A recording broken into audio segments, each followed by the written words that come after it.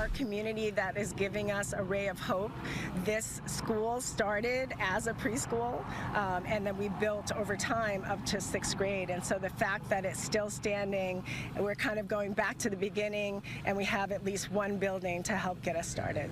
It kind of gave me the chills a little bit just hearing her say that. Tolbert also lost her home in the fire, by the way. She says many students are in the same situation. Wow. A candlelight vigil was held last night at Nickerson Gardens in Watts to honor the lives lost in the fires. But also to remember one man, Rodney Nickerson, whose grandfather developed Nickerson Gardens, the largest public housing project in L.A. And what tonight is about here in South Los Angeles is that there are no borders. And the fact that Mr. Nickerson lost his life in his home that he worked so hard for, that he paid a $5 bill to get at a time when it was so hard for people of color to own property in this city. Rodney Nickerson died when his historic family home was destroyed in the Eaton Fire. Organizers of the vigil and Top Dog Entertainment announced they're collecting toys to deliver to children who lost everything in the Eaton Fire. So many people just dealing with so much. Let's send things over to Samada right now just to talk more about the weather, because the wind possibly, you know, picking up. That's what people are concerned about right now as we talk about the devastation these fires have already caused. Oh, that is correct. Good morning, Brooke. Good morning, Bob. And to all our viewers, we certainly do appreciate you just following with us and keeping up to date. And we are going to be here for you in terms of tracking those wind conditions. Another round of strong Santa Ana winds projected to be between now and all the way through about 3 p.m. So we're definitely not out of the woods, especially when we're dealing with gusts in some of those isolated areas that could top 70+ miles an hour. And those sustained winds of those high wind areas, winds coming out of the northeast, 20 to 40 miles an hour. We still have red flag conditions, and that unfortunately does translate to the possibility of extreme wildfire behavior. And some good news as we get into Thursday, Friday, the winds are expected to reverse. We're going to get more of the onshore flow, and we're going to pick up some humidity, some cooler temperatures, and the onshore flow is going to be on the lighter side as it stands right now. But in the meantime, we are dealing with the offshore flow when you get the winds from land to sea, and it helps, unfortunately, to continue to dry us up. So a lot of dry vegetation out there, and winds, as you pointed out, will be picking up. The range right now, we're picking up at readings 9 to about 20 miles an hour. Things are pushing to about 23-mile-an-hour winds near the Malibu area. Meanwhile, the basin continues to be very quiet due to the San Gabriel Mountains acting as a barrier. But through the natural wind tunnels, downwind of the Cajon Pass, as well as downwind of the Santa Ana Mountains, eventually we'll be looking at winds getting stronger. Hence the wind advisory still in place through 6 o'clock this evening for the Inland Empire communities across Orange County, as well as LA and Ventura County as well. And the red flag conditions also will remain in place till about 6 p.m. The particularly dangerous situation, unfortunately, does involve those very vulnerable areas, those wind-prone areas through some of our valleys across Ventura and LA County. High pressure again continues to give us the offshore flow with a little upper level support, and it's going to bring in those stronger winds. 40s right now, so pretty chilly start to the day. And as we move forward, a slight chance of showers still in the forecast as well. Traffic-wise, going to remind you to stay away from all our fire zones, and you can not travel until further notice along PCH, both directions, all the way through the McClure Tunnel. And yes, Topanga Canyon Boulevard, Mulholland Drive to PCH also remains shut down. Back to you, too. All right, so I want to thank you. Federal assistance is available for fire victims. Coming up, a tour with LA Mayor Karen Bass of the Disaster Recovery Center that is now open.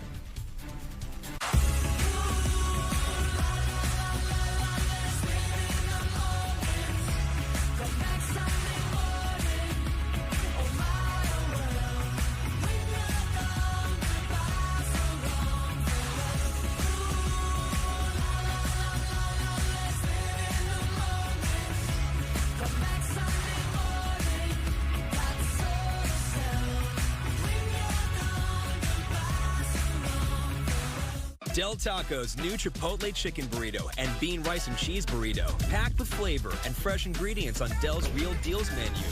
Wait, What? These burritos on a value menu with everything under $3? Look at Del Taco hooking us up. At the offices of Larry H. Parker, our case files are filled with cars just like these, and each one tells a story. If you find yourself injured after an accident, call us at Larry H. Parker. Here's a few of the results we've recovered for our clients. With 50 years in California, no one has more experience or success. And we believe nobody should settle for less than what's right. Call us at the offices of Larry H. Parker. We'll fight for you. James, you wear a lot of hats. You're a veteran and household chef, a self-taught barber and dream chaser and student. You're an Ander. At National University, we see the whole you. That's why we've created online and hybrid programs that flex to help you balance your full life so you can focus on what's right in front of you. National University, supporting the whole you. Your doctor matters. That's why I'm here with Dr. Sean, the globally recognized authority on dental implants. Dr. Sean, could you share a success story with us? Chris struggled for years with painful and missing teeth. In less than 24 hours, we changed her life. She now can eat, speak, and smile with confidence. She got a promotion, and she just got engaged. Change your life today. Call 4M and get our best offer. Call 844-4M-DENTAL now. We're the Morgan Boys. I'm Matt. I'm Mike. And I'm Dan. We became injury attorneys just like our parents. Our family has been fighting for families like yours for over 35 years. So if you're injured, call Morgan & Morgan. For the people. For the families. Del Taco's new Chipotle chicken burrito and bean rice and cheese burrito, packed with flavor and fresh ingredients on Del's Real Deals menu. Wait, what? These burritos on a value menu with everything under $3? Look at Del Taco hooking us up. Welcome back. A FEMA Federal Disaster Assistance Center is now open in West LA. Alex Michelson joined LA Mayor Karen Bass on a tour. Good to see you, Mayor. LA Mayor Karen Bass visits the FEMA Disaster Recovery Center, now open at what used to be the West Side Pavilion Mall in West LA. There are 70 government agencies on hand. This is a one-stop shop.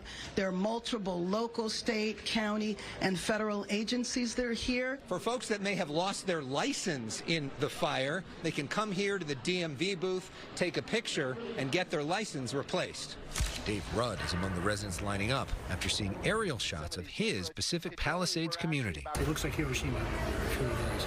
And so you're here for help? Help, yes. And what are you hoping to get from today? I have knowledge. I want to know what the situation is. I want to know what the limits are. If you were impacted by the disaster, if you are evacuated by the disaster, you should be registering. FEMA's regional administrator, Bob Fenton, says the first thing you should do if impacted is contact your insurance company. Then register with FEMA at disasterassistance.gov. Then come to a center like this one. Where do these people go that are out of their homes and their city has been decimated? Yeah, so it's a continuum of services that go minimally 18 months. FEMA says impacted residents are entitled to a one-time grant of $770 and two different $43,600 grants for property loss and housing assistance. The Small Business Administration is also here, and it's not just money for small businesses. SBA offers low-interest loans to homeowners up to $500,000, plus an additional $100,000 for personal property, and renters can access that $100,000. Laura Ye is here volunteering after losing her own home in the Palisades. Sit down at home and worry about whatever is going to happen to you. Go out, help other people. Will make you relieve your pain. The last thing we need to do is get into red tape.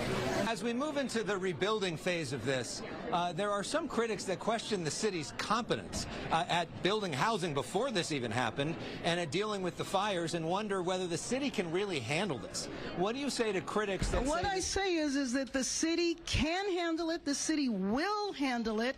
We have come together before. As I mentioned, I was here in 92. I was here in 94. We did it then. We will do it now. I am completely confident that we will be able to do this because we will be correcting deficiencies in our bureaucracy in order to expedite the building. That was Alex Michelson reporting. The center in West LA and a similar center at Pasadena City College Education Center are both open today from 9 in the morning till 8 in the evening.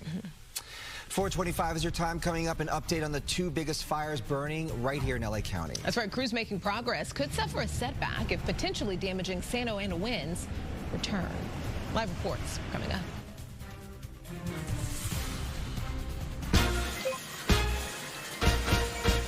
It's your moment, your game, your place, your time to play. It's fun. It's exciting. And you're winning and winning and winning. Your moment is now at Morongo Casino Resort and Spa. Morongo, good times, great moments. If you're hurt in an accident, call the attorneys at Sweet James. Sweet James will help you recover from your injury.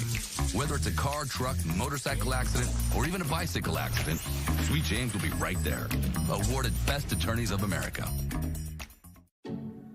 Like a relentless weed, moderate to severe ulcerative colitis symptoms can keep coming back. Start to break away from UC with Tremfya, with rapid relief at 4 weeks. Tremfya blocks a key source of inflammation. At 1 year, many people experienced remission, and some saw 100% visible healing of their intestinal lining. Serious allergic reactions and increased risk of infections may occur. Before treatment, your doctor should check you for infections and TB. Tell your doctor if you have an infection, flu-like symptoms, or if you need a vaccine. Healing is possible with Tremfya. Ask your doctor about Tremfya today. Who can you call when you need immediate help? Any time of day or night, even when you're hundreds of miles away from home. Always giving you and your family peace of mind, knowing that people, benefits, and services are there for you 24/7. Over 50 million members rely on AAA, America's largest motor club and most highly recommended major roadside assistance provider. AAA's legendary roadside assistance is a network with over 50,000 vehicles that respond to more than 32 million assistance calls every year. If something happens and we're broken down, my family's not going to be stranded. There are so many benefits to membership, and AAA is there if you're locked out of your car, need a tow, run out of gas, have a flat tire, or a dead battery. You know, if you have one flat tire or one battery service, that membership fee pays for itself. Wherever you go, wherever you are, you can trust AAA to be there when you need them. Call AAA today and find out how much you can save. If you're hurt in an accident, call the attorneys at Sweet James. Sweet James will help you recover from your injury. Whether it's a car, truck, motorcycle accident, or even a bicycle accident, Sweet James will be right there. Awarded Best Attorneys of America. Good morning. Thanks for sticking with us. I'm Bob DeCastro. I'm Brooke Thomas. Welcome to Good Day LA. It is at 4:28. We're coming up on 4:30. Let's start with Samana this morning as we talk about the winds and, we look more into the devastation. Last week's winds caused Samana.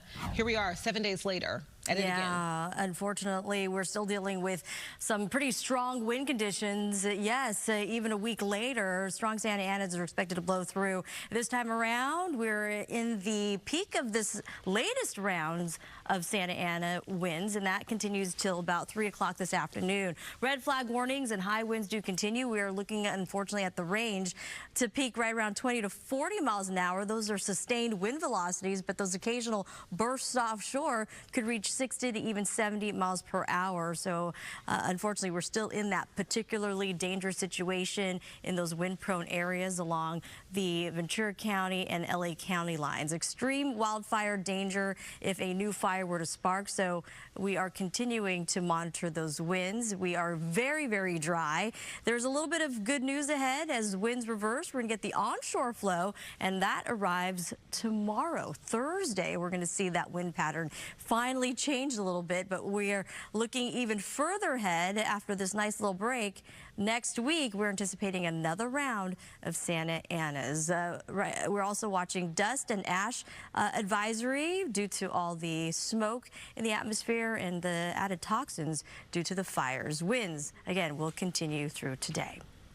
Brooke, Bob. Thank you, Samada. The investigation into what sparked the deadly Palisades fire, it's intensifying. Officials are looking at a small New Year's Day fire as a possible cause. Mario Ramirez is live in Brentwood with the latest. Mario.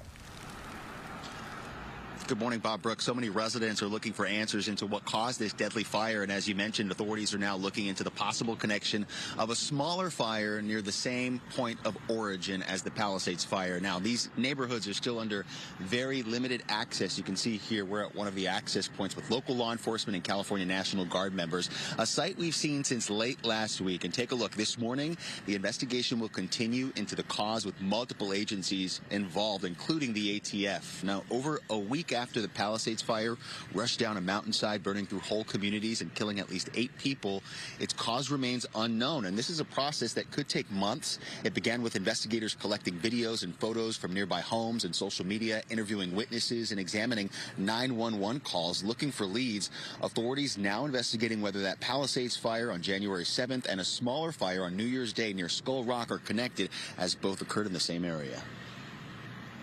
Are combing through the debris, looking at burn patterns, talking to witnesses, working with ATF, FBI is here, LAPD. So we will determine the cause. That is a week apart, so it's a long time to have any embers smoldering. However, you did have some significant wind that could blow on anything that's there.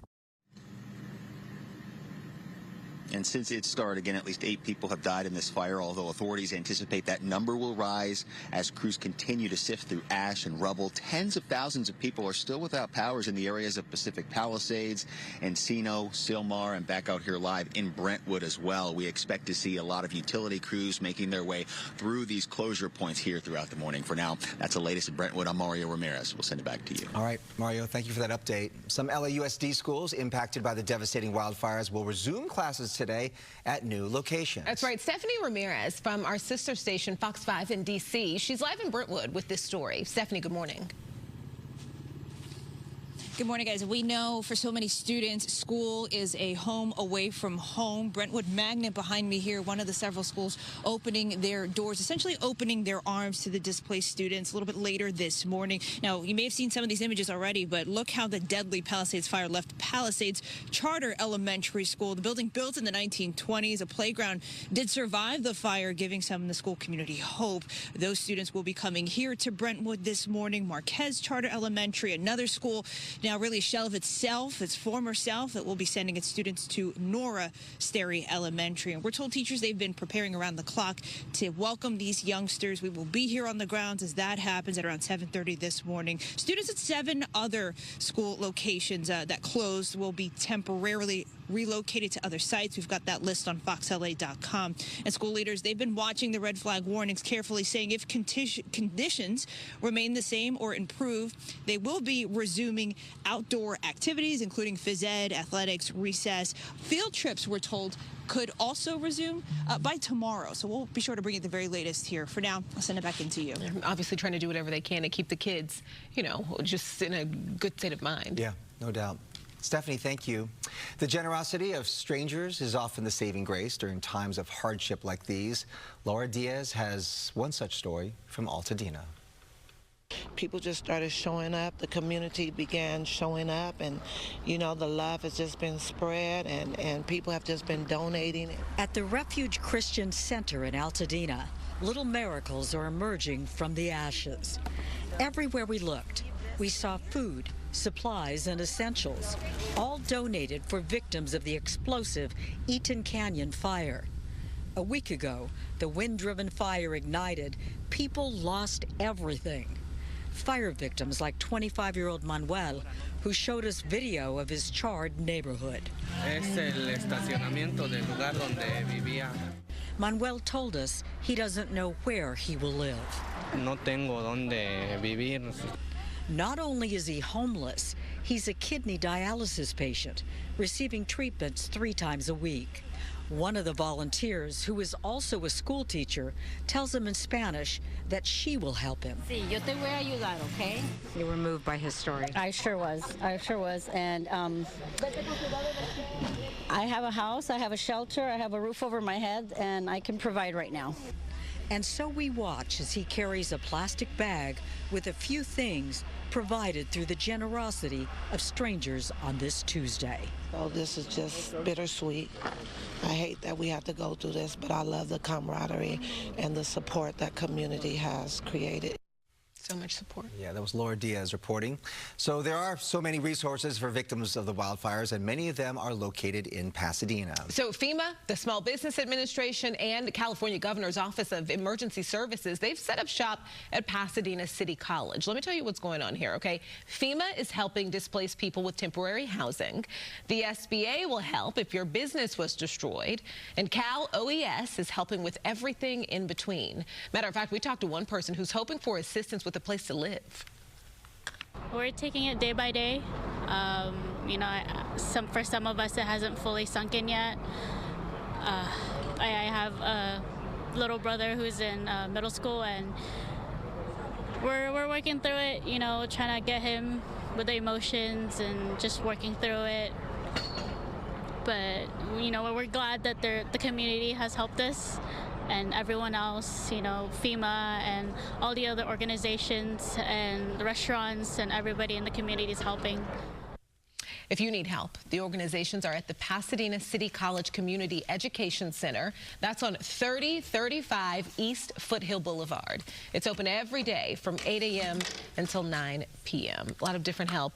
Just so many people don't even know where to start. You know what I mean? Can you imagine losing your small business and your home, which many people, especially in the Altadena area, are actually living through, dealing with, you know? Yeah, it's just great to have like a one-stop shop place where you can just get as much information as you can that's available in one single place. So the road to recovery is going to be very, very, very long. Yeah. So glad the help is out there. What's going on, Samara? What are you tracking? Yeah, we continue, of course, to track the winds. Unfortunately, a week later, we're still dealing with a particularly dangerous situation, especially in around some of our valley communities of Ventura County and LA County. And as I pointed out, we are watching the winds near the Palisades Fire, and currently we are picking up some stronger gusts between 23 miles an hour as well as 30-mile-an-hour winds, sustained a range of 10 to 17 miles an hour. So we'll watch those very carefully. We are anticipating those winds to increase as the morning goes on. We are looking at gusts in some isolated areas, could even push to 60 to 70 miles an hour. And taking you over to where the Eaton Fire is, relatively very light, 22 to about 24-mile-an-hour winds there. So that's going to be the main thing for today as we watch another cycle of the latest Santa Ana winds, and this latest round is peaking, and we're in the middle of that till about 3 p.m. this afternoon. As we go to look at our Weather One, wind advisories not just impacting LA and Ventura County, but as well as the Inland Empire communities in Orange County. Not as strong there, but when you're still dealing with gusts of up to 50 miles an hour in dry conditions, it continues to lead to wildfire danger.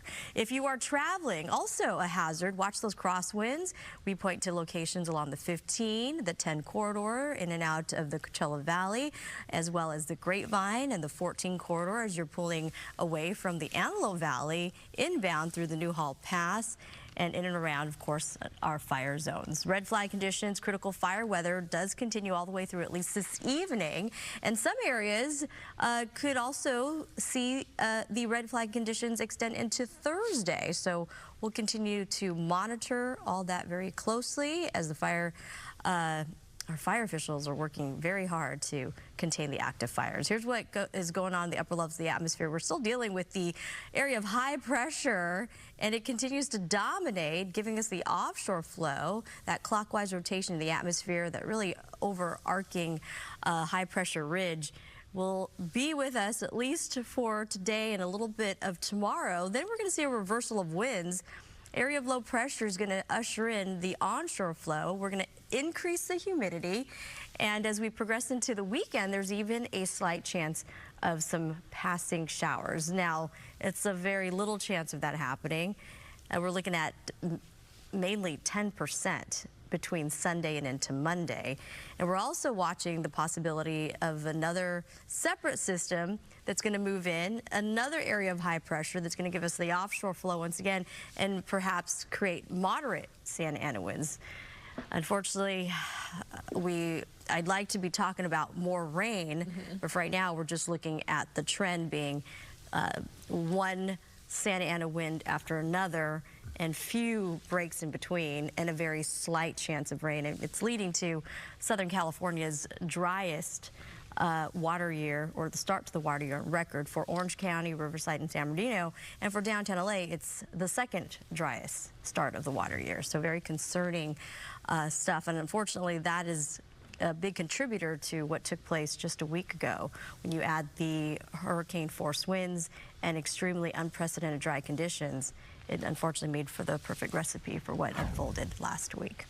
Traffic conditions, we do have the Palisades Fire closure still in place from Malibu Canyon Road to the McClure Tunnel in Santa Monica, Topanga Canyon Boulevard and Mulholland Drive to P Stage, again shut down. Also wanted to remind folks of the on and off ramps at Sunset Boulevard, Sepulveda Boulevard and Skirball Center Drive being impacted. Again, not the 405 itself, just the off ramps there. You cannot get off the freeway. And near the Eaton Fire, there are the off-ramp closures there also in effect. Both east and westbound off-ramps at Windsor Avenue are inaccessible at this hour.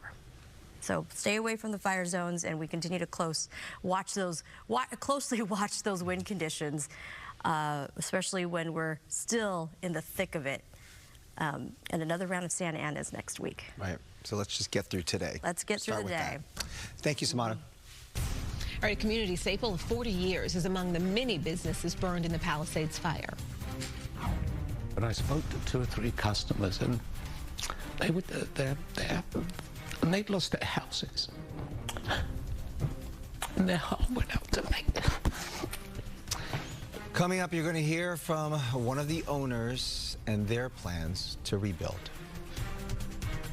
Hello, I'm Adrian Hernandez with MyHomeSold.com, and we want to buy your house cash. We'll give you a cash offer for your house today. We buy houses as is. It can be move-in ready or a complete fixer. MyHomeSold.com makes selling your house easier than ever. When you sell to MyHomeSold.com, you'll save money with no commissions, no fees, no banks, no repairs. Just go to MyHomeSold.com for a free, no obligation, as-is cash offer. That's MyHomeSold.com. You know what you don't see in psoriasis commercials? Cut! The thousands of real people who go undiagnosed. People whose psoriasis can look very different depending on their skin tone. As the makers of Tremfya, we understand that everybody's moderate to severe plaque psoriasis doesn't look the same. So we undertook a first-of-its-kind study of plaque psoriasis in every skin tone. Like hers, and his, and yours. Serious allergic reactions and increased risk of infections may occur. Before treatment, your doctor should check you for infections and TB. Tell your doctor if you have an infection, flu-like symptoms, or if you need a vaccine. Ask your dermatologist about Tremfya. Legendary R&B sensations, New Edition, live in concert. In a one-of-a-kind experience. New Edition, performing at Yamava Theater, February 27th. Get tickets now at YamavaTheater.com or at the casino box office. New Edition, live at Yamava Theater. I was driving northbound on Figueroa Street, and all of a sudden I felt a huge impact. I had never had a problem before, but I couldn't grip anything. I called Jacob. He looks just like he does in the ads. A real friendly guy, a lot of energy, and yeah, it's infectious. They did above and beyond anything I expected. The settlement that I received, never in my wildest dreams, but I figured that it would be a 6-figure settlement. Mr. Ronnie, thank you very much for what you've done. Call Jacob. Definitely. He is the real deal. Call Jacob.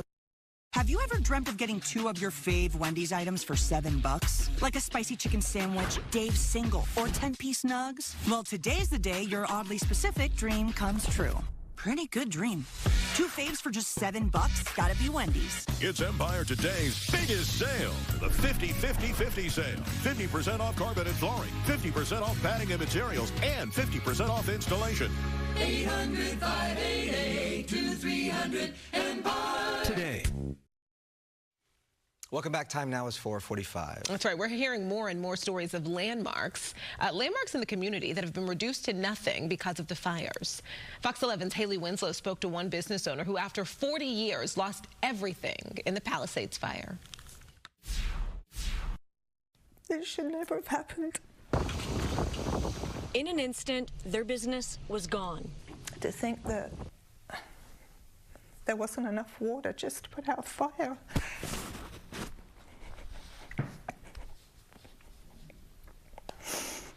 Just breaks my heart. Though home is Tarzana, the Palisades have been part of the Church family for 40 years. It was our second home. Ray and Mandy Church immigrated here from England with nothing, and the owner of Palisades Plumbing gave Ray a job. That kind man became more like family, and when he passed away 20 years ago, Ray took over the company. So the business has a much deeper meaning to this family, and seeing it in ruins is heart-wrenching. But I spoke to 2 or 3 customers, and they'd lost their houses, and their heart went out to me. It was devastating, absolutely devastating. It's like a big part of your life's just gone. It's just history. Desperate for answers, they worked their way into the fire zone Wednesday. You're getting lazy? Holding out hope and a lifetime of memories, running around Dad's office with her sisters and watching their kids do the same.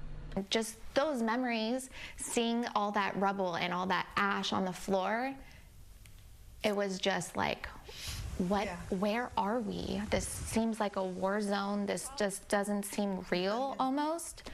But to think it's so much devastation, that there's not enough resources and it's just not enough water for the firemen to put out a fire. It's just, that should never have happened. The very few in Palisades with the house still standing needs Palisades Plumbing services.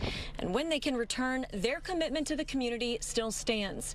In the meantime, they hope to expand. But we're here for you, so as soon as we can get, we'll clean up. We'll get in there and clean up. We'll do whatever we need to do, you know. We fix gas lines.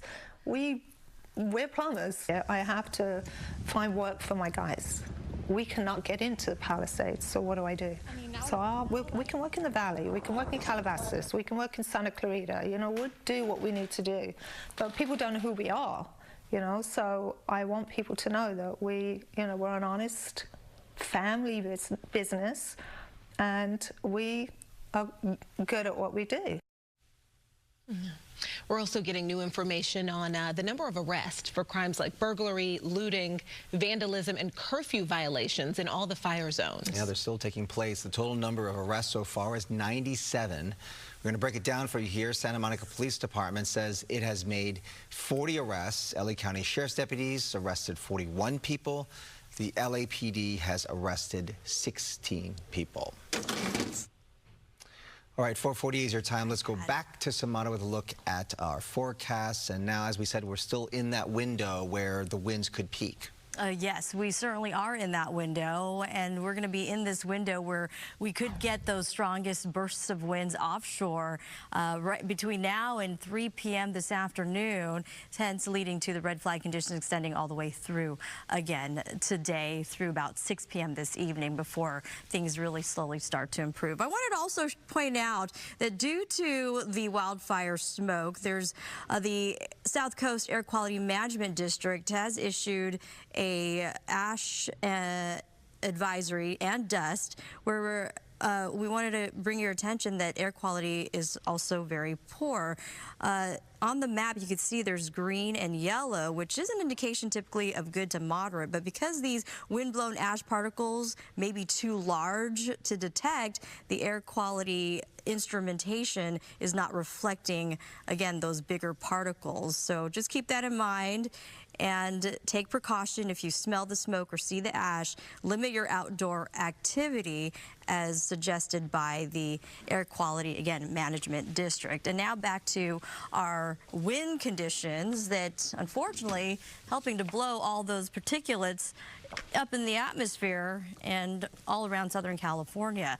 We're watching those gusts, and that could bring about another round of extreme wildfire danger, and if a new fire were to occur, it could rapidly spread and get out of control. So if you see something, you say something, and a big thanks to our firefighters that have been working around the clock and tirelessly to keep a good handle on the current fires that are burning. Then some good news. Winds reverse as early as tomorrow. The onshore flow, we're going to pick up the humidity. Temperatures are going to be a little cooler, and the conditions weather-wise will finally improve, and that's going to give firefighters the upper hand this time around, and a longer duration. The window of opportunity will begin tomorrow through at least the early part of Sunday, where we are looking at, again, humidity levels to improve and the offshore flow not as strong.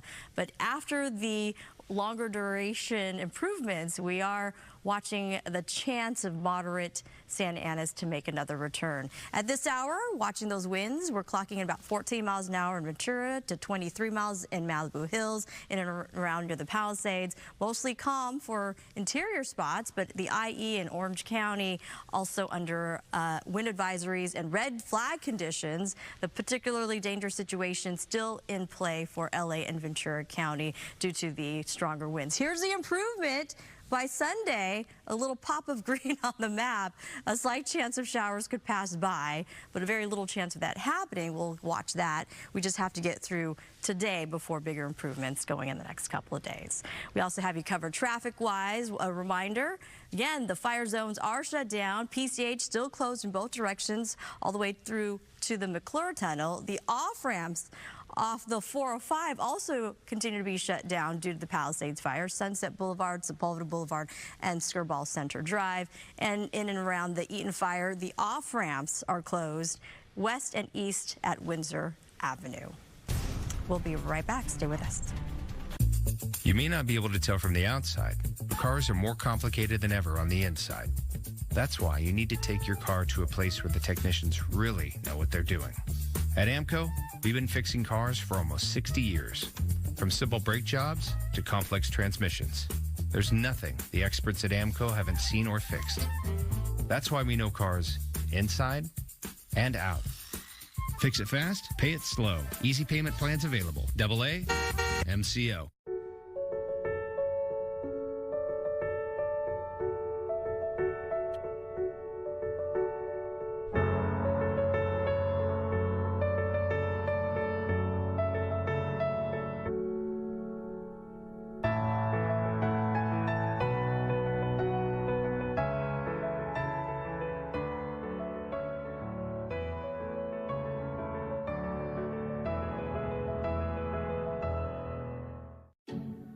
Like a relentless weed, moderate to severe ulcerative colitis symptoms can keep coming back.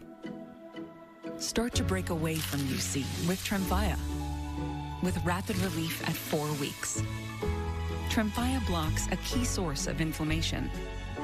At 1 year, many people experienced remission, and some saw 100% visible healing of their intestinal lining. Serious allergic reactions and increased risk of infections may occur. Before treatment, your doctor should check you for infections and TB. Tell your doctor if you have an infection, flu-like symptoms, or if you need a vaccine. Healing is possible with Tremfya. Ask your doctor about Tremfya today. After my car accident, I wondered what my case was worth, so I called the Barnes firm. I'm Rich Barnes. Is your accident case worth more than insurance offered? Call the Barnes firm now to find out. You might be surprised. With Fargo, your virtual assistant from Wells Fargo, you can access your FICO score in a snap. I mean, what I would give to be able to make art on this scale. You will one day, but it's equally important for you to be thinking about your future, building credit. Dad. Fargo, what's my FICO score? Wow, it's a work of art. Do you, Fargo? That was corny, but I'll take it. You can. Visit wellsfargo.com/getfargo. all-new Animal Control is a standout series not to be missed. And that's lunch. Guys, I see storm clouds. Thursday on Fox. Fox has made a donation to the Red Cross for those affected by the California wildfires. Join us to help people recover from these disasters. Your donation will provide safe shelter, hot meals, and resources for members of our community who need it most. Go to go.fox/Red Cross or scan the QR code on your screen. All right, it's 4:55. President Biden will give his farewell address tonight from the Oval Office. Something else still going on, right? And you forget about the rest of the this morning, the outgoing president released a farewell letter. He said it has been the privilege of his life to serve the nation for over 50 years. Biden also touted the economy under his administration, saying that we have the strongest economy in the world and have created a record 16.6 million new jobs. Wages are up, he says, and inflation continues to come down. Tonight's address will last about 15 minutes. And you can watch Biden's farewell address tonight on Fox 11 at 5 p.m.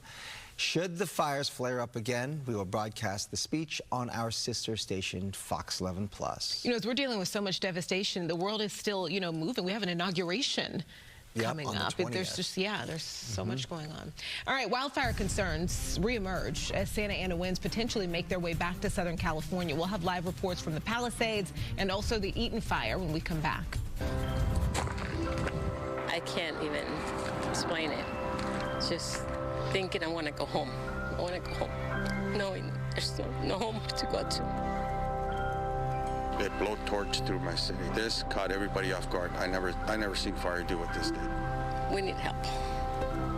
They asked me what I need. I don't know. I've never seen anything like it.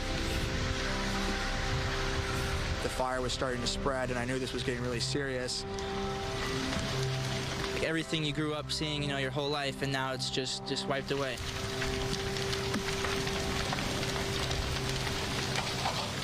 Another morning to savor the crunchy nooks and cranny splendor of a Thomas's English muffin. Tom, which is a nook and which is a cranny? That's a nook, cranny, cranny, nook, cranny. I mean, they should be teaching you this in school. Huzzah! A toast to breakfast. You know what you don't see in psoriasis commercials? Cut! The thousands of real people who go undiagnosed. People whose psoriasis can look very different depending on their skin tone. As the makers of Tremfya, we understand that everybody's moderate to severe plaque psoriasis doesn't look the same. So we undertook a first-of-its-kind study of plaque psoriasis in every skin tone. Like hers, and his, and yours. Serious allergic reactions and increased risk of infections may occur. Before treatment, your doctor should check you for infections and TB. Tell your doctor if you have an infection, flu-like symptoms, or if you need a vaccine. Ask your dermatologist about Tremfya. The new Hyundai Tucson with advanced tech and safety features. There's joy in every journey. Lease a Hyundai Tucson for only $259 a month or get 1.99% APR. See your SoCal Hyundai dealer. Del Taco's new Chipotle Chicken Burrito and Bean Rice and Cheese Burrito. Packed with flavor and fresh ingredients on Del's Real Deals menu. Wait, what? These burritos on a value menu with everything under $3? Look at Del Taco hooking us up. At California Closets, we believe every space, large or small, deserves a custom solution. Great design comes from listening, collaborating, and problem solving. We had the most wonderful experience. Our designer was outstanding to work with. She listened to our vision and also respected our budget. Because the spaces we design create more room in the place you call home. That's what we call practical magic. Start your California Closets experience with a free design consultation. Perfect for Valentine's. Love bracelets, $1.99. 1-carat heart solitaires or studs, $5.99. 2-carat, $11.90. 1-carat bands, $6.99. 5-carat lab diamonds, $39.90. Guaranteed the lowest price. The Jewelry Exchange, Tustin. This is Eric. When he got injured in a car accident, he called Morgan & Morgan. So yeah, you don't just get some lawyer. You get an army. Morgan & Morgan, America's largest injury law firm. Del Taco's new Chipotle Chicken Burrito and Bean Rice and Cheese Burrito. Packed with flavor and fresh ingredients on Del's Real Deals menu. Wait, what? These burritos on a value menu with everything under $3? Look at Del Taco hooking us up. The new Hyundai Tucson with advanced tech and safety features. There's joy in every journey. Lease a Hyundai Tucson for only $259 a month or get 1.99% APR. See your SoCal Hyundai dealer. All right, I'm Brooke Thomas. Good to see you here. Coming up on 5 o'clock on Good Day LA. Thanks for being with us on this Wednesday. I'm Bob DeCastro. It's been over a week since those fires broke out, and the winds do continue to pose a new threat to those fires burning across LA County. We want to give you up to date on the latest with the Palisades Fire. Here it is. It's more than 23,000 acres. Containment is at 18%. More than 2,100 structures have been destroyed. More than 12,000 structures remain threatened. 8 people were killed. Now to the Eaton Fire, which has burned 14,117 acres. It's 35% contained. Nearly 4,000 structures have been destroyed. Almost 29,000 more are threatened, and sadly 16 people have been killed due to this fire. Crews did make quick work, though, of a fire that broke out in the Sylmar area. Skyfox was overhead last night as firefighters battled the Stone Fire. That's near the Hanson Dam and the 210 freeway. It all started a little after 5 p.m. and grew to about half an acre.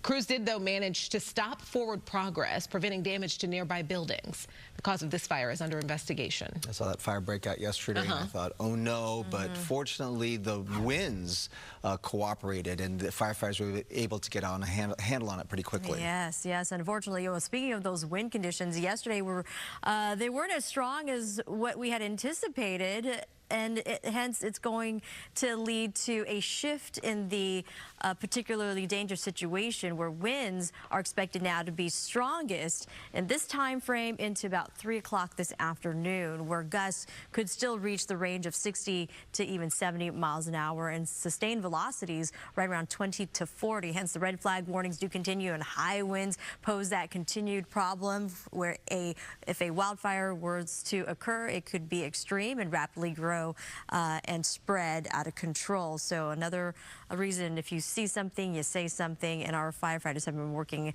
again, round the clock tirelessly to get a good handle on the current fires at hand. Winds reverse. The onshore flow is going to be with us as early as tomorrow, so big weather improvements finally. It's going to be a longer duration as we expect even a slight chance of rain coming our way sometime Sunday, and yet another Santa Ana wind event next week. For right now, temperatures are pretty chilly out, and winds are expected to get stronger. Heads up on the fact that the dust and ash is going to be in the atmosphere. The advisory in place. Limit your outdoor activities. Traffic conditions, a reminder, yes, to stay away from the fire zones, especially near the Palisades Fire. Both directions of PCH still remain shut down from Malibu all the way to Santa Monica. Send back over to you two. All right, Samantha, thank you. New questions this morning about what caused the deadly Palisades Fire. Yeah, could it be tied to a small fire days earlier near Skull Rock Trail? Mario Ramirez is live in Brentwood with the latest on this investigation. Mario. Good morning. Well, it could be some time before we find out. Investigators are narrowing in on their search for answers. Now, take a look here. We're at one of those Cal Guard checkpoints here at Sunset and Kenter.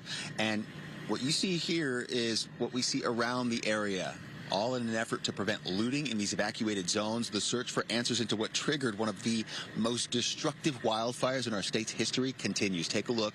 An urgent investigation into what caused the fire up in the hills. There are dozens of federal and local investigators on the case from the ATF, FBI, and LAPD, and they're combing through debris, looking at burn patterns, and talking to witnesses. While investigators haven't reached any conclusions, their early focus has been on potential human causes like arson, an accidental spark, fireworks, or camping activity.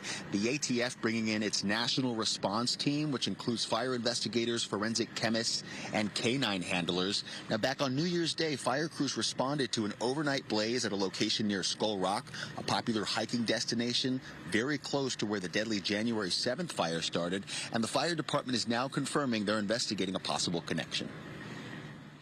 There was a small fire right behind this dead end on January 1st at midnight. I was like, that was fireworks. And that was 7 days before January 7th. It turned into being about a 10-acre fire, and it did burn near the point of origin for the Palisades Fire. So even though that is a week apart, there is possibility.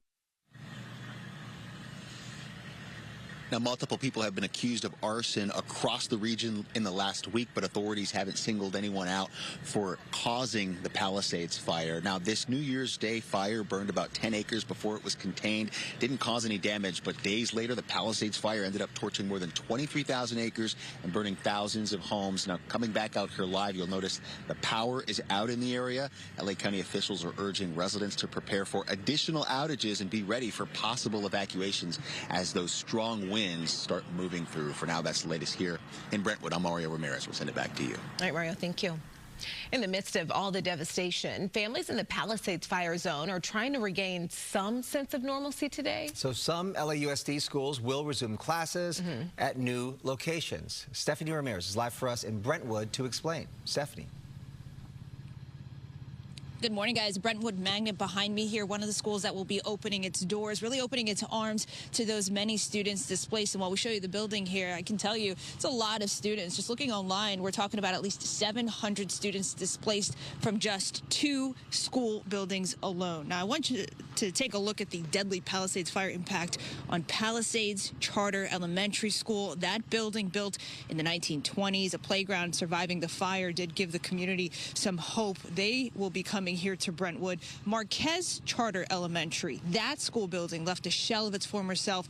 Those students will be reporting to Nora Sterry Elementary this morning. We're told the teachers, they've been preparing around the clock to welcome these youngsters. Students at 7 other schools that closed will temporarily relocate to other sites. We have that list for you. This list includes Topanga, Canyon Charter, Kenter Canyon, Lanai Road, and Roscoe Mayer Road Elementary Schools, as well as Community Charter Magnet and Paul Revere Middle School. LAUSD leaders, they're also watching the red flag warnings very carefully. They did say that if conditions remain the same or improve, they'll also be resuming outdoor activities. Meal distribution will continue at Webster Middle School. Roosevelt Elementary still closed within the Santa Monica Malibu Unified School District, and the Palisades School District that will remain closed through Friday. We'll be here talking with school leaders, including the superintendent, coming up. For now, I'll send it back into you. All right, Stephanie, thank you. Well, for the latest on the Eaton fire, we've got Gigi Graciette. Yeah, she's actually live in Altadena. Gigi. And we stopped here at one of the first checkpoints people will find. This is on the 1800 block of Lake. You see there, and you might be able to make out the National Guard. No one who should not be in this area. And this has been a huge issue for the Sheriff's Department, for fire officials, that folks who don't belong here continue to try to get in the area. We've seen possible looters arrested, folks just causing trouble for them. But this is one of the first checkpoints you will hit. Now, let's go to the video. Sadly, today, the medical examiner has confirmed they have 17 cases of possible fatalities here in the Eaton Fire area.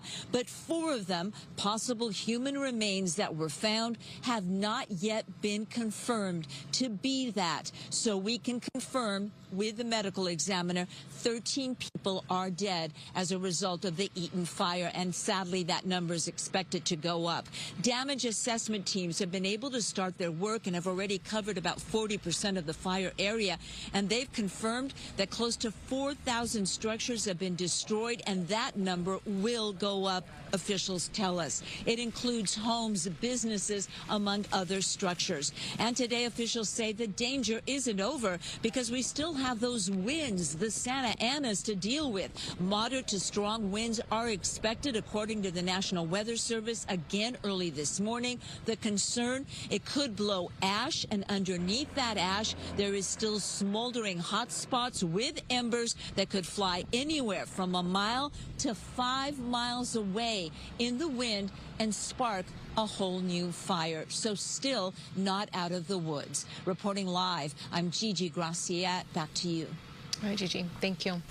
5:08 is your time. Speaking of not out of the woods, yes, we are not out of the woods because we're still dealing with the potential for some very strong winds. Yes, the particularly dangerous situation still at hand. We're in the peak time frame for the next round of strongest winds, where gusts, those offshore bursts, could reach up to 70+ miles an hour. So we're closely watching.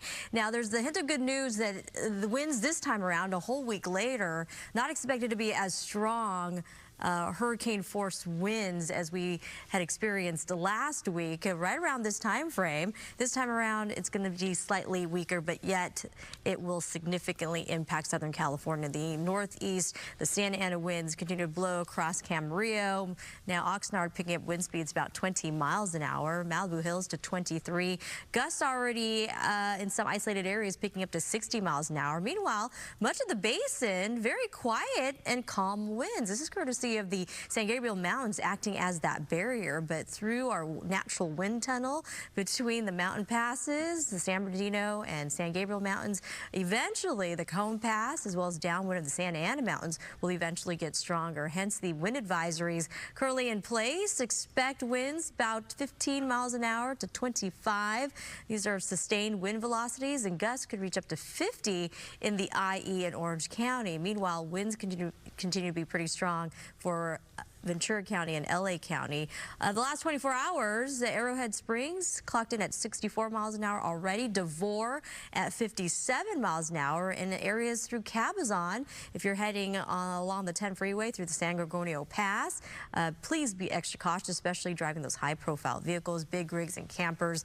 Critical fire weather still at hand due to the combination of gusty winds and low relative humidity. We're looking at percentages down to single digits, perhaps as high as only 15%, especially when we've been dealing with the rounds of Santa Anas, and this latest cycle expected to end right around 3 p.m. this evening. But red flag conditions, meaning that a new fire, as Gigi pointed out, were to spark, it creates a whole separate issue possibly. The red flag conditions in some areas will be extended into tomorrow in some places. Here's a look at our wind future cast. You can see the highlighted areas or the locations where we're vulnerable to those gusty winds as we approach even into the afternoon hours. But quickly you'll notice that the wind arrows are going to be coming from, instead of the land to sea, the direction will be from the sea to land, and that's going to increase the humidity. Thursday, Friday, Saturday, and Sunday, especially Sunday, we might even be able to pick up some added moisture, and that's going to really help with the firefight. So after today, tomorrow really begins the long stretch, or should I say longer stretch, where firefighters will get a really better handle because the weather conditions are going to improve significantly. Yeah. Hoping for some moisture, even we're really hoping even a little bit more humidity and a little bit of the sea breeze. Yeah, right? It'd be nice to get the sea breeze. We watch the direction of the winds as well. Now, if you're looking at those winds coming off the ocean, pushing towards the land, that's a good indicator that humidity levels are going to increase. We may even pick up some cloud cover. Yeah. And that, of course, is going to give, again, some moisture to the very dry vegetation out there. That would be great. Yeah. Okay, let's get through today. Thank you, Samara. Price gouging is a big concern as fire victims look for help. That's right. Governor Newsom and the city of LA moved quickly to protect people who've been displaced from predatory real estate buyers.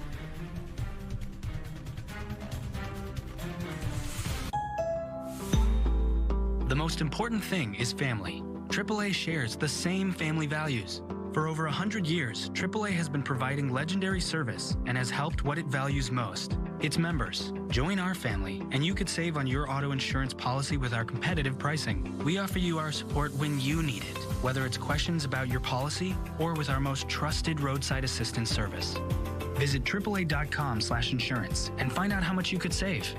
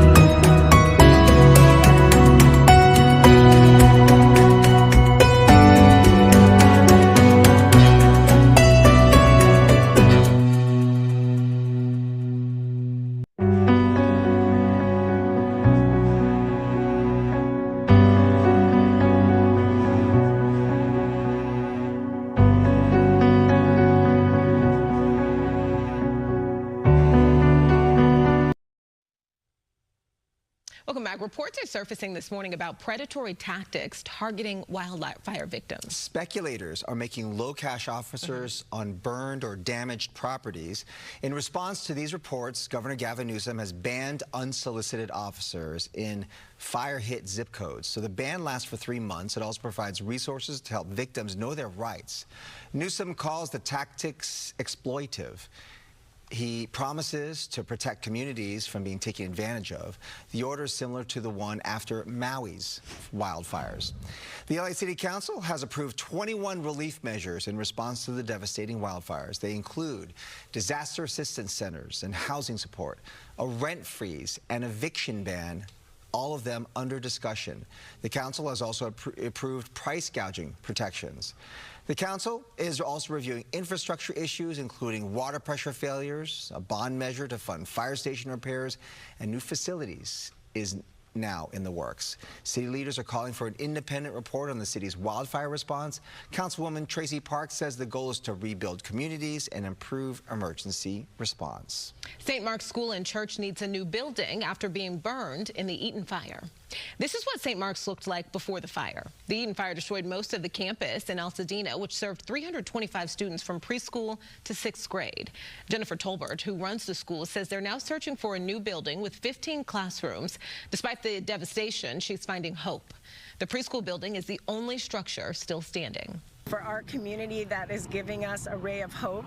This school started as a preschool, and then we built over time up to 6th grade. And so the fact that it's still standing, we're kind of going back to the beginning, and we have at least one building to help get us started. Both. Jennifer Tolbert, by the way, also lost her home in the Eaton Fire. She says many students are in this same situation.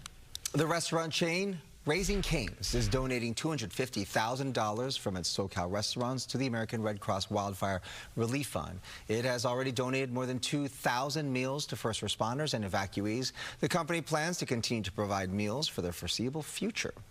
Tyson Foods has deployed its Meals That Matter disaster relief team. It's called Meals That Matter, rather. People in need can get hot meals, ice, and water. The team is set up at the Walmart on Big Dalton Avenue in Baldwin Park.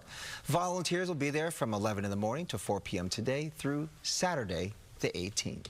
All right, let's send things over to meteorologist Samada Khan now to talk a little bit more about what's going on outside your forecast, especially when it comes to what we may have to deal with potential fire danger. Samada. Yeah, unfortunately, we're still under the particularly dangerous situation where extreme weather behavior could be taking place. If you couple the strong winds that we're anticipating with the dry conditions, it could lead to extreme fire weather, unfortunately, but till about 3 p.m. So we're in the middle of the peak winds.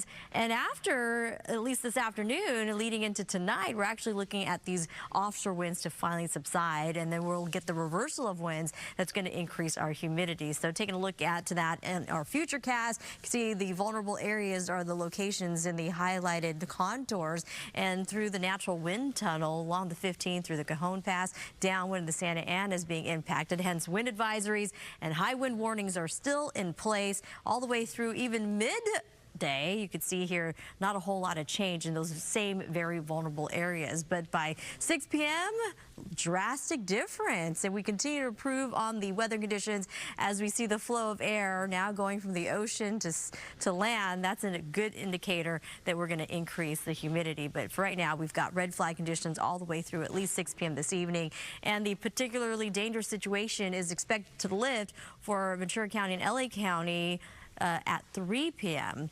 The upper levels of the atmosphere, this has been the pattern. Area of high pressure, we get a little bit of upper level support due to an area of low pressure, and those descending winds continue to be a problem, but we are watching an area of low pressure that will then enhance and bring us a better flow of air onshore. Sunday, look at that, we've got cloud cover, temperatures are going to drop. It's actually going to be a pretty chilly weekend due to the onshore flow, and pops of green a good indication that we might even get a slight opportunity of some raindrops. Very slight, about a 10% chance of it happening, but we'll keep the hope. 40s are on the map. It is a cold start. We've got also frost advisory in place for those wind-sheltered areas of the IE. Dust and ash advisory, so keep that in mind. Limit your outdoor activity. A little chilly going into Friday and Saturday. Slight chance of showers and perhaps another round of Santa Ana winds coming tail end of the weekend into the early part of next week as well. Traffic-wise, got you covered here. A reminder to stay away from the fire zones. Palisades Fire continues to have both directions of PCH shut down. Heads up there. And the off-ramps continue to be closed off to the public as well. So you can't get off at Sunset, Sepulveda, or Skirball Center Drive, but it is not impacting the flow of traffic along that 405. And just to give you an idea of outside of the fire zone, we do have a SIG alert in place. Westbound side of the 105 at the 110, a solo vehicle crash involving a pickup truck flipped several times. Emergency crews are en route, and tow trucks also en route to clear that scene. Send back over to you two. All right, I just want to thank you. Remember to stay update on the fires using the Fox 11 mobile app. Watch wherever and whenever you want on your phone, tablet, or connected TV. Live, local, Fox Local. Download it now.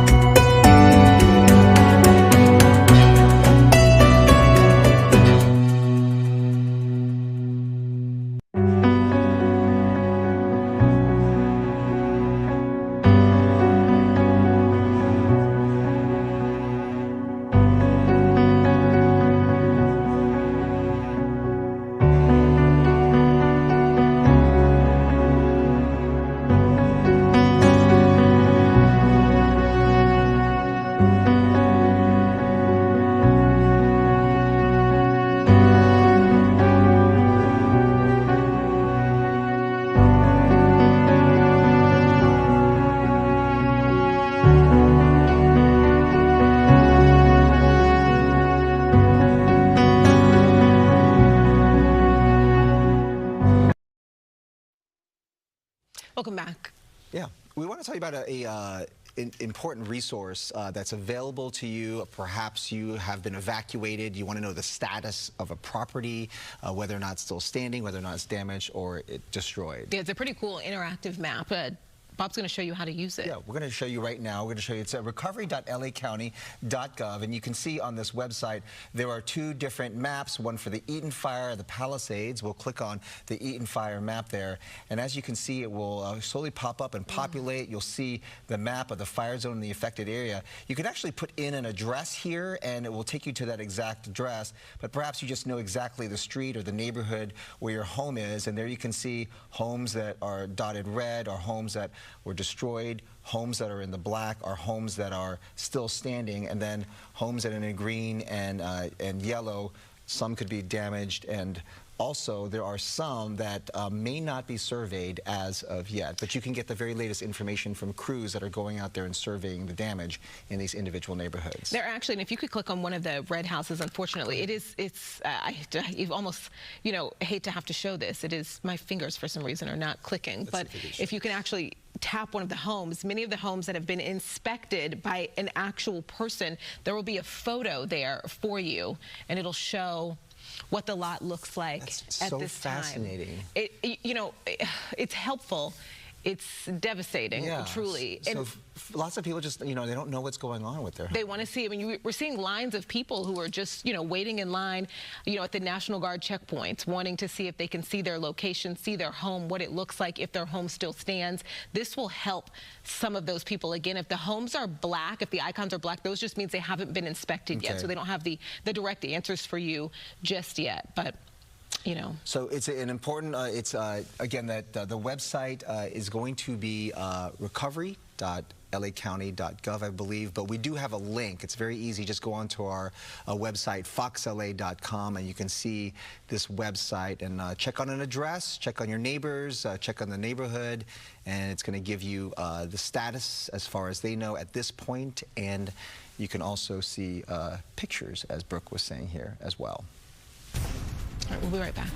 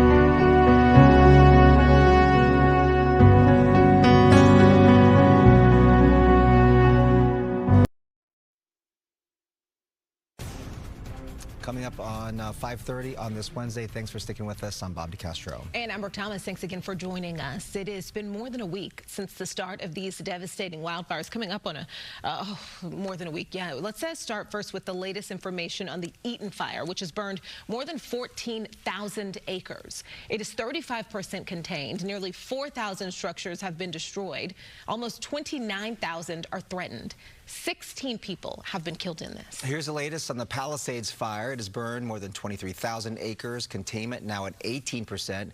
8 people have been killed. More than 2,100 structures have been destroyed. More than 12,000 remain threatened. Let's get to Samantha now with a check on your forecast as we worry about the winds ramping up again. Yeah, unfortunately, a week later, and we're still dealing with another round of Santa Ana winds. The particularly dangerous situation does continue for those very vulnerable locations across Ventura County and LA County, and that'll stay in place till about 3 p.m. But red flag conditions will stay in effect all the way through 6 p.m. this evening, all the way out towards the IE and Orange County as well, leading to the potential for fire danger. That threat does continue as we're dealing with those winds as well as low relative humidity. We're going to see the winds reverse, and that's going to bring in the onshore flow. All begins tomorrow, so bigger relief on the way so firefighters can get a better handle on the active fires working. We're looking at wind speeds picking up a little bit more, 10 to 17 miles an hour. This is the window of peak winds through again this afternoon before they subside. 26-mile-an-hour winds in Malibu Hills just about an hour ago. It was 23, so we're already noticing in some areas things are getting a little stronger. Meanwhile, much of the basin very quiet from Fullerton all the way down to Long Beach and Huntington Beach. It's all due to the fact that we have these San Gabriel Mountains that act as a barrier from those strong offshore winds. But the wind tunnel, the natural wind tunnel through the Cajon Pass, eventually we'll see stronger winds as well as through the 10 corridor. If you're traveling into the Coachella Valley, watch those crosswinds. Temperatures pretty chilly at this hour in those wind sheltered locations. Frost advisories in place for an area of the IE till about 9 a.m. But once the wind flow comes that direction, it'll mix up the atmosphere and bring in these mild to warm temperatures. 60s and 70s are on the way, and we remain very dry. As I mentioned, red flag conditions, again, continue into this evening. Bigger relief, and I'll show you that in the 7-day forecast, even a chance of some showers. I'll show you when. Meantime, traffic-wise, got you covered there. Reminder, again, near the fire zone, stay away. Palisades fire closures still in effect for both directions along PCH from Malibu, Canyon Road, all the way into Santa Monica, the McClure Tunnel, and some off-ramps. They're also closed is Sunset Boulevard, Sepulveda Boulevard, and Skirball Center Drive, but not impacting the flow of traffic along that 405 stretch. And near the Eaton Fire, the off-ramps west and east at Windsor Avenue shut down as well. And we do have an ongoing SIG alert due to an earlier solo vehicle crash. That vehicle flipped a couple of times. Emergency crews are on scene, and tow trucks eventually will remove that vehicle out of the roadway. Westbound 105 at the 110. So if you got to head out to the airport at LAX and you're taking that 105, you want to make sure you give yourself a lot of extra time or reroute. The 405 looks like a good option at this hour. Send back over to you, too. I just want to thank you. A new video has surfaced of a small fire near the Skull Rock Trail days before the Palisades Fire broke out. Investigators are looking into whether that could be the cause of the Palisades Fire. Mario Ramirez is live in Brentwood with the very latest. Mario. Good morning. And so many of these Pacific Palisades residents, thousands remain displaced, and so many looking for answers into what triggered this deadly fire. And as you mentioned, authorities are possibly linking those two fires a week apart in the same area. Now, this here is one of the CalGuard closures along Sunset Boulevard. These neighborhoods are still tightly secured at every access point with local law enforcement as well, a sight we've seen since late last week. Now, this morning, the investigation will continue into the cause with multiple agencies involved, including the ATF. Over a week after the Palisades Fire rushed down a mountainside, burning through whole communities and killing at least 8 people, its cause remains unknown. And this is a process that could take months. It began with investigators collecting videos and photos from nearby homes and social media, interviewing witnesses, firefighters, and examining 911 calls, looking for leads. Authorities now investigating whether the Palisades Fire on January 7th and a smaller fire on New Year's Day near the Skull Rock hiking trail are connected, as both occurred in the same area. squads are combing through the debris, looking at burn patterns, talking to witnesses, working with ATF, FBI is here, LAPD. So we will determine the cause. That is a week apart, so it's a long time to have any embers smoldering. However, you did have some significant wind that could blow on anything that's there. Investigators are also looking into other possible human causes like arson or unauthorized camping activity, and they anticipate the death toll will rise as crews continue sifting through ash and rubble. At last check, thousands are still without power in areas of Pacific Palisades, Brentwood, Encino, and Sylmar. And coming back out here live, you can see the streets all around us are dark. We can tell you the traffic lights are out, and as more people prepare for outages, officials say they should be prepared. If you have power right now, charge your phones and batteries as these winds are expected to move through. For now, I'm Mario Ramirez live here in Brentwood. We'll send it back to you. It's actually really good advice, Mario. Thank you. Thank you, Mario. Now, some LAUA schools will be opening their doors to students whose campuses were impacted by the Palisades Fire. We've got Stephanie Ramirez live in Brentwood with the very latest on this. Stephanie.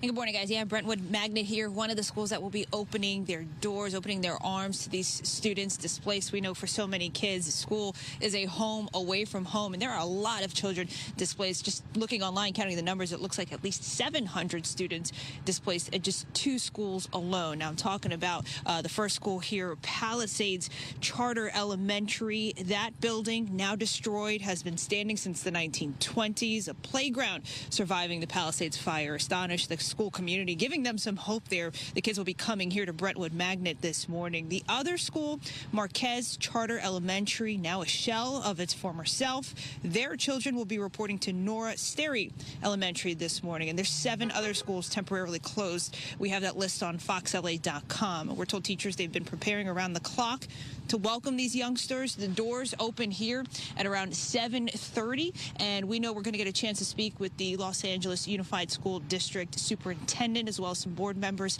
and school leaders. Though, they are saying if the conditions remain the same, they are keeping a close eye on the red flag warnings, but if conditions remain the same or improve, they will have outdoor activities and possibly bring back field trips as early as tomorrow. So we'll continue to keep you updated here. For now, though, outside of Brentwood Market, I'm Stephanie Ramirez. I'll send it back into you. It'd be nice to see them returning to school. It's been a very tough week. Thank you, Stephanie. My goodness, yeah. Let's send things over to Samantha now for another check of your forecast. Good morning. Good morning, Brooke. Good morning, Bob. To all our viewers out there, we certainly do appreciate you sticking with us. And this time last week, we were dealing with the ferocious wind conditions, and unfortunately, we are still looking at those strong Santa Ana winds. Not anticipating to be as strong as hurricane-force conditions, but unfortunately significant enough to pose a problem.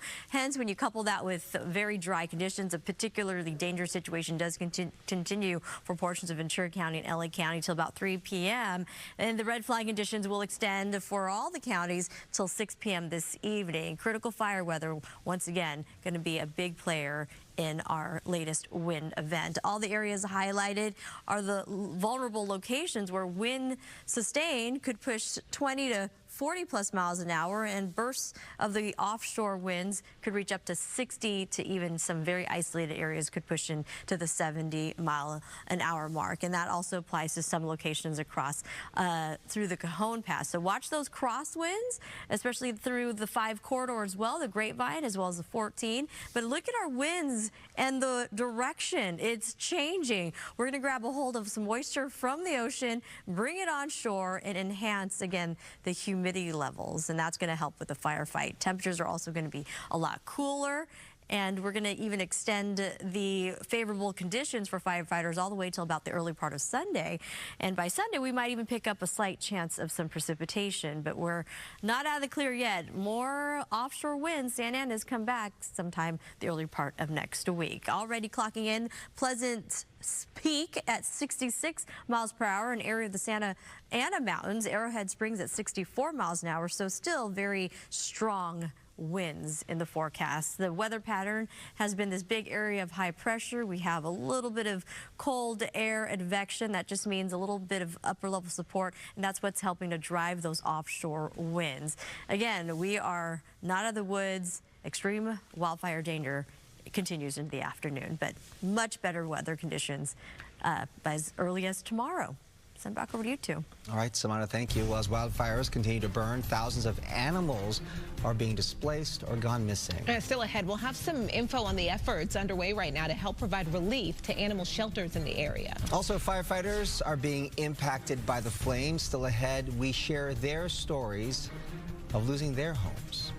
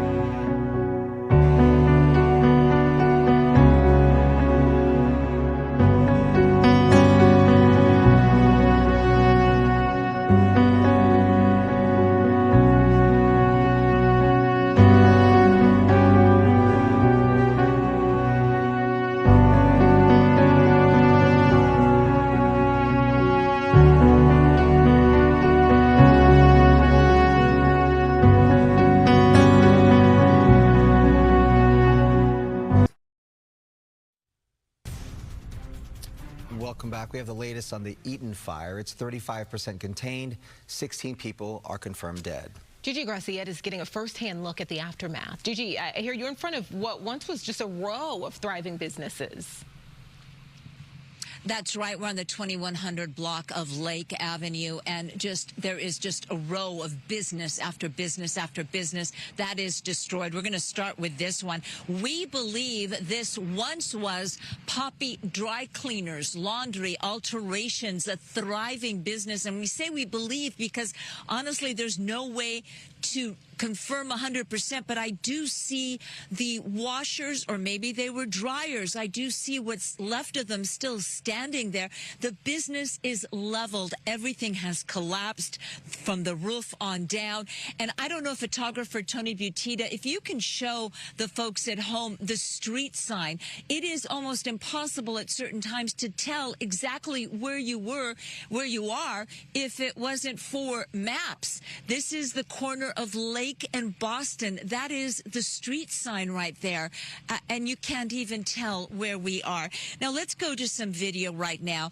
Sadly, the medical examiner has confirmed they now have 17 cases of possible fatalities here in the Eaton area. We say possible because of the 17, 4 of them are possible human remains that have been found but have not yet been confirmed. So, according to the the medical examiner, they've confirmed that 13 people have lost their life in this fire. Damage assessment teams have been able to start their work. They've covered about 40% of the fire area, and they've already confirmed close to 4,000 structures have been destroyed, and that number obviously is expected to go up. That includes homes, businesses, among other structures. And today officials say the danger isn't over because we still have the Santa Ana winds to deal with. Moderate to strong winds are expected again early this morning. The concern is it could blow ash, and underneath that ash, smoldering hot spots with embers that could fly anywhere from a mile to 5 miles. I'm going to ask photographer Tony Butita to come back to the 2100 block of Lake Avenue. We see there was a child care business, a daycare business on this street, and again, we believe this was Poppy Dry Cleaners. There is absolutely nothing left. The devastation is everywhere. We're going to continue our coverage of the Eaton Fire, getting a first-hand look at what's happening here. And again, the weather, a huge part of the story today. They are expecting the winds to pick up later this morning. Reporting live, I'm Gigi Graciette. Back to you. Yeah, we are watching those winds very closely, Gigi. Thank you very much. Let's go over to Samara with a look at our forecast. But first, she has an important resource that we could all be using if you're trying to figure out the condition of your home. Yes, good morning, Bob. Good morning, Brooke. And Bob, actually, both you and Brooke had spoken about this resource earlier, and we wanted to continue to push it. Visit us on foxla.com for the direct link, and recovery.lacounty.gov. A lot of folks are worried, rightfully so. If you have a home in the Eaton Fire area or the Palisades Fire area and you want to know an update on the condition of your home, whether it's destroyed, damaged, or just some minor damage to it, you go, again, to our Fox website, click on the link. You have two options. You have the Eaton Fire option, the Palisades Fire option. I'm going to go ahead and click on the Palisades Fire option now. And I'm doing this live, so bear with me. If you scroll down, you see the fire footprint. That's the red line outlining the area. But you can see there are icons of homes that are colored coordinated. The homes that are in the red are the destroyed homes, and the homes that are in the yellow is an indication of some minor damage. And if I click on one of the green homes, it shows that it's a percentage of how it was affected by the fire.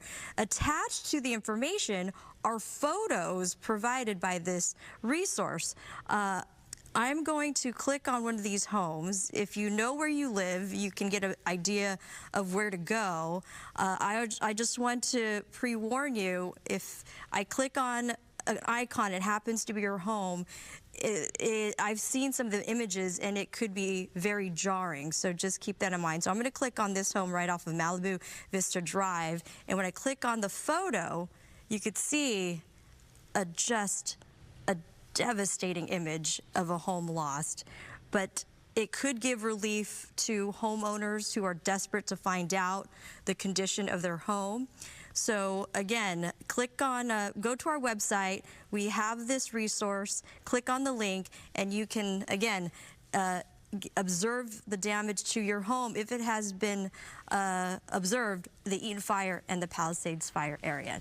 Now, weather conditions. Unfortunately, we are not out of the woods yet. We are still dealing with strong winds. Red flag warnings and high winds continue to be an issue, where gusts could reach up to 60 to even 70 miles an hour, a particularly dangerous situation for both LA County as well as the Ventura County areas. So unfortunately, we are in the thick of the latest Santa Ana rounds, but there's some good news as we approach at least the afternoon. The particularly dangerous situation will lift in those vulnerable areas, but red flag conditions do continue all the way through 6 p.m. this evening, and that also applies to areas of the IE and Orange County. When you couple gusty winds and low relative humidity, it could create, again, extreme fire danger. Here are the locations impacted by the winds, but I wanted to also quickly show you as we animate this out, winds subside dramatically, and the onshore flow is going to bring about greater humidity levels, and that's good news. And we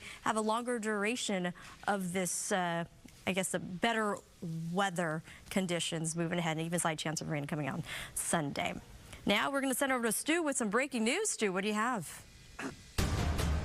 Hey, good morning, everybody. We got a fire out in the Westlake area. Now, quick work by LA City Fire Department. There are some light winds down here, and this was part of the issue. You can see that vegetation on the hillside. Where are we exactly? That's going to be Glendale Boulevard and Court. If this is part of the Westlake area, still a little bit of smoldering right there, but because of the winds and the vegetation, those flames ran up this hillside and started encroaching on an apartment building up here off of Lakeshore Terrace. Now, LA City Fire Department up on the hillside on the top and on the bottom. You can see it right there. Very little fire still here. Fire department really working to put out all those hot spots. But again, if you're driving Glendale Boulevard, which is a good alternate to get in and out of the city over to the 101, they're going to have it closed in both directions for probably a couple of hours while they make sure all those hot spots are out, and just got to throw it out there. It's right next to one of my favorite restaurants. That's the Butcher Block right at the corner. If you're ever into charcuterie or good steak, that's the place to go. But this fire seems to be out, and we're not hearing about any injuries. I'm Stu up in Skybox. Back to y'all in the studio. Oh, thank you for that, Stu. Wow, they did quick work on that, and hopefully that continues to be the case throughout the day today, as we are still dealing with some strong winds. Traffic-wise, we wanted to continue to bring your attention to stay out of the fire zones. Areas along PCH, both directions shut down until further notice. And also the on and off ramps as well. Here's a look at some of the conditions, if my clicker is to work. But just keep in mind that PCH, again, north and southbound, is closed all the way from Malibu Canyon Road all the way into the McClure Tunnel in Santa Monica. And now here's a look at some other traffic hotspots. Call Jacob. Call Jacob. Call Jacob. Call Jacob. Llama Jacob. Tawagan si Jacob. Saan ba Jacob? Call Jacob. Definitely. He is the real deal. Call Jacob and Ronnie. Call Jacob.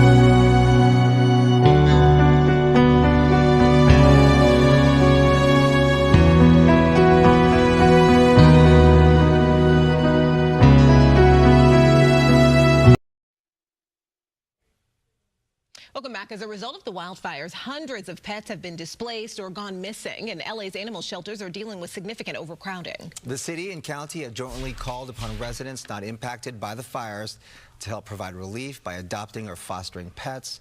All adoption fees for dogs and cats have been waived through the end of the month. I saw that they have some rescue teams even still going out into the burned areas, trying to find animals that have been lost or not recovered, putting food out to try and get them because time is running out. You know, if they don't find them by now, they're still out there, then, you know, they could starve. So the work is still being done. Yeah, for sure. A lot of days for some of these animals at this point. Yeah, it really has. What, 8 days now? All right, good morning. So firefighters do continue, of course, to make progress in the Southern California wildfires. We'll bring you the latest containment numbers as officials start working on the rebuilding process. Looting and theft remains a top concern for city and county officials. Still ahead this morning, how many arrests have been made so far in areas affected by the Palisades and Eaton fires? All that and more coming up when Good Day LA at 6 o'clock starts right after this.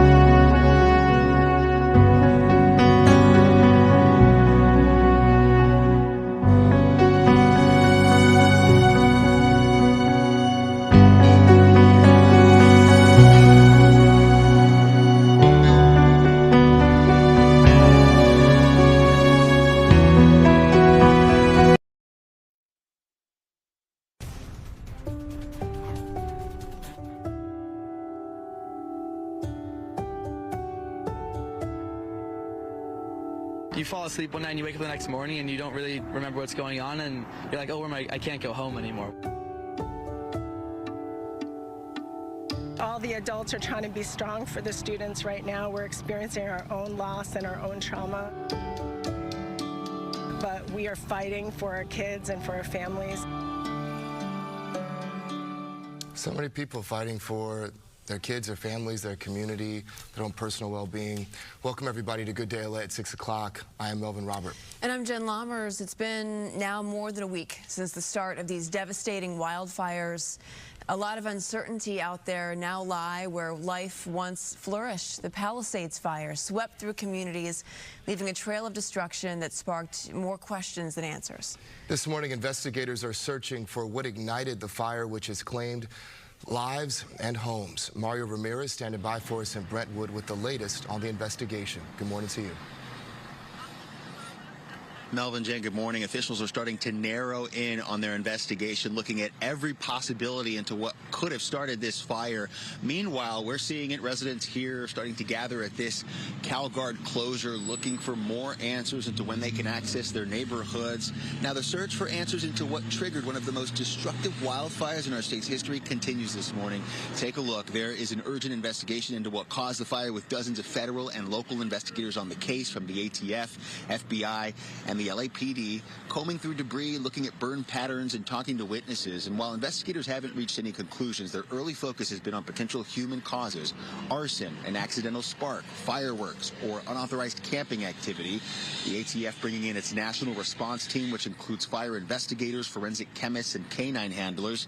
Back on New Year's Day, fire crews responded to an overnight blaze at a location near Skull Rock, a popular hiking destination very close to where the deadly January 7th fire started.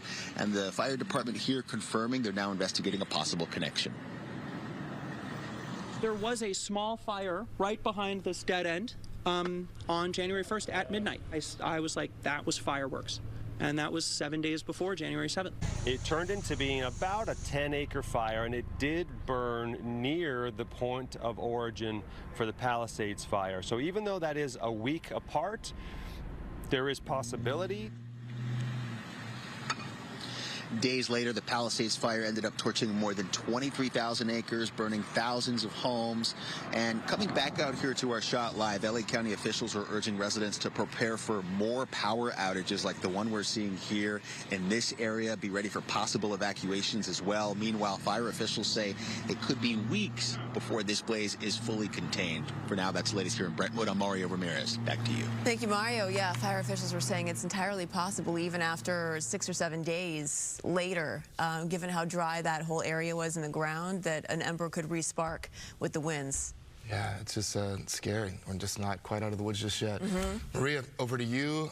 Folks still talking about these winds. Good morning. Absolutely, and by knowing that it can continue a week after, we worry about what's going on now and how much longer we will have to be on edge. Definitely on the wind side, we've still got those winds right now starting to pick up in some places, and this is what we were anticipating as the winds start to ramp up this morning. That window of really strong gusty winds now until this afternoon. Here are the current sustained winds right now. 16-mile-per-hour winds in Oxnard, 3 to 5 miles per hour in downtown LA. A little bit lighter elsewhere with some winds up into our mountain locations, about 8 miles per hour in Big Bear. It is chilly. It's cold, especially where the wind is not blowing. So some of our wind-sheltered areas up through parts of the high desert, off the 138 in Lancaster, Palmdale, Lake Los Angeles. That freeze warning for those sub-freezing temperatures until about 9 a.m. Temperatures right now, again, in the teens in Lancaster. 51 in Santa Clarita, 42 in Burbank, a little bit milder this morning at this hour for downtown. Yesterday was 41, today it's 43, 50 in Corona to that 27 in Big Bear. The offshore flow will stay with us. I do think today will be the last day of a really windy day, and then we'll be headed to some big improvements as we get to even the latter part of today, you'll notice, and then more so tomorrow and Friday. Dust and ash advisory, of course, air quality is quite unhealthy. 72 for downtown today for that high temperature, above average. 66 for the valleys and the Inland Empire. 45 eventually in Big Bear to that 70 degrees in Palm Springs. I'll show you the rest of that forecast. We'll talk about the peak wind gusts we've gotten so far in just a few moments. In the meantime, let's head to Stu. He is up in Sky Fox with the crew, looking at some damage here on a house fire. Stu, what's going on now? Hey, good morning, everybody. I'm not sure if we're doing traffic, but we're going to do a little fire and a little traffic. This is happening in the Westlake area. It started out as a little bit of a brush fire on Glendale Boulevard near the cross of court. You can see the fire department down low there, but those flames rushed up that hillside, and there are homes up there on Lakeshore Terrace Drive. Now, the fire department out of LA City up here and down there. Structures are not damaged, no injuries at all, but they are still out here, and they're blocking Glendale Boulevard in both directions because they have their apparatus still there. They want to make sure all those hot spots are out because, like you said, Maria, they're not worried about those gusts coming up today and creating some problems. Going to end with a shot of the 101 freeway right there below us, moving along pretty well this Wednesday morning. Those headlights are northbound. That's usually slowing, coming away from the 110. As you make your way out to the Hollywood area and Cahuenga, it does open up, and your freeway speeds are better north and southbound. Sending it back to y'all in the studio. All right, thank you. So the Eaton Fire, let's talk about that. It is 35% contained and 14,000 acres burned. Gigi Graciette live for us in Altadena, where some businesses once stood. The area is so unrecognizable. Gigi, good morning. Jen and Melvin, the devastation is absolutely everywhere as we get our first look at the Eaton Fire and the damage done. Take a look. We're on the 2100 block of Lake Avenue here in Altadena, right on the corner of Boston and Lake. What you are looking at is what's left of an office building. The only thing standing, a sign, motion lit. One of the tenants here, they specialize in video production for legal cases. There were attorneys, home care services, and so many other offices housed here. The building now leveled. And take a look as we pan off to what once was, we believe, Poppy Cleaners. It is truly impossible to tell what some of these businesses were. If it weren't for the maps, we see what appear to be cleaner washing machines or possibly even dryers. That's the only thing that's recognizable in the devastation here. All of these businesses just burnt to the ground. Let's take a look at some video. Unfortunately, the medical examiner has already confirmed that they have 17 cases of possible fatalities, and that is here in the Eaton Fire area alone. 4 of the 17 are still under investigation. They include possible human remains that have not yet been confirmed, so the death toll right now stands at 13. Damage assessment teams, they've been able to get into 40% of the area and have already confirmed close to 4,000 structures destroyed. That number expected to go up. That includes homes, businesses, and other buildings. And today, officials say the danger isn't over because we still have the infamous Santa Ana winds that are expected. Moderate to strong winds predicted for early this morning. The concern, of course, it could blow some of the ash that we're seeing, and underneath the ash, there may be some smoldering hot spots. Those embers could be pushed and spark a whole new fire, so still not out of the woods. Reporting live at the Eaton Fire on Lake in Altadena, I'm Gigi Graciette. Back to you. All right, Gigi, thank you. Thank you. Those images just startling. The aerial shots, just entire neighborhoods wiped out. Yeah. Maria, let's talk about how dynamic these winds have been these last few days. Yeah, absolutely. I mean, they have been gusting in that 60, 70 plus mile per hour range. They're slowly getting a little bit weaker and weaker, but they're still in that range where it can cause a lot of damage and certainly spread the fires still. We've got Pleasants Peak that peaked at about 66 miles an hour overnight. Arrowhead Springs, 64 miles per hour. Chatsworth, one of the areas where there's still the extreme critical fire weather conditions, clocked in a wind gust of 61 miles per hour. Devore, 57. Cabazon, that drive into the San Gorgonio Pass, 56 mile per hour wind gust. This is what's going on. We're still watching this trough of low pressure, an area of low pressure to our southwest that will be changing our weather as we get to the end of the week, Friday into the weekend. High pressure still the dominant feature in our weather, giving us that offshore flow. A little less cold air expected today, so temperatures will warm up a little bit more as we get to the afternoon. But as we mentioned, the red flag warnings are still in effect for the greater part of SoCal. There's that area, of course, in the LA Basin, parts of the coastal communities of Orange County, largely protected by the San Gabriels here in LA and the Santa Ana Mountains down to our south. But red flag warnings and particularly critical fire weather conditions continue here through parts of Ventura County and the Santa Clarita Valley. We have some wind advisories in effect. The good news is those high wind warnings were dropped as we look at the wind start to weaken. Wind advisories again for the wind gusts getting up to 50 to 60 miles per hour this morning, and then this afternoon winds will start to really subside. 69 in Burbank for that high temperature at 2:30, 64 in Las Vegas, 70 in Palm Springs. I'll show you the rest of the forecast and that 7-day in just a couple of minutes. In the meantime, I'll send it back to you. Okay, Maria, thank you. Coming up, everybody, LAUSD students who attended fire-damaged schools will return to class in new locations. We'll have the details on what that looks like in just a bit. Plus, thousands of people continue to be under evacuation orders as crews continue to fight Southern California wildfires. And still ahead, we're going to show you the story of these triplets who tried to save their childhood home. More on that when we come back.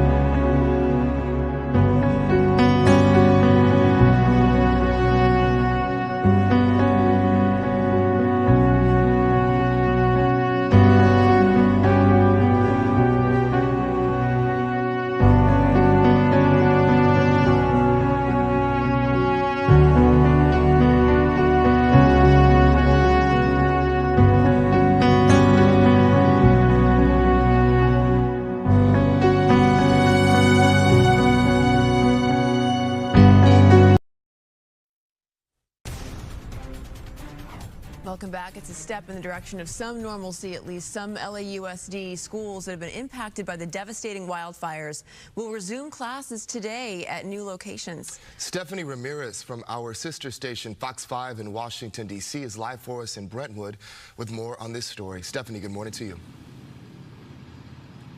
Good morning. Guys, I want to tell you, Brentwood Magnet, behind me here, one of the schools opening their doors to students. We know how important it is with students, so many of them considering school a second home. And this school in particular will be taking kids from another building that was completely burned down in the fire. We're talking about Palisades Charter Elementary School. That building destroyed. It was built in the 1920s. Their children coming here when doors open at around 7:30 this morning. Do want to also note a playground still standing in that fire is something that's giving the school community some hope this morning. The other school involved, Marquez Charter Elementary, is now a burnt shell. Those students will be reporting to Nora Sterry Elementary this morning. And we can tell you that students at 7 other schools that closed will also temporarily relocate to other sites. We have that list for you. Topanga Canyon Charter, Kenter Canyon, Lanai Road, Roscoe Maury Road Elementary Schools, as well as Community Charter Magnet and Paul Revere Middle School. Guys, a lot of students are involved here with just the 2 schools that burned in the Palisades Fire alone. We're talking about some 700 students displaced at least. Now, when the doors open at 7:30, we're going to get a chance to talk with the superintendent, also ask some other questions, some other concerns that a lot of parents still have with what's going on. But the school system, they are saying that they are paying close attention to the red flag alerts. But if things continue the way they are, they will likely be resuming outdoor activities as well as possibly bringing back field trips as early as tomorrow. That's the very latest here. We'll send it back into you and have more reports coming up. All right, Stephanie, thank you very much, and thanks for coming down to offer some support to us during this time we're going through. We appreciate you and our friends at Fox 5 in D.C. You know, when you've lost that sense of community and the community gathering places like this, like the schools and like the churches, the library, it's going to be possibly a little comforting for some of the kids to have that sense of community back when they are together again today. No doubt about it. No doubt about it. I think any little bit helps, and I think that's the power of community. It lets you know that you don't walk alone because you're with other people that can share experiences with you. Right. Can I share the, you know how we were watching live when the fires were overtaking, of course, the community of the Palisades, but or the Corpus Christi Church. Right. Do you remember? You sent me that video yesterday on Instagram. Yeah. And your own memories there. Of going to that church. Where I know a tight-knit community there that go to that church. They were able to have Father Kidney, who's the priest at Corpus, go to St. Monica, the church here in St. Monica's on Sunday, and one firefighter, gosh, I can't remember his name now, but he found the tabernacle from Corpus, brought it to St. Monica, and so they were able to have a really wonderful Mass, this past Sunday. Anyway, just a little tip of information about that community and how they gathered together at St. Monica's this past weekend. So that's one good thing. And they found the tabernacle intact. That was a real surprise.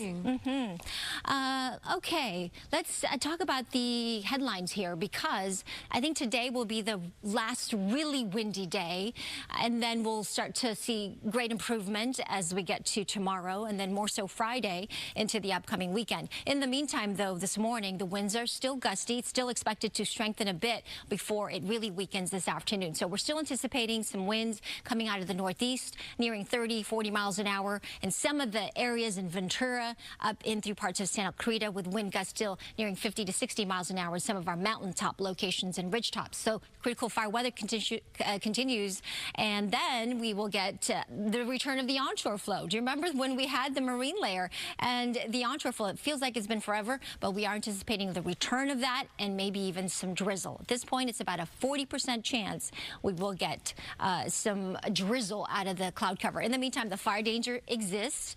Relative humidity value is very low. We haven't had any rain, so the fire danger is there. Power outages still possible as a precaution. I know I got a text, so several areas, just as a precaution, power will go down to prevent any new fires. And then, of course, travel will be impacted by these strong winds. We're still seeing that debris on the road and still hazards for high-profile vehicles. Here's our 7-day forecast as we look to some slightly warmer temperatures today. A little less wind and still that offshore flow. We're going to get into the low 70s here for downtown. Tomorrow, we'll start to feel sort of that battle between the offshore flow and the onshore. So we'll get that sea breeze if you're right on the coast, and then a little less wind inland. Friday, we will get a little bit of that marine layer returning, and then perhaps squeezing out some drizzle as we get into Saturday and Sunday. Temperatures will cool significantly as we see a return of that onshore flow on Friday and Saturday. 35 up into the mountains today in Big Bear with those gustier winds. 52 in Lancaster in the high desert.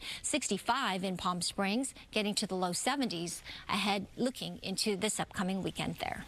I'll send it back to you. Oh, no, we're going up to Stu. Stu, I'm sorry. We are... Hey, good morning, everybody. Taking a look at about that little bit... Oh, sorry about that. We're getting back to a little bit of normalcy. We're still so confused about it. Taking a look at that 5 freeway right there. That's going to be coming out of the Norwalk area. Those headlights northbound from the OC into the LA. It looks like it's going to be a good drive. There are a lot of folks on the road, but the volume is still light enough that we're going to stay at freeway speed. Southbound, same thing right about there. Skyfox right over the 605, so that's the area that we're showing you down into the OC area. That ride on the 5 looks like it's going to be okay for y'all. Sending it back to y'all in the studio. All right, Stu, thank you very much. Well, everybody, coming up, arrests continue to soar in the areas of the Southern California wildfires.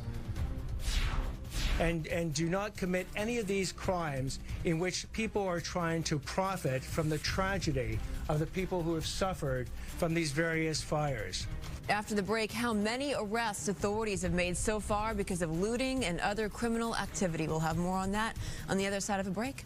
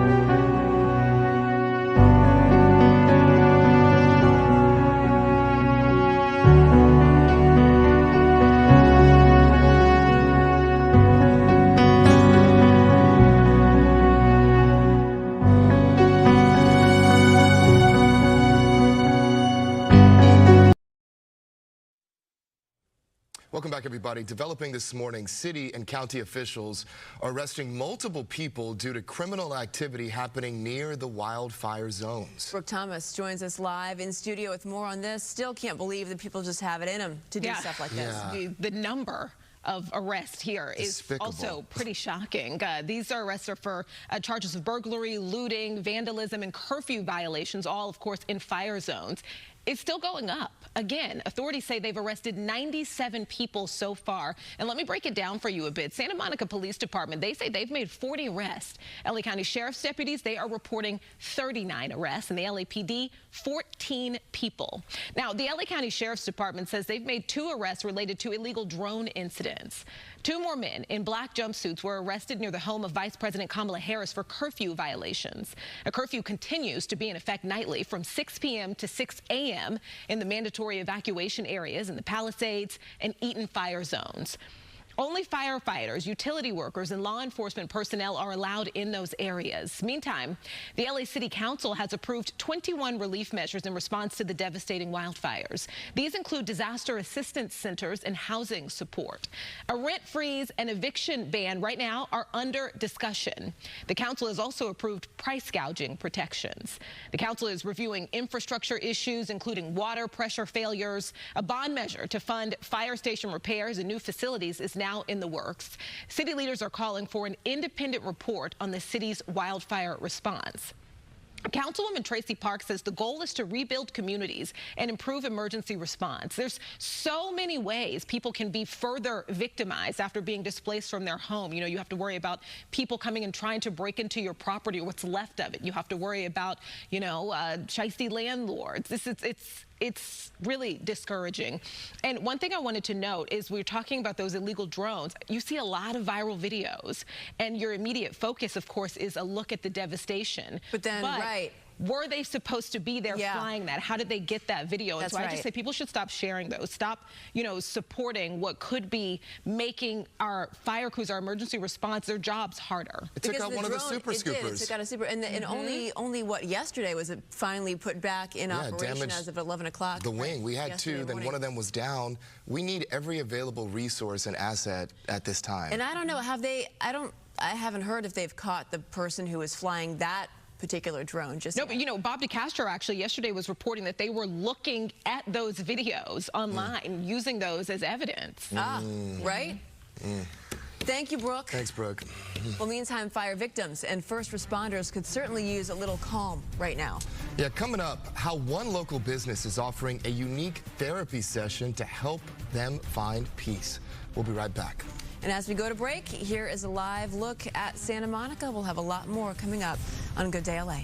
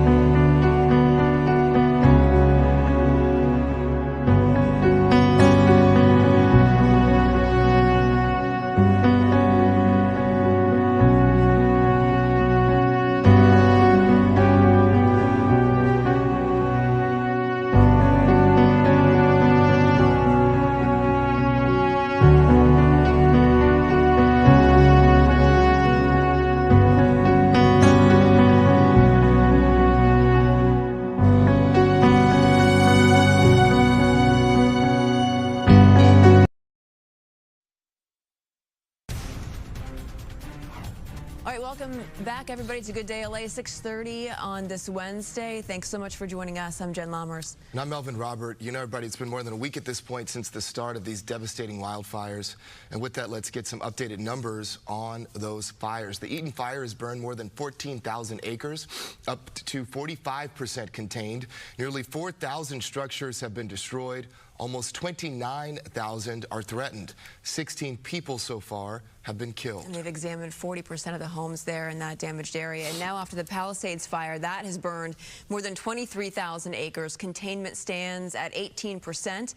8 people have been killed in that fire. More than 2,100 structures have been destroyed and more than 12,000 remain threatened. But weather, of course, we know it is the determining factor when it comes to the ferocity of these fires and where they go. Good morning, Maria. Yep, good morning. The wind, the most critical component when it comes to fighting fires. And so we look to that here in just a moment. But looking at our live shot here, look at the colors. This is an exact indication of what we're talking about when we talk about the fine particulate matter in the atmosphere. It produces a gorgeous golden sunrise here for us. But remember that particle in the atmosphere is getting refracted by the light of the sun. So that's how we know that that is definitely in the atmosphere and therefore very harmful to our lungs, especially our young lungs, our young children. If you are pregnant, please be aware of the unhealthy air quality out there and try to limit your exposure to the outdoors right now. The winds are starting to pick up in strength a little bit. Watching it in the last hour or so, it's picked up to about 17 to 20 miles an hour in Camarillo. Fillmore the same, 16 miles per hour in Oxnard. Look at Malibu Hills, already at 31 miles an hour. Again, this area under that particularly dangerous situation with those stronger gusts expected today and continued very, very dry conditions. A little lighter here through parts of the LA Basin and Orange County. The Inland Empire right now, not too bad in terms of those winds. Some stronger gusts slightly anyway, at least on that drive up to Big Bear. The cold temperatures are there this morning, so bundle up, especially up through parts of the high desert. Some of the wind-sheltered areas, looking at those temperatures here in Lancaster in the teens this morning. I'll show you the future gusts. This is one of our computer models as we look ahead to the remainder of today and into tomorrow. In the meantime, let's head back upstairs to Stu. He's up there with the crew flying over the freeways at this moment, and this looks pretty good here. Stu, where are you? Hey, good morning, Maria. We back to normalcy? Yes, we are. We're taking a look at that 105. Let's talk about that 105. Coming away from the 710, City of Paramount. You can see it right there, wide open, moving really well, but don't get too used to it. By the time you get over to that 605, it is going to be very slow and go north or southbound. If that's your choice, it's going to be south on the 605. You pretty much got it made, but if you're going to be going northbound on the 605, it's going to be a little slow and go as you make your way up towards that 60 freeway. Eastbound on, westbound on the 105. Looking fantastic. Sending it back to y'all in the studio. All right, Stu, thank you. There's no other way to describe it than scorched earth, right? That is the only thing that's left in some of these wildfire-ravaged Southern California neighborhoods this morning. Charred remains now tell the story of a fire that's burned through homes and lives. Yeah, and this morning, Pacific Palisades pretty much resembles a war zone, as some are referring to it as. What caused the deadly wildfire, though, is still unknown. Investigators say that it could take months to determine how it even started. Let's get out to Mario Ramirez. He's in Brentwood for us with the latest developments. Mario, good morning. Good morning, and as the sun starts to come up, federal authorities will continue their investigation here this morning as thousands of residents in this area alone remain displaced, and these neighborhoods continue to be tightly secured with local law enforcement and California National Guard members, a sight we've seen since late last week with more Cal Guard crews moving in. Now take a look. Sky Fox was over part of the investigation yesterday. This morning it continues into the cause with multiple agencies involved, including the ATF, over a week after the Palisades Fire rushed down a mountainside, burning through whole communities and killing at least 8 people. Its cause remains unknown, and it's a process that could take months. It began with investigators collecting videos and photos from nearby homes and social media, interviewing witnesses, and also examining 911 calls looking for any possible leads. Authorities now investigating whether the Palisades Fire on January 7th and a smaller fire on New Year's Day near the Skull Rock hiking trail are connected, as both occurred in the same area. are combing through the debris, looking at burn patterns, talking to witnesses, working with ATF, FBI is here, LAPD. So we will determine the cause. That is a week apart, so it's a long time to have any embers smoldering. However, you did have some significant wind that could blow on anything that's there. Investigators also looking into other possible human causes like arson or unauthorized camping activity. Authorities anticipate the death toll, unfortunately, will rise as crews continue sifting through ash and rubble. At last check, thousands are still without power in the areas of Pacific Palisades, Brentwood, Encino, and Sylmar. And if you come back out here live to our shot, the streets all around us are dark, traffic lights are out, and as more people prepare for outages, officials say that if you have power now, try to charge your phone and any batteries and be prepared for more evacuations. For now, that's the latest here in Brentwood. I'm Mario Ramirez. Back to you. Okay, Mario, thank you very much. And good, a good reminder there to charge your cellular devices. While you can. We're talking about that in the press conference yesterday. Okay, so as we just mentioned, the Eaton Fire, 45% contained. That's compared to 35% yesterday, so it is. The containment levels are moving in a positive direction. And 14,000 acres have been burned. Let's check in with Gigi Graciette. She is live now in Altadena with more. Good morning, Gigi. Jen and Melvin, we are getting our first look, Tony Butita, my photographer, and I, at the damage done here, and it is just devastation up and down every block. Take a look. We're on the 2100 block of Lake Avenue on the corner of Boston and Lake, right across the street from Elliott Arts Magnet School. You are looking at what once appeared to have been some type of office building, 2 stories. You can see right through those top windows right now, and that's because the roof has collapsed. And also to the right, a photographer, Tony Butita, can pan down and show you several cars, and we see this up and down lake everywhere. Cars left parked on the street have now been also destroyed. And take a look at the video, because there is so much devastation in this area. And unfortunately, the big story, the medical examiner has now confirmed they have 17 cases of possible fatalities here in the Eaton Fire area alone. 4 of them possible human remains that have been found. Some have not yet been picked up because they're trying to get to all of them. They have not yet been confirmed, so the death toll officially stands at 13 here. Damage assessment teams have been able to get into just about 40% of the fire area, and they've already confirmed almost 4,000 structures, including homes, businesses, and other buildings, have been destroyed. That number also expected to go up. And today, officials say that the wind is still a concern. The infamous Santa Ana winds expected to pick up later this morning. Right now, a very light breeze. But the concern is with buildings like the one behind me or the dry cleaners across the street from me right here, that underneath the collapsed roof, there could be some hot spots that are still smoldering. And if the wind were to kick up, move that ash away, those embers could fly and spark a whole new fire. We obviously hope that doesn't happen again. Right now, a very, very light breeze, but the National Weather Service warning that we're still not out of the woods. Reporting live in Altadena, I'm Gigi Graciette. Back to you. Yeah, that's a good Gigi. reminder, Thank Gigi. you. And those embers, as she said, can stay smoldering for days and days. So let's get over to Maria. Yeah, I wish I had good news for the longer forecast, the long range, but this is a La Nina winter, and that means typically for us a dry pattern with all the wet weather and storms moving up to the Pacific Northwest. So when we have a La Nina pattern, we usually get this area of high pressure that blocks all these storms. And so far, I am not seeing a major change in our long range forecast. So that being said, let's talk about the good news about this weekend. We just got to get through today, okay? Temperatures yesterday were in the 60s, below average. We had some cooler air moving in from the north. Today, not as much, so we're going to warm it up a little bit with the offshore flow and compressional warming. About 72 for downtown. That's above the average of 68. Our sun will come up here momentarily in about 10 minutes at 6:58, and then setting at 5:07. Every day now, as we head closer and closer to the spring equinox, the sunrise will be a little bit earlier and our sunset will be about a minute later. So that's good.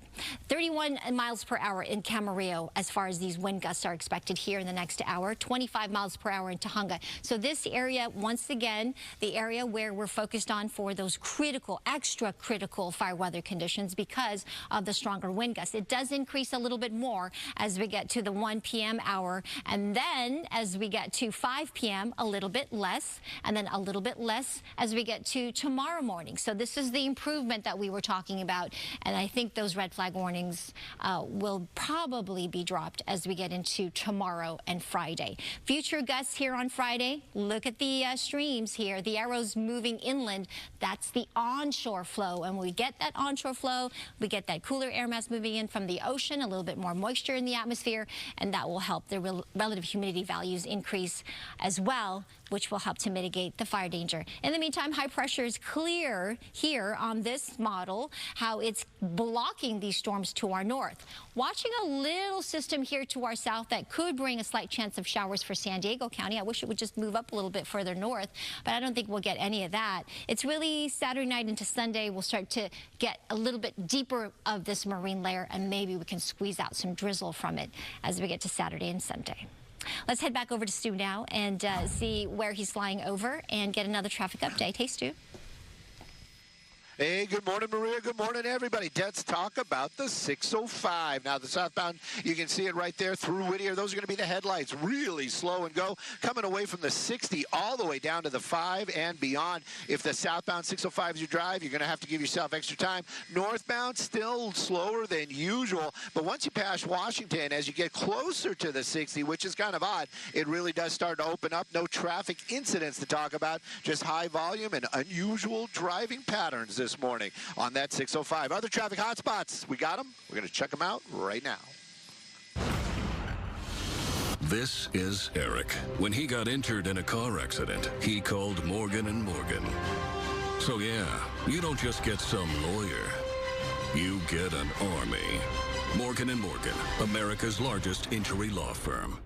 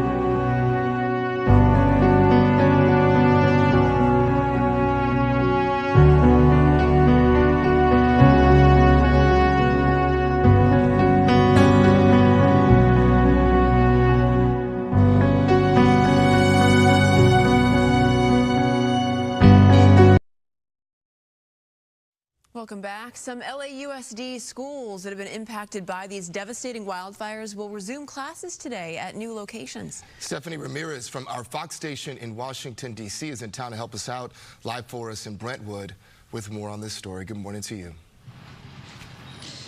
Hey, good morning, guys. Yeah, I want to show you. We are having some activity here. Brentwood Science Magnet Elementary behind us, one of several schools opening their doors this morning as the school district returns to class. We can see some teachers arriving, some few parents trickling in as well. So we'll be walking around talking with folks. But there are a lot of youngsters displaced by the fires that will be relocating this morning.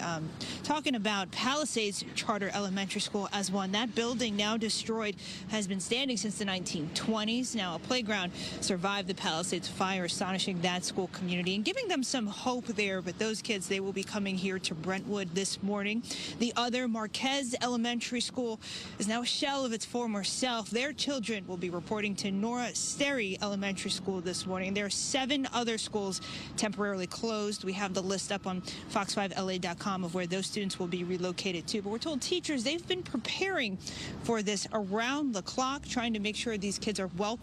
The doors here open at 7:30, so a little less than an hour from now. And we are also going to get a chance to talk with the superintendent. There's a school board member for this district who's also coming. We're hoping to get a chance to talk with the principals as well. But a lot of students will be displaced likely in this. So there's a lot of questions and concerns from parents as well. And if you stick with us, we'll hopefully bring you some of those answers live here on Fox 11, guys. But that's the very latest here from now. I'll send it back into you. Thank you, Stephanie. There's going to be a lot of hugs and a lot of love at that school. That's right. Welcoming those kids back.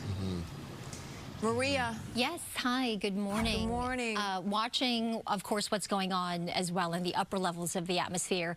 And part of the reason why we're seeing the weakening winds is that the pressure gradient between these two systems here, an area of high pressure and an area of low pressure to our south, are just spreading out here, the difference. We're still getting that offshore flow, but not as much cold air as well. That high is going to continue to dominate our weather, but this low is finally going to start to move in towards the east, and it will be impacting Baja, maybe even as far north as San Diego with some clouds and a little bit of some drizzle. I wish it would pull a little bit farther north, but this high is just going to keep it down to our south. We are anticipating another area of low pressure to develop in the East Pacific that could be bringing us that marine layer by Saturday into Sunday. We just haven't had any rain. As I mentioned, it is La Nina year, and that's when we would typically get an area of high pressure to keep those storms away. So we've had 0 rainfall for the month of January, when it typically would be on a normal year, the second wettest month of the season behind February. And as we look at our rainfall season totals, we've only gotten 16/100th of an inch of rain. Typically, we would get almost 5.5 inches, so our deficit is growing to almost 5 inches and a third, and so is our drought. So we've been keeping an eye on the drought monitor. The yellow means abnormally dry conditions at the start of the season for parts of northern central California. As we fast forward here to our current time period of January, notice how it grows, and the moderate drought, how it continues to grow across Southern California with some severe drought here. D2, if you look at the legend, growing here for us. So hopefully the big pattern will change. Maybe next month in February, we will get some storms. Otherwise, it will be dry today. We've got dust and ash advisory, so unhealthy air quality will continue. We'll get another day of some gusty winds, and then tomorrow we'll start to see some weaker winds. Friday, the onshore flow returns, and then that slight chance for some drizzle, possible Sunday into Monday. Let's send it back to Stu now and see how the traffic is looking. It's building here, Stu, getting a little bit more volume on the freeways, but where are you? Hey, Maria, you know what? We just love that 605. We can't get enough of it. We're back over here in the Whittier area. Those headlights, those are going to be southbound coming away from the 60. Really starting to build up this morning from the 60 all the way down to the 605. Give yourself some extra time. Northbound lanes looking pretty good. You can see it right there. Now, something was going on. It has cleared up the volume, and the drive from the 605 out to the 60, much better. You're about freeway speeds, so it's going to be a good drive if northbound is your direction. Sending it back to y'all in the studio. All right, Stu, thank you. So city and county officials are set to hold another news conference this morning at 8 o'clock on the latest information about these wildfires. See, I should have. That's right. We're going to bring that to you live at 8 when it happens as crews continue to contain the fires. A war zone is the best way to describe up there. It's insane. Yeah, it's surreal to even the smells, the sounds, just looking at everything, like everything you grew up seeing, you know, your whole life, and now it's just wiped away. That just sense of familiarity, it just wiped out. We continue to hear more tales of heroism during these fires. We're going to show you how a group of triplets took action to try to save their childhood home. As we go to break, here's a live look at LAX. Take that in as we take you out. We'll be right back. Good Day LA continues after this break.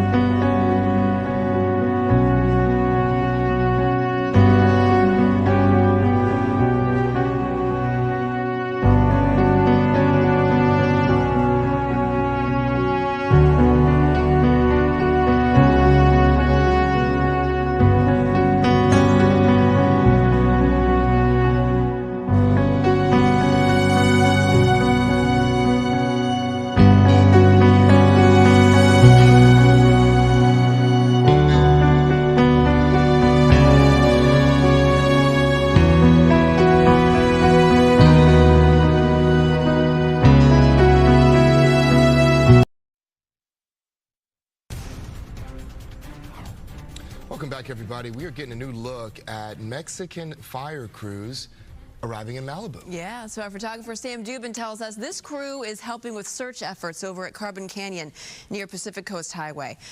Crews from Mexico arrived over the weekend to help fight these wildfires. They are just one of many crews from out of state and even out of the country that have arrived to provide assistance there. Well, when disaster hits around the world, World Central Kitchen shows up almost immediately to bring food to those who are suffering. That's right, and Juntos Cafe in Santa Monica is also helping out there.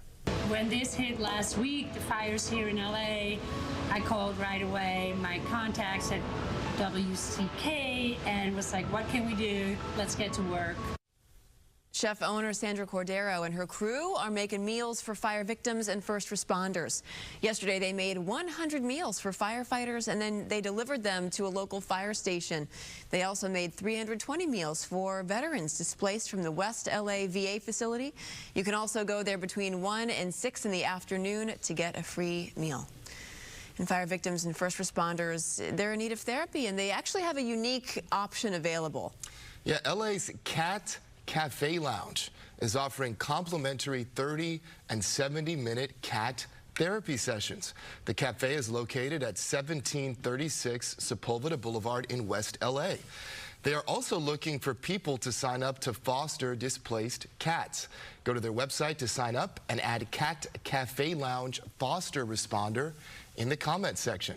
We have a link also available on our website, foxla.com/fireaid. And everybody is doing what they can in their own way to help out. I think that's right? a great statement you make, Jen, that people are doing what they can in their own way. Yeah. And it's like you want to help, and you got to, I think, just kind of figure out what can you do. Right. Right? Like some of these aesthetic clinics are offering like B12 shots for people to come in, and you know, everybody is kind of doing what they can to help out, which is really, really nice to see. It sure is. And from local businesses to celebrities, a lot of people are chipping in to help donate money to help those who need it the most. We're going to tell you how some fast food chains are stepping up to support wildfire victims and the first responders on the front lines.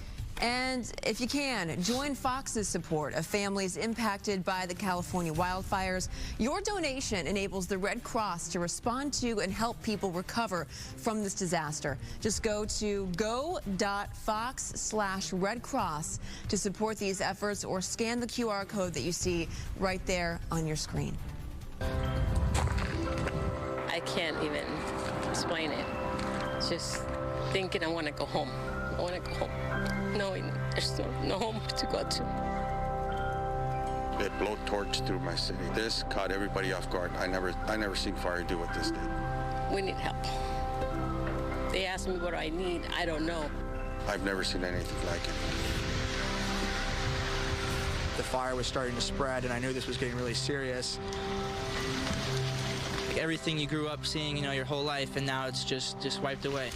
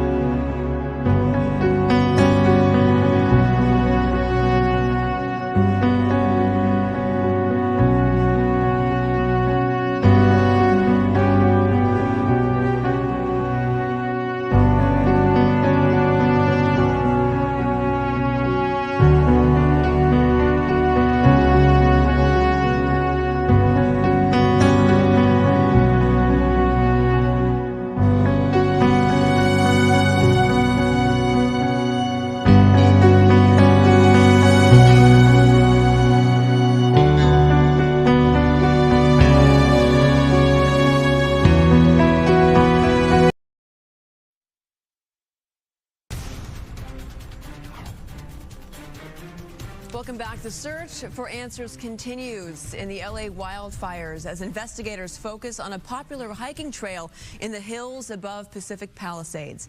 With that, we say good morning to you. Welcome to Good Day LA at 7 o'clock. I'm Jen Lammers. I'm Melvin Robert. Thank you for being with us. Miles of charred land and families now left with nothing.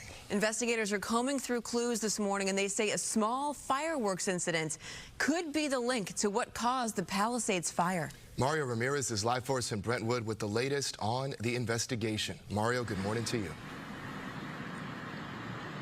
Good morning. As the sun starts to rise over this area, federal authorities will continue searching for answers as to what triggered this deadly fire, looking at every possibility. Now, this here is one of several closures in the area guarded by California National Guard members and local law enforcement. The search for answers into what triggered one of the most destructive California wildfires continues. And take a look at this Skyfox video. We were over part of it yesterday. An urgent investigation into what caused the fire with dozens of federal and local investigators on the case from the ATF, FBI, and LAPD combing through debris, looking at burn patterns and talking to witnesses.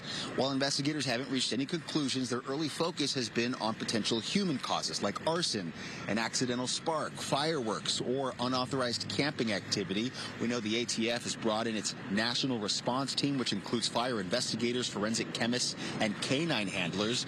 Back on New Year's Day, fire crews responded to an overnight blaze at a location near Skull Rock. That's a popular hiking destination, and it's very close to where the deadly January 7th fire started. Authorities confirming they're now investigating a possible connection. There was a small fire right behind this dead end on January 1st at midnight. I was like, that was fireworks. And that was 7 days before January 7th. It turned into being about a 10-acre fire, and it did burn near the point of origin for the Palisades fire. So even though that is a week apart, there is possibility. Multiple people have been accused of arson across the region in the last week, but authorities haven't singled anyone out for causing the Palisades fire. Now, this ended up torching more than 23,000 acres and burning thousands of homes. Coming back out here alive, these neighborhoods are still under tight security. LA County officials urging residents to prepare for additional power outages and possible evacuations. This fire now at 18% containment, and fire officials say it could be weeks before it's fully contained. Live here in Brentwood, I'm Mario Ramirez. Back to you.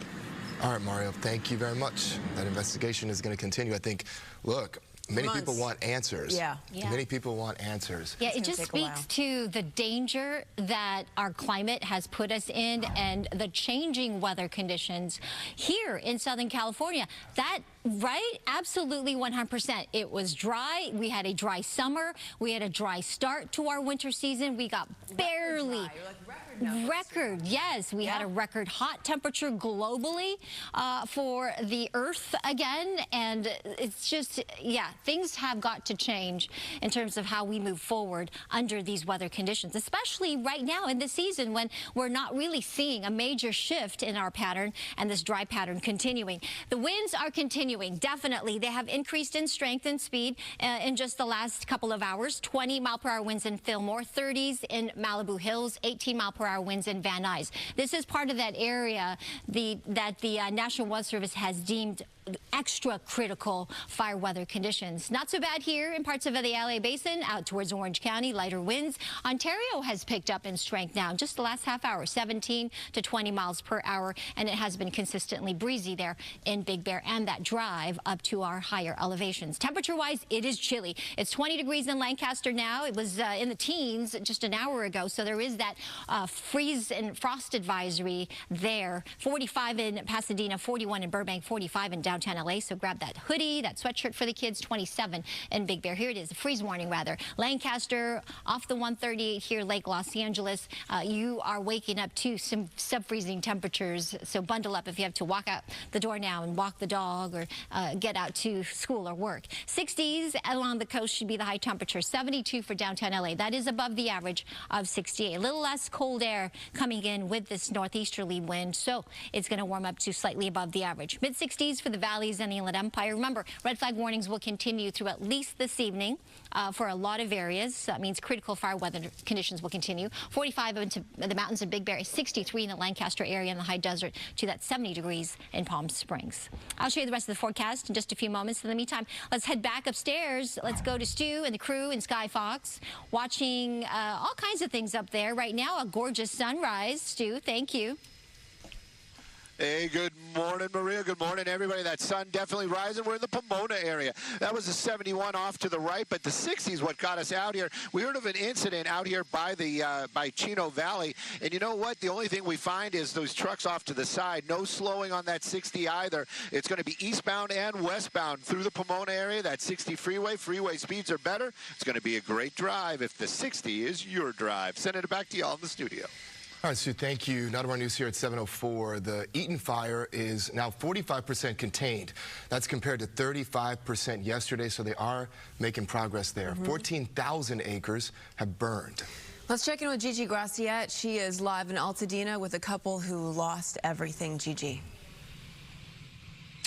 Jen and Melvin, behind every destroyed house, there is a story. And I happen to know the story of this block, Norwich Village, because this was the home of my friend's parents, John and Chris. Take a look at what's left. Norwich Village, once known as Little Normandy because of the cottages that were built here between 1925 and 1948.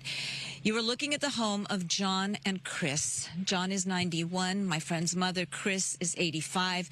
They've lived here on Norwich Place for decades. John's an Army veteran. He worked at JPL for 48 years. And I'm learning this morning that a lot of folks who live in this area of Altadena worked at JPL. He was a professional photographer, and the family estimates he now has lost over 80,000 photos that he had on all of his hard drives, photos of history being made in many cases. He also lost his oxygen machines, his breathing treatment machines.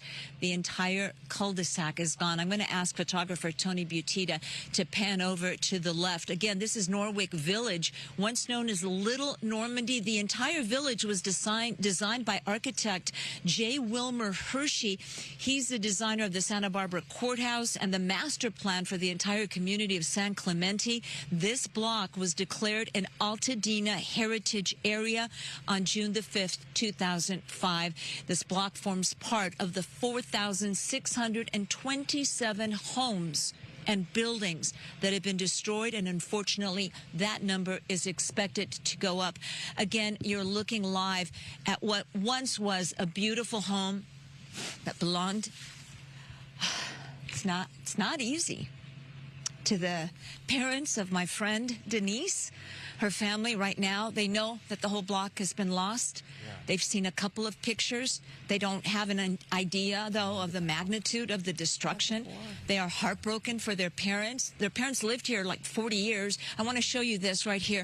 This was a beautiful, well, it still is. It's the only thing that's still standing, the wishing well on the property. Poetry there. That is the only thing that is standing. John, a man who proudly served our country in the Army. His wife, Chris, 85 years old. John is 91. Just another look at what once was their home. They actually had a basement. You can see everything has collapsed onto it. And John and Chris lost power. They lost power, and when they were left in the dark, because he depends on oxygen machines and breathing machines, they actually evacuated early. And because of the power being shut off, Mel and Jen, I believe that possibly could have saved their lives because the fire hadn't started yet. So they evacuated because they had no power and they need those medical machines to live. So thankfully they are safe, but they took nothing with them because the fire hadn't started. He would have grabbed those hard drives. 48 years at JPL. Can you imagine the history, the pictures that were on those 80,000 pictures on those hard drives? They have lost absolutely everything, but thank goodness John and Chris are safe with their family right now, and our heart goes out to all the folks. I'm going to ask photographer just to keep panning over there. You can see in the distance, this entire cul-de-sac is gone. It is all gone. Every single home on this block, Norwich Village, is gone this morning. An Altadena Heritage site declared in 2005, and our hearts go out to all the families, to John and Chris and everybody who lived here. We'll send This is just a catastrophe. It really is. And I think so beautifully said, behind every piece of devastation, behind every home, behind every business, there is a story. There were people that inhabited those places. For years and years. And all those photos that he took. Yeah, gone. Right. This is what the home used to look like? It's not just your home. We were saying yesterday, you know. And the wishing well right there. Jen, like, it's not just a home. It's all your personal memories, your personal history, and that's what it looks like now. It is, it's just awful. And it's the textures, it's the sights, it's the smells, it's the views, it's everything that you just get so accustomed to after living in a place for so many years like they did. Yeah. Okay. All right. My goodness. All right. Well, city and county officials have, throughout all of this, there is still criminal activity in some of these fire zones, believe it or not, just absolutely despicable. And they've arrested multiple people near these wildfire zones for a number of different things. What is with people? Despicable to do this to other people during this extraordinary time of loss. Brooke Thomas is joining us now with more on this. Hey there, good morning. Yeah, you know, we actually have about 100 arrests to report on this morning. Arrests for charges of burglary, looting, vandalism, curfew violations in fire zones. The numbers are going up. Actually, 97 people arrested so far, and that breaks down to the Santa Monica Police Department reporting 40 arrests. The LA County Sheriff's deputies say they have arrested 39 people, and the LAPD is reporting 14 arrests. The LA County Sheriff's Department says they've made 2 arrests related to illegal drone incidents. 2 more men in black jumpsuits were arrested near the home of Vice President Kamala Harris for curfew violations. Again, I have to remind you, there is still a curfew in effect nightly from 6 p.m. to 6 a.m. in the mandatory evacuation areas in the Palisades and Eaton Fire zones. Only firefighters, utility workers, and law enforcement personnel are allowed in those areas. Meantime, the LA City Council has approved 21 relief measures in response to the devastating wildfires. The LA City Council has approved 21 relief measures in response to the devastating fires. These include disaster assistance centers and housing support. There's a rent freeze and eviction ban that they are discussing at this time. The council, though, has also approved price gouging protections. They're reviewing infrastructure issues, including water pressure failures. There's a bond measure to fund fire station repairs and new facilities in the works. City leaders are also calling for an independent report on the city's wildfire response. Matter of fact, Councilwoman Tracy Park says the goal is to rebuild communities and improve emergency response. So on that note, much more to talk about throughout the morning when it comes to what will happen next and what went wrong. Back to you. Long road ahead. Absolutely. Thank you, Brooke. Thanks, Brooke. Well, still ahead, everybody, a huge benefit concert is being planned right here in LA for victims of the wildfires. We'll tell you where and when this will happen. And federal assistance is available for fire victims. And coming up, we have a tour with LA Mayor Karen Bass of the Disaster Recovery Center, that is now open when we come back.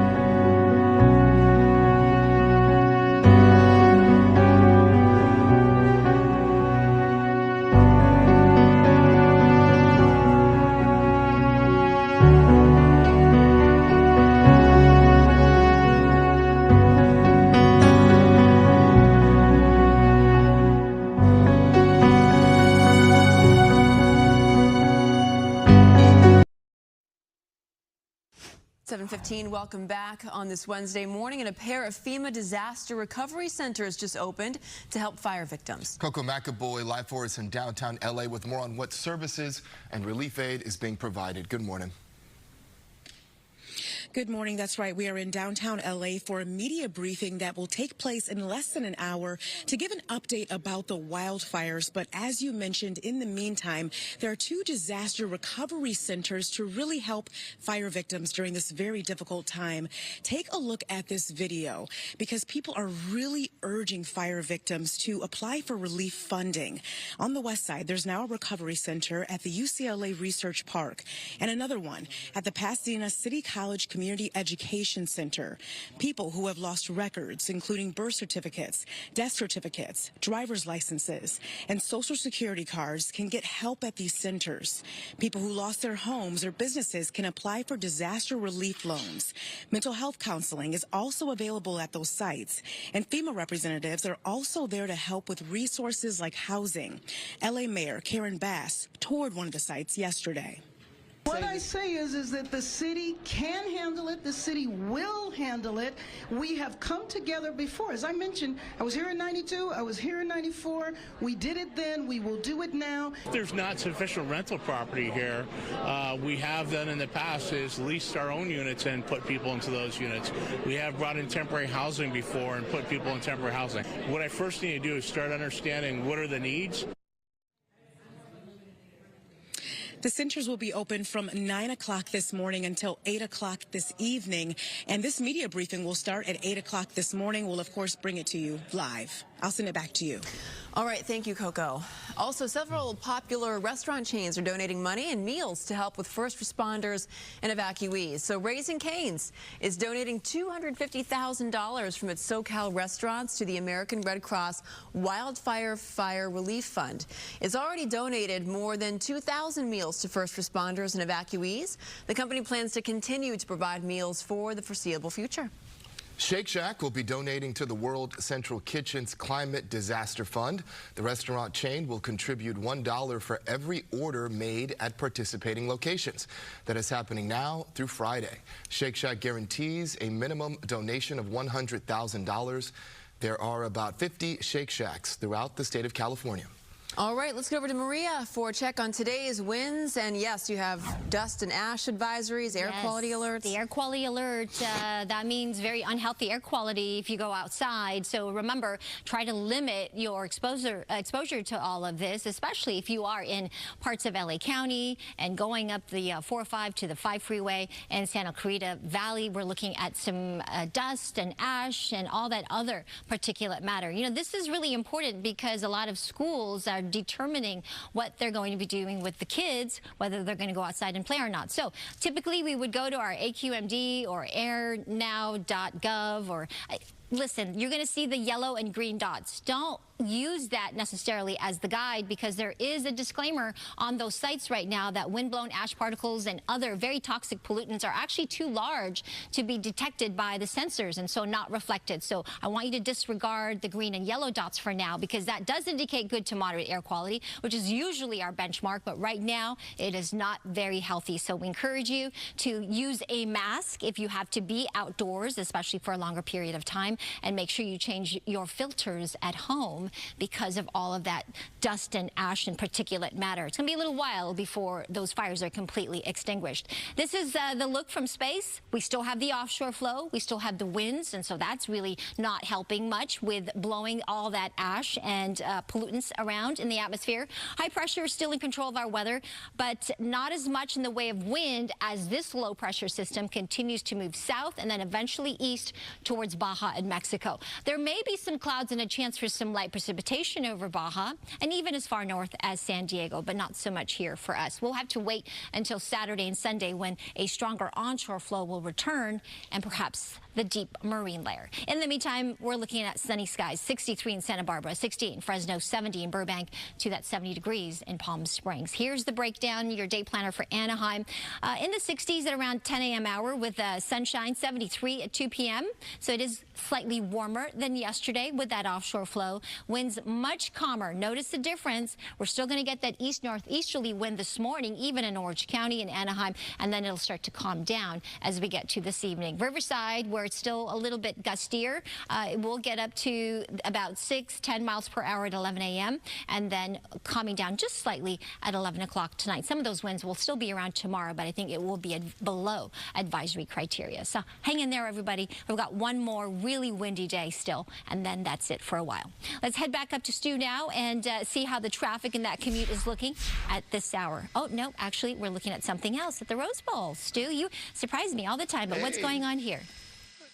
Hey, good morning, Maria. Yeah, we're not quite back to normal yet, but some days, really soon. Rose Bowl's where we are, and this is actually the morning briefing for the Eaton Fire. Skyfox got there a little late, but the important folks, that's going to be all those captains down there that you see in that group, they all got that morning briefing, and now they're going to start heading off to do what they do best, and that is put out those hot spots and check out that Eaton Fire. Take a look at the amount of resources that are out here, though, and this is literally, I had to ask more than once to make sure this is just for the Eaton Fire. The Palisades Fire has an entirely different command center. This one is out in the Pasadena area. You can see a lot of these first responders not from around here, and they brought their own tents, and they actually are camping out here as well. So a lot of these trucks have got folks from other parts of the state. They are out here to do what they can to get that Eaton Fire 100% contained and all those hot spots out. But that morning briefing just coming to an end, so these guys are going to start heading out to their trucks and start doing their prospective jobs out on those fire lines and make sure that those numbers come up and make sure those hot spots are out. I'm Stu up in Skyfox. Back to you all in the studio. A huge contingent there. Something to see. All right, thank you, Stu. In the meantime, as these wildfires continue to burn, thousands of animals are being displaced or they've gone missing. And still ahead, we have efforts underway to help provide relief to animal shelters in the area. Also, these triplets are being hailed as heroes after they helped to save several homes from burning in the Palisades Fire. Their remarkable story after the break. Stay with us.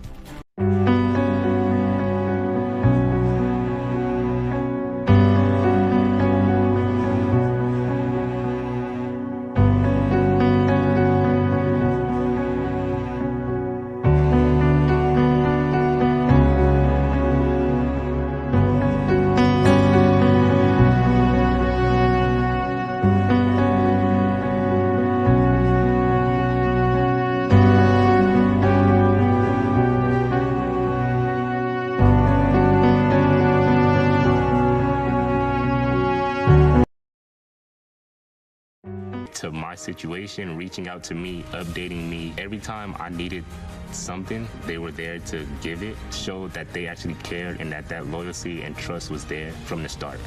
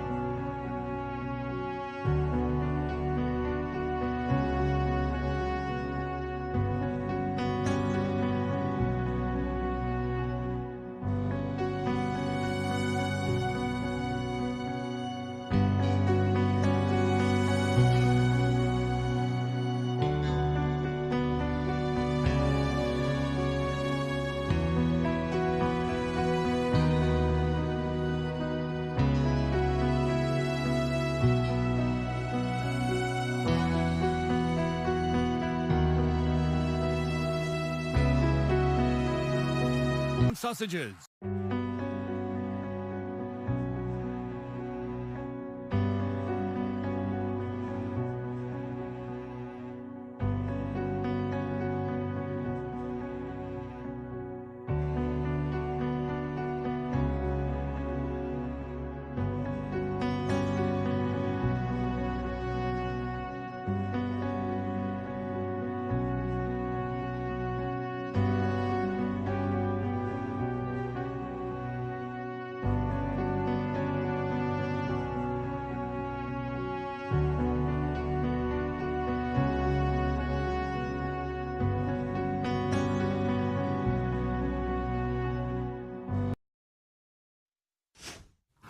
Welcome back, everybody. 7:24 here on a Wednesday morning.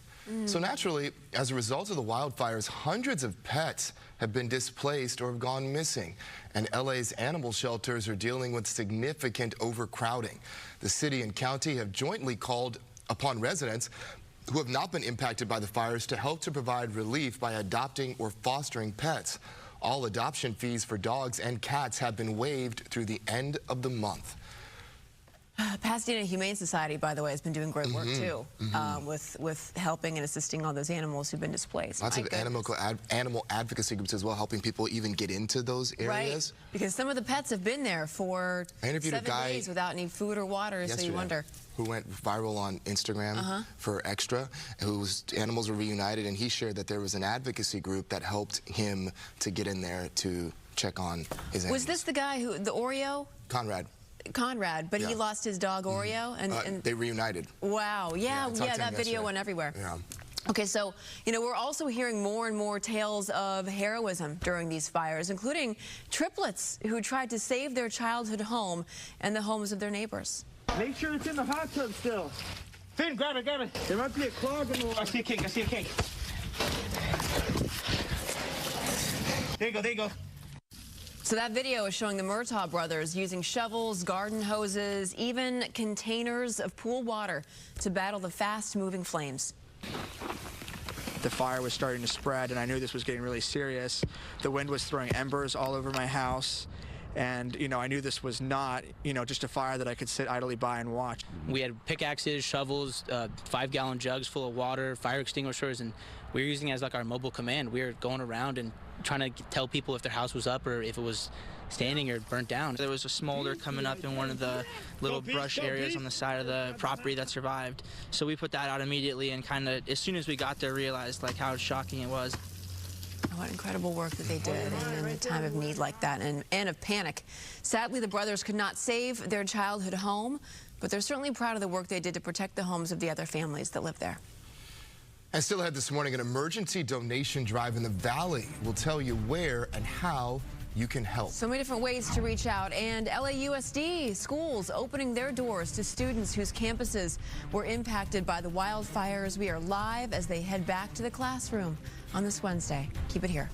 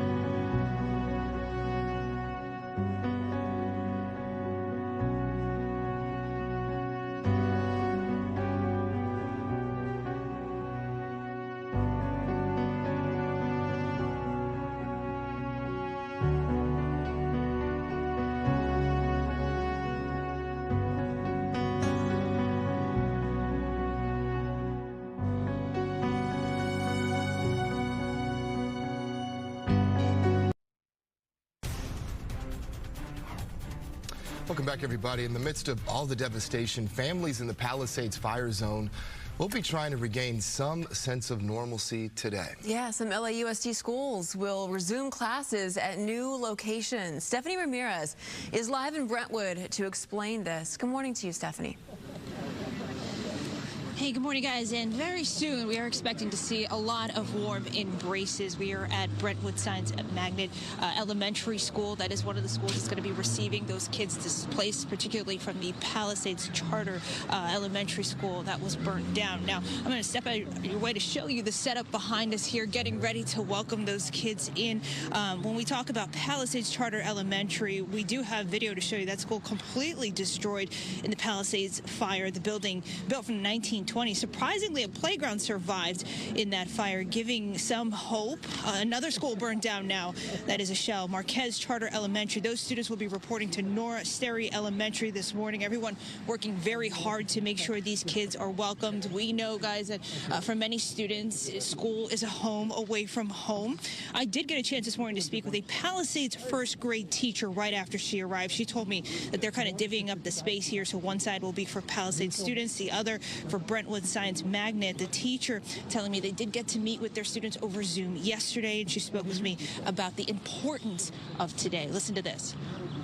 I'm just so appreciative for everybody who has helped us. We're doing this for the kiddos, and I'm so sorry for all the families that lost their homes. And we saw them yesterday, and we're powering through. We got the classrooms ready, and I'm overwhelmed with how much support and love and everything from everybody, just for everything. But I think it will hit when they're in school and they're not with their parents.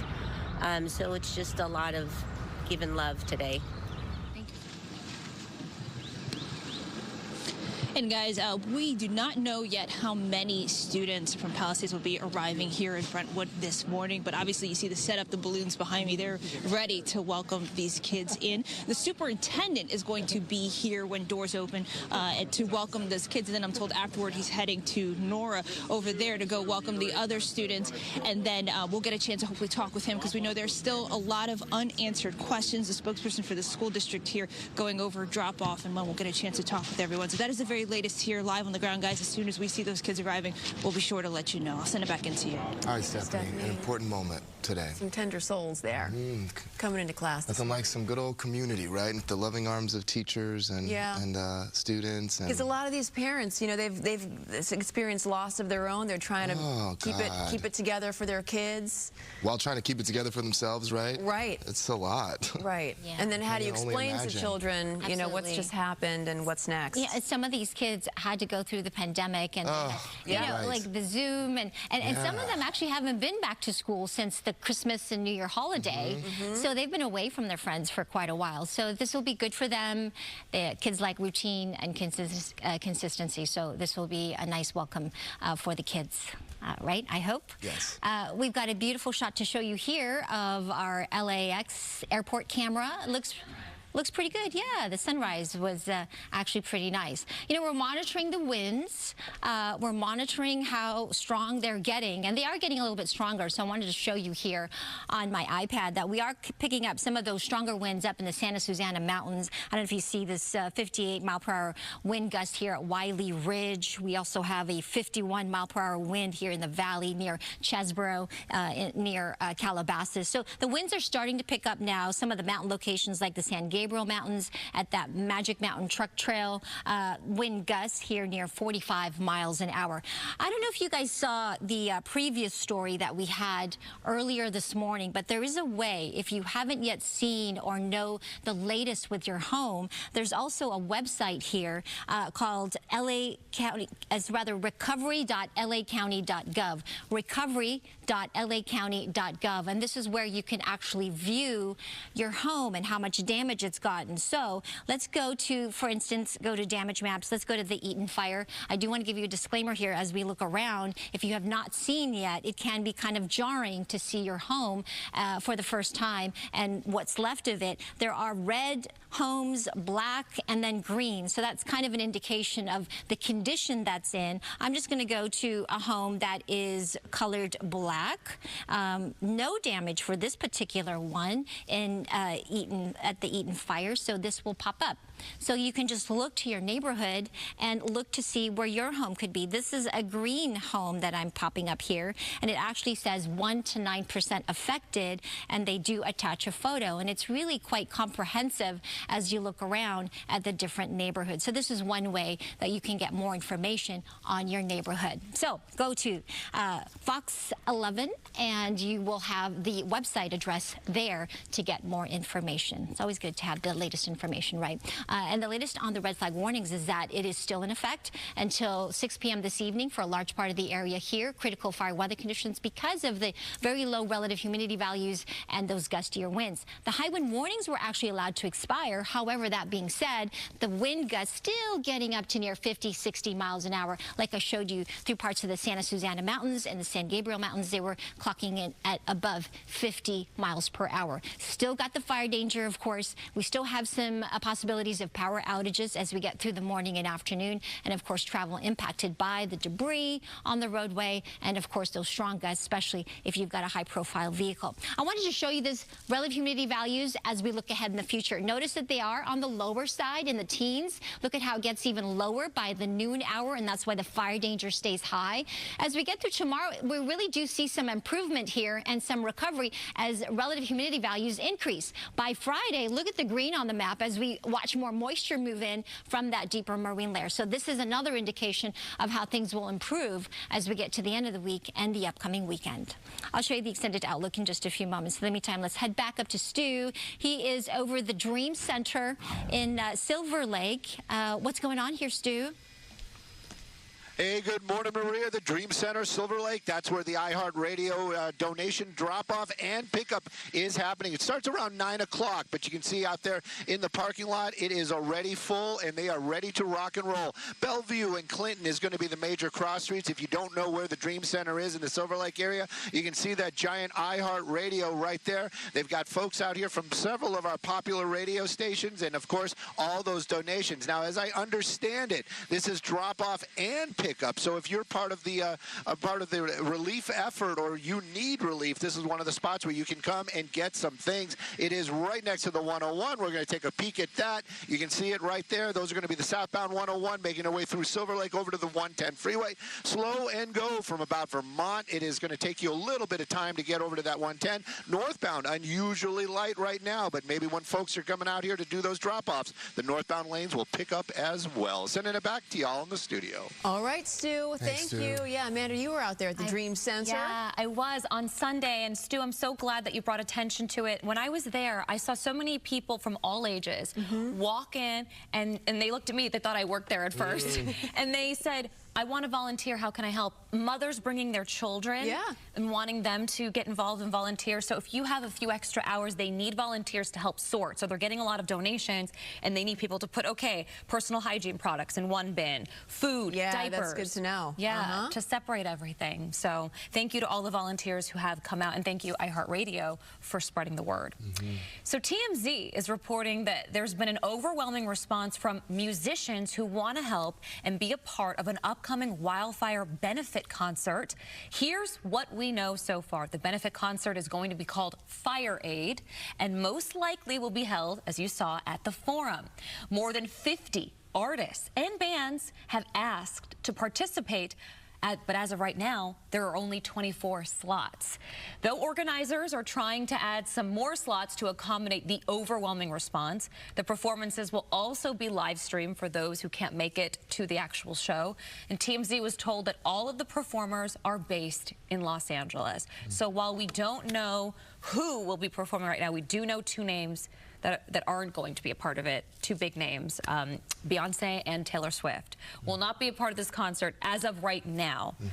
But everyone else is LA-based, and 50 bands and artists want to be a part of this. Amazing. Wow. That'll help. Doing that, yeah, no doubt. That will definitely help. We saw it years ago with the vaccine concert at SoFi, and so now to see this at the Forum, a local staple in the community, this is great. Okay, award season, as many of you know, is taking many pivots after all of the local devastation, and that includes the 2025 Critic Choice Awards. So originally scheduled for January 12th, CCA was then postponed to January 26th. Well, now the Critics' Choice Awards will be sometime in February, and the new date will be announced in the next few days. The initial ceremony had Chelsea Handler host, and it was going to air on E! And stream the next day on Peacock. Here's what I've been wondering, though. They're saying it's going to be in February. Now, February, as you know, is not only the shortest month, it seems to be the busiest month when it comes to, you've got the Grammys the first weekend, you have the Super Bowl after that, the BAFTA Awards are the weekend after that, and then the SAG Awards and the Independent Spirit Awards, all the last weekend of February. So it'll either be on the same day as something else and compete with another show, or they'll have to change days and make it a Saturday. They'll figure it out. They will figure it out, but I hope and I know that they are going to have some form of fundraising component, a part of the show, which so many other shows are doing right now. The Grammys, the Recording Academy already donating $1 million and distributing $2 million, and they're going to make the Grammys have a fundraising component. This is what it's all about right now. Absolutely. No, these big names, these big platforms are giving back in a big way. No doubt about it. All right, thank you, Amanda. Let's go over to Stu up in Sky Fox, checking in on our morning commute. Good morning, sir. Hey, good morning, you, and good morning, everybody. Take a look at that. That's the 101, and that's in the Hollywood area, right by the Cahuenga Pass. Now, don't be fooled, north or southbound. It is moving along pretty well right here. But if southbound as you drive down to the 110, you're hitting the brakes right about Vermont. Super slow and go as you make your way over to the 110. Unusually light traffic from the 110 all the way out to the valley this morning. So if northbound you drive, take a little time and enjoy it. And hang out with us just a little longer. We've got some other traffic hotspots. We're going to show them to you right now. Jacoby & Myers has been protecting the hard-working people of California for over 50 years, and we've recovered more than $2 billion in settlements for our clients' injuries. If you've been injured in an accident, Jacoby & Myers will fight for the justice you deserve.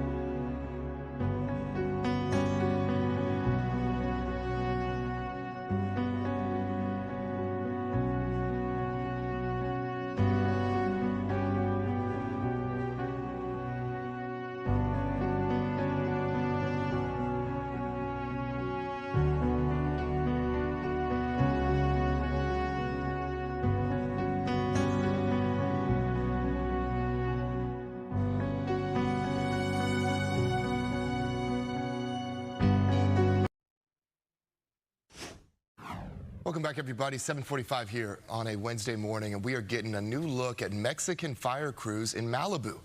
Our photographer Sam Dupin tells us that this crew is helping with search efforts over a carbon canyon near the Pacific Coast Highway.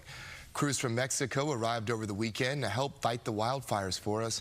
They are just one of many crews from out of the state and even the country that have arrived to provide assistance. And assistance here at home, an emergency donation drive is underway in North Hills to support people who lost everything from LA's fires. With that, we get out to our Bob DeCastro. Hey there.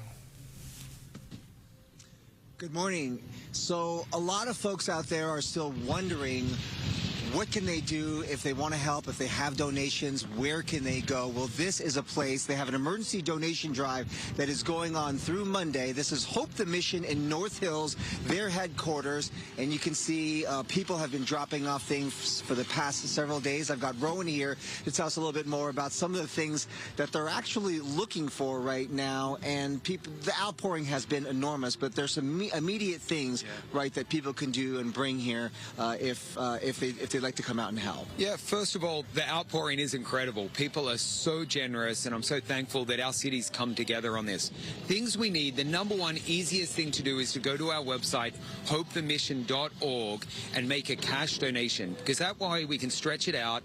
We can deliver direct cash assistance to those people who have lost everything. But if you are also able to come here and donate, or any of our thrift stores, we always need water, we need diapers, tampons, other feminine products, and used clothes. A lot of places aren't accepting used clothes, but we can use them because we can send them to our thrift stores and give people who need free credit at the stores. I think I'm going to put a list on the screen here for folks that want to come here, just those immediate goods, the needs that people have been displaced and families that have been displaced, some of the things that they can bring here. And here at the site, you actually have some of those families, right, that are coming and getting those things? Yeah, it's a remarkable thing. We're seeing actually a lot of hosts, people who are taking people in, and now they're feeling the financial effect of that. All of a sudden they have 8 or 9 people living with them, and they need to come by and get some of those immediate items just to provide for those people living with them, as well as people who are now in hotels. And we were talking about the financial aspect of it, because you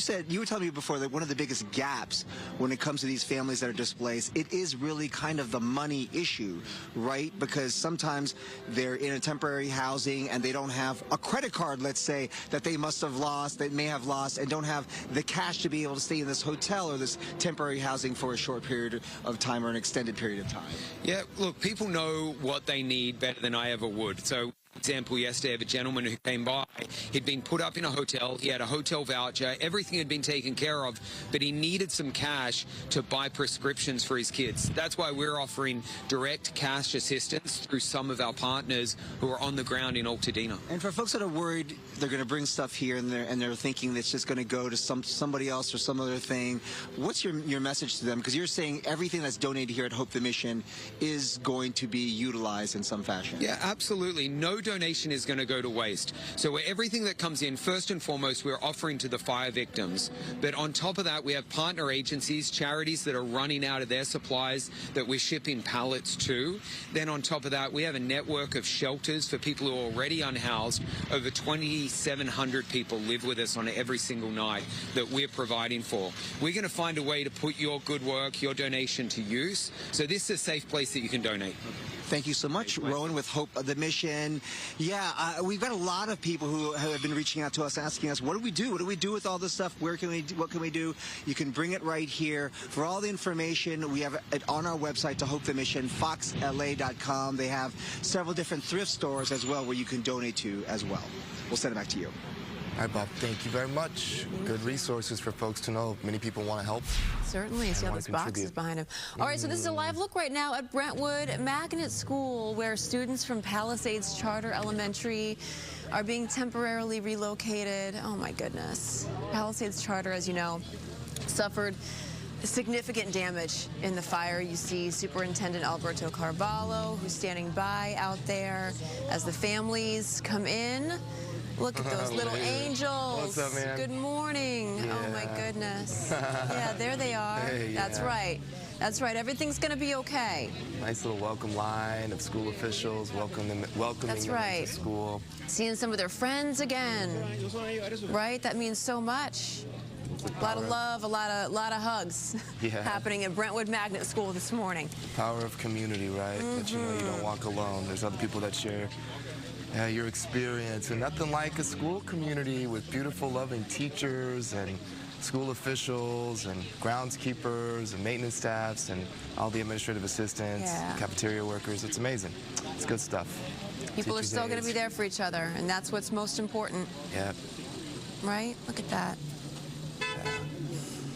Love it. Okay, let's go over to Maria now for check on these winds and the air quality out there. You see a lot of kids wearing those masks. Yeah, they're hitting the air quality alert, and especially if you've got any upper respiratory issues like asthma, including my son, making him wear the mask there for a bit if he is outdoors. The good news is later today we're going to really notice a difference. The really windy day, I think today will be the last day of it for a little bit. So that's the good news as we look forward. Here is our future gusts. This is one of our computer models, and the winds are starting to pick up outside. In the last forecast that I showed you, the winds were definitely up and picking up some of those wind gusts closer to 50 miles an hour up at the higher elevations. But here, just a little closer to the surface, Camarillo, 31-mile-per-hour wind gust expected in the next hour, 22-mile-per-hour wind gust in Santa Clarita. So you can see the usual windy spots here from the San Gabriel Mountains, gustier into parts of Ventura and up into your drive through the 5 freeway. As we fast forward to about 2 p.m., notice that the numbers go up a little bit more. They stay in that 30 to 40-mile-per-hour range,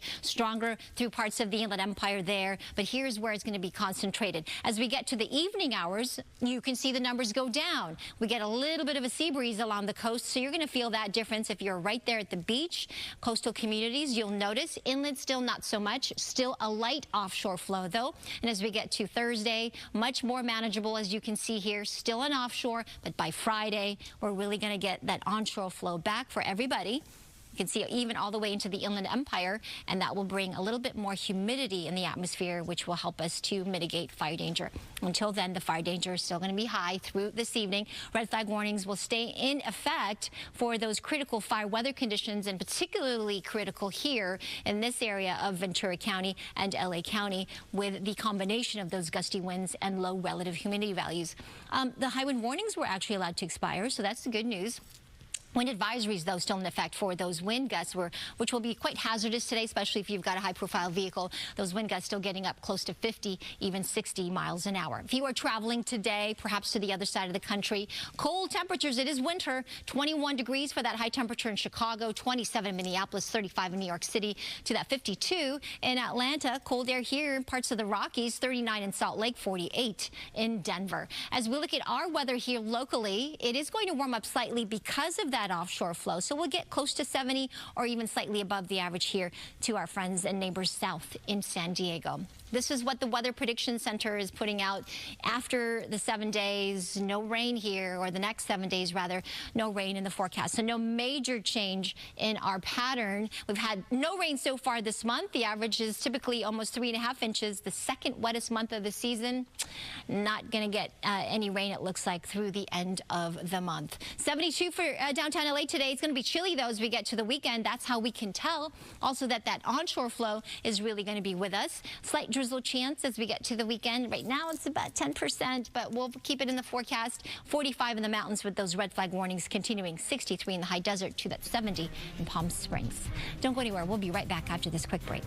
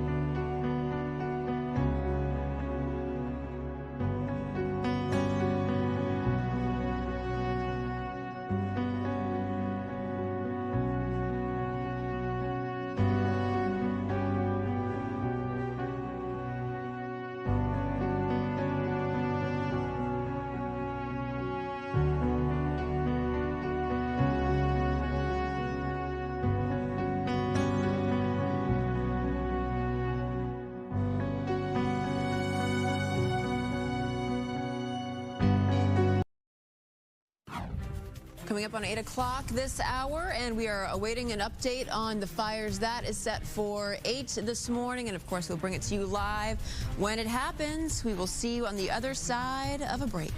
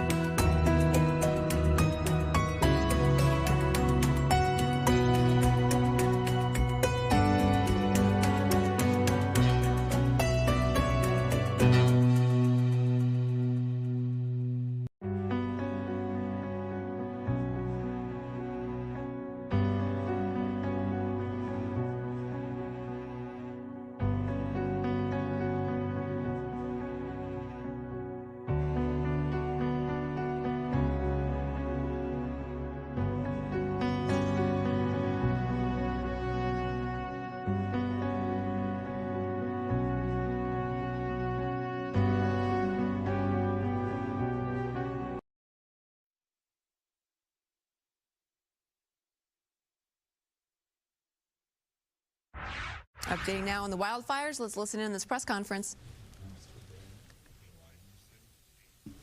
We know that over 7,000 structures are damaged or destroyed, and we have 3,392 firefighting personnel assigned to the incident.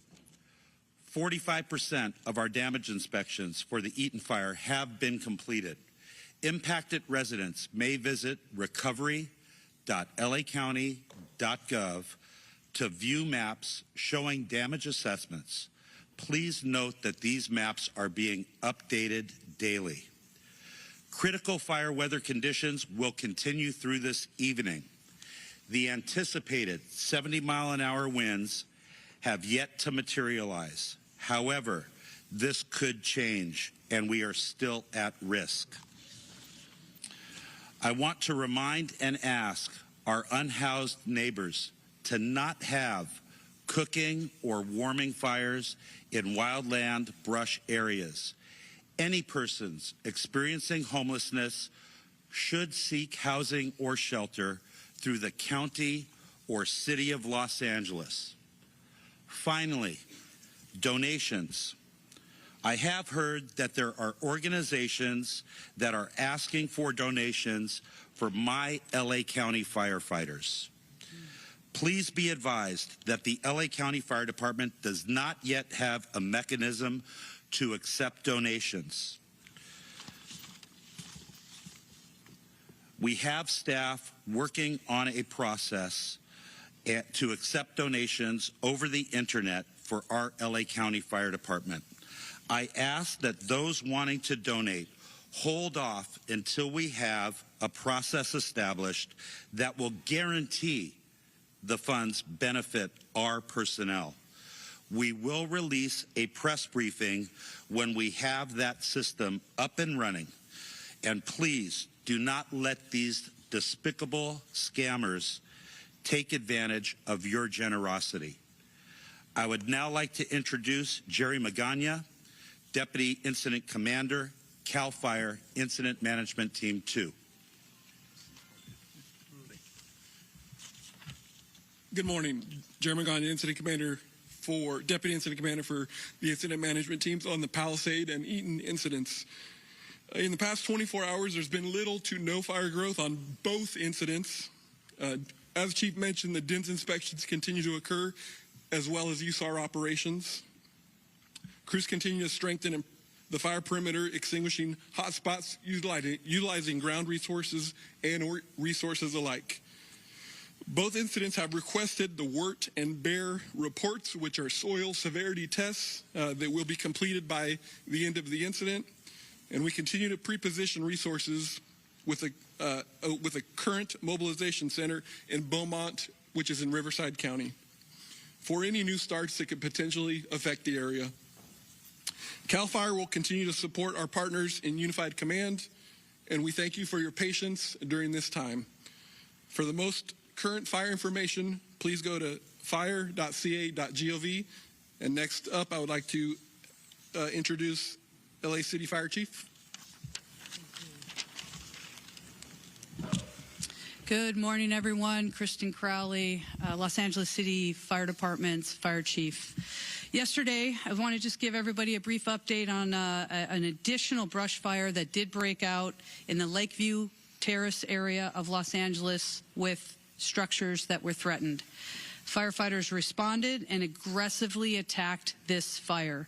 I am pleased to report that within approximately 34 minutes, all forward progress was stopped with no damage to any of the structures. I'll now be providing you an update on our Palisades Fire. This fire is 23,713 acres with 19% containment, with 5,104 personnel assigned to the incident. Firefighters observed 30 to 40 mile-per-hour winds with low humidity. When you look at the aerial view of the Palisades Fire, you may not be able to tell, but however, infrared flights last night indicated there are still numerous hot spots burning within the fire footprint. Very close attention was paid to address any flare-ups swiftly as to prevent any fire spread outside of the perimeter. We understand also, just a message to the community and those that were impacted by these fires, we understand your desire to return to your community. However, significant safety and infrastructure issues remain, including downed power lines, broken gas lines, hazardous materials, and unsafe water. Please know that we are working diligently to address these challenges and ensure your safety and the safety of our first responders. As we enter into the third day of this additional wind event, I urge everyone to stay alert. The combination of low humidity and strong winds has further dried out the brush, increasing the risk of fire. The danger has not yet passed, so please, please prioritize your safety. Thank you. I would now like to introduce our next speaker, Sheriff Luna. Good morning, Robert Luna, Sheriff of Los Angeles County. The Sheriff's Department, LA County Sheriff's Department, continues to have well over 1,000 personnel assigned. Again, many on 12-hour shifts, many without days off. Really want to thank the California Highway Patrol. They've contributed even more officers in the last 24 hours. There are well over 300 officers who are helping on both incidences. The Drug Enforcement Administration has also contributed even more special agents that are assisting us in different incidences. They're close to about 30. We are now close to or well over 900 National Guards, California National Guard, that are assisting us both for the LA County Sheriff's Department, the Los Angeles Police Department, and other law enforcement agencies here in California. Evacuation orders, they've gone down some. We are at 82,400 in our LA County jurisdiction. and warnings are up just a little bit because of the wind event to 90,400. In regards to a curfew, the curfew still is in effect from 6 p.m. To 6 a.m. I just want to make sure everybody understands that the rules haven't changed. If you don't belong there, you don't live there, stay out of there. There's no reason for you to be there, and you will be subject to arrest if you're there with no business. In regards to arrest, we had a few more arrests overnight. The total for LA County Sheriff's jurisdiction is now at 44. That's 36 arrests in the Eaton incident and 8 for the Palisades incident. Eaton total, well, I won't go into detail, but basically we stand at about 14 for burglary within those jurisdictions. Everything else is either curfew, trespassing, individuals that are possessing narcotics and or guns. Last night, I do want to bring it to your attention that in our Palisades incident, we did arrest another individual for impersonating a firefighter. Somebody else who is dressed like a fireman was not a fireman. I got to give a lot of credit to our deputies for being proactive, stopping him, and arresting him. That investigation will continue. Search and rescue operations. Our search and rescue teams have completed approximately 78% of the search area in Altadena. That is an estimate of 5,516 properties. I'm hoping, with luck, maybe by the end of today, maybe tomorrow, that will be done. Yesterday, we started the same operation in the Palisades area. Evacuation zones lifted, Palisades 0. Eaton, we did lift 2. So we're communicating the best we can with our partners and our residents to make sure that they can get back in there. And please, as a reminder, our repopulation conversations do continue with every meeting. But please remember, just because there isn't a fire, the chiefs have made it very clear that we're still having some challenges with the wind, so we've got to keep a close eye on things. But in talking to our partners at Public Works and Utilities, there are things you can't see that are underground. There's a lot of hazards. So those are things that are going to have to be evaluated hour by hour, day by day, so that we can make sure that when we start allowing our community members back to their homes, that they are safe. Safety is always absolutely number one. In regards to deaths in the Los Angeles County Sheriff's jurisdiction, we still stand at 21. If you've been following the numbers I've been giving out, they've stayed static for 2 days now, even though the searches continue, at least in the Altadena area. So 21 deaths, bad news. No more deaths so far. That's good news. So I'm praying that stays together. And then missing persons, that did increase a bit. But I want to know that originally we had 31 missing person reports that were taken. Thank God 5 of them were found safe. But we still have 26 active missing persons that are reported. 20 in the Eaton area and 6 in the Palisades area. And then as I conclude, if you want any more specific information regarding evacuation orders or warnings, if they're coming or going, road closures or any other information that you think is important to you and your family, please go to lacounty.gov/emergency. I'd like now to introduce Jim McDonald, the Chief of the Los Angeles Police Department. Thank you, Sheriff. Good morning. Over the last week, you've heard me say that the LAPD remains committed to protecting lives, safeguarding property, and maintaining order in the areas affected by the fire, and that remains the case today. The LAPD remains on tactical alert, and we've dedicated whatever resources are necessary to provide for your safety. LAPD officers are actively patrolling the areas around the clock and protecting your properties like they are our own. Our efforts include enhance visibility in evacuation zones and neighborhoods where houses and businesses are vacant, deploying marked and unmarked vehicles as well as foot patrols to ensure a strong presence and a swift response to any issues that arise. Our deployment, we understand the frustration and concern many of you are feeling regarding the fire evacuation and the restrictions on returning to your homes. Please know that our officers and National Guard personnel are following the directions of the Unified Command, which is working tirelessly to ensure the safety of everyone involved. We're committed to continuing our discussions with the Unified Command to assess when it will be safe for residents to return. Your safety remains our top priority, and we'll provide updates as soon as it is safe to do so. Thank you for your patience and understanding during these very difficult times. For the upcoming 24-hour period, LAPD will continue to deploy roughly 600 officers to the impacted areas with support from LA Airport Police, Port Police, and the National Guard, who have 200 soldiers assigned to the Palisades incident, and we're very grateful for their support. Excuse me. We're also introducing a team of volunteers from an NGO known as Team Rubicon to assist the public at various checkpoints. These humanitarian aid workers will be available at checkpoints to direct residents to resources and answer questions.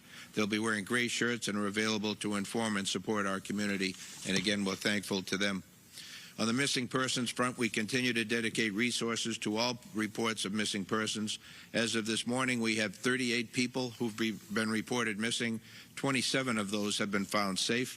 Of the 11 remaining, 2 most likely have been found deceased, but yet to be positively identified. In total, we have 3 fatalities that are fire-related. 1 person died at the hospital, but had not been reported missing.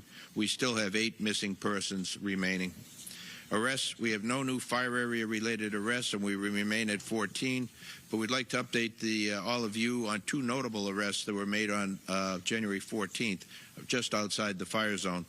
At approximately 5:15 p.m., officers responded to a radio call near the intersection of Glen Oaks and Van Nuys Boulevard, where a citizen had detained a possible arson suspect. Upon arrival, officers took the suspect into custody, and the citizen had already extinguished a nearby fire in a tree. During the investigation, the suspect admitted to starting the fire because he liked the smell of burning leaves. The suspect was subsequently booked for arson. Later that evening, at about 9:30 in the area of Santa Monica in Vermont, fire department personnel responded to reports of a suspect setting multiple piles of rubbish and trash on fire. Fire department quickly extinguished the fires, and officers took the suspect into custody. Suspect admitted to setting multiple fires that day and stated that she enjoyed causing chaos and destruction. She was also booked for arson. As we continue to manage this historic, catastrophic event, we want to express our gratitude to everyone who has provided tips and remained vigilant in keeping the city safe. Your cooperation is crucial during this time. And you can hear from those 2 examples I mentioned, there are people out there who this is what they do. If you know of those people, please give us a call before something really bad happens. Excuse me. On the front of pets, we want to update the public on efforts of the city to reunite pet owners with their animals. A new dedicated phone line has been established to specifically assist with inquiries related to pets affected by the fire. If you're looking for your animal in the fire zone affected areas, please call 213-270-8155 for assistance. And in closing, I'm aware that this has now been over a week since many of you have been able to see your homes. I thank you for your patience and continued cooperation. LAPD and our partners here will continue to work alongside each other to make sure our community has the resources we need to recover and ultimately rebuild. Again, thank you. Let me now introduce the Los Angeles District Attorney, Nathan Hochman. Thanks. The work of firefighters, law enforcement has been nothing short of heroic. The over 200,000 people who've had to evacuate, who have cooperated with this, again, it's been incredibly impressive. Yet still there are people out there who have decided that they are going to take advantage of this tragedy, that they're going to exploit this crisis for their own personal benefit. And we have sent this warning, and I'll say it again. The question is not if, but when you will be arrested.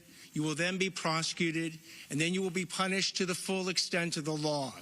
On Monday, we announced the charging of 10 different individuals, 9 for looting, 1 for arson. Of the 9 individuals, they were involved with both looting in the Palisades Fire area as well as the Eaton Fire area. They are looking at a minimum, the shortest sentence that anyone charged is looking at is 6 years in prison, 9 years in prison for another individual. We have people who are looking at 22 years in prison and a maximum sentence of life in prison. These are very significant punishments. Justice will be swift. Justice will be significant if you want to take advantage of this tragedy. Following on what Chief McDonald says, we have actually filed charges in 2 additional arson cases. Again, not related to the major fires. There's one that we had charged an individual who set a fire in the City of Industry. He set bushes on fire. He set a pallet on fire. He set the back of a tractor trailer on fire. Those fires were quickly put out. And that individual is looking at 7 years for a maximum prison sentence. Another individual was charged in the city of Irwindale under the I-605 underpass. Again, setting a fire that was quickly put out. That individual is looking at a maximum sentence of 14 years. We have received numerous allegations that we are now following up involving additional looting incidents and price gouging.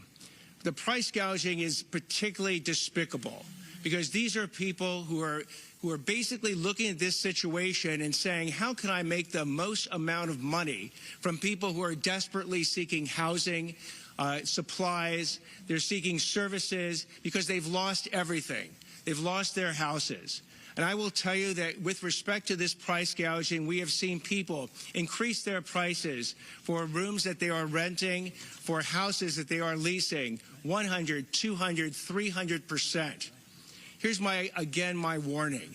If you're one of these people who have engaged in price gouging, not only do you need to stop it immediately, I would strongly recommend that you go back and fix it. Go back and refund the amount that you have overcharged people. We will certainly take that into consideration in deciding whether or not to charge you. So it's your choice. If you want to actually abide by the law, you could benefit from it right this second. But if we go ahead and find out that you've engaged in price gouging and you've taken no steps to remedy the violation that you have basically enacted, we will go ahead and prosecute you to the full extent of the law. So not only are you going to be looking at criminal penalties, you will be looking at civil penalties, and as importantly, your name will get out there. Your company's name will get out there. You will be publicly shamed. I want to make that crystal clear. So stop it right now. And as the recovery starts up, we again are seeing the financial scams. Over and over, we are seeing scams involving charities, where people who want to donate either money or services to the recovery effort are being targeted by these scammers. My strong message to you is if this happens, please check the organization that you are donating your money to beforehand. Do not donate cash. Do not even donate Bitcoin because it's very hard to track. Only deal with reputable organizations that you can then check out who will get that money to the appropriate people in need. Same thing when it comes to insurance.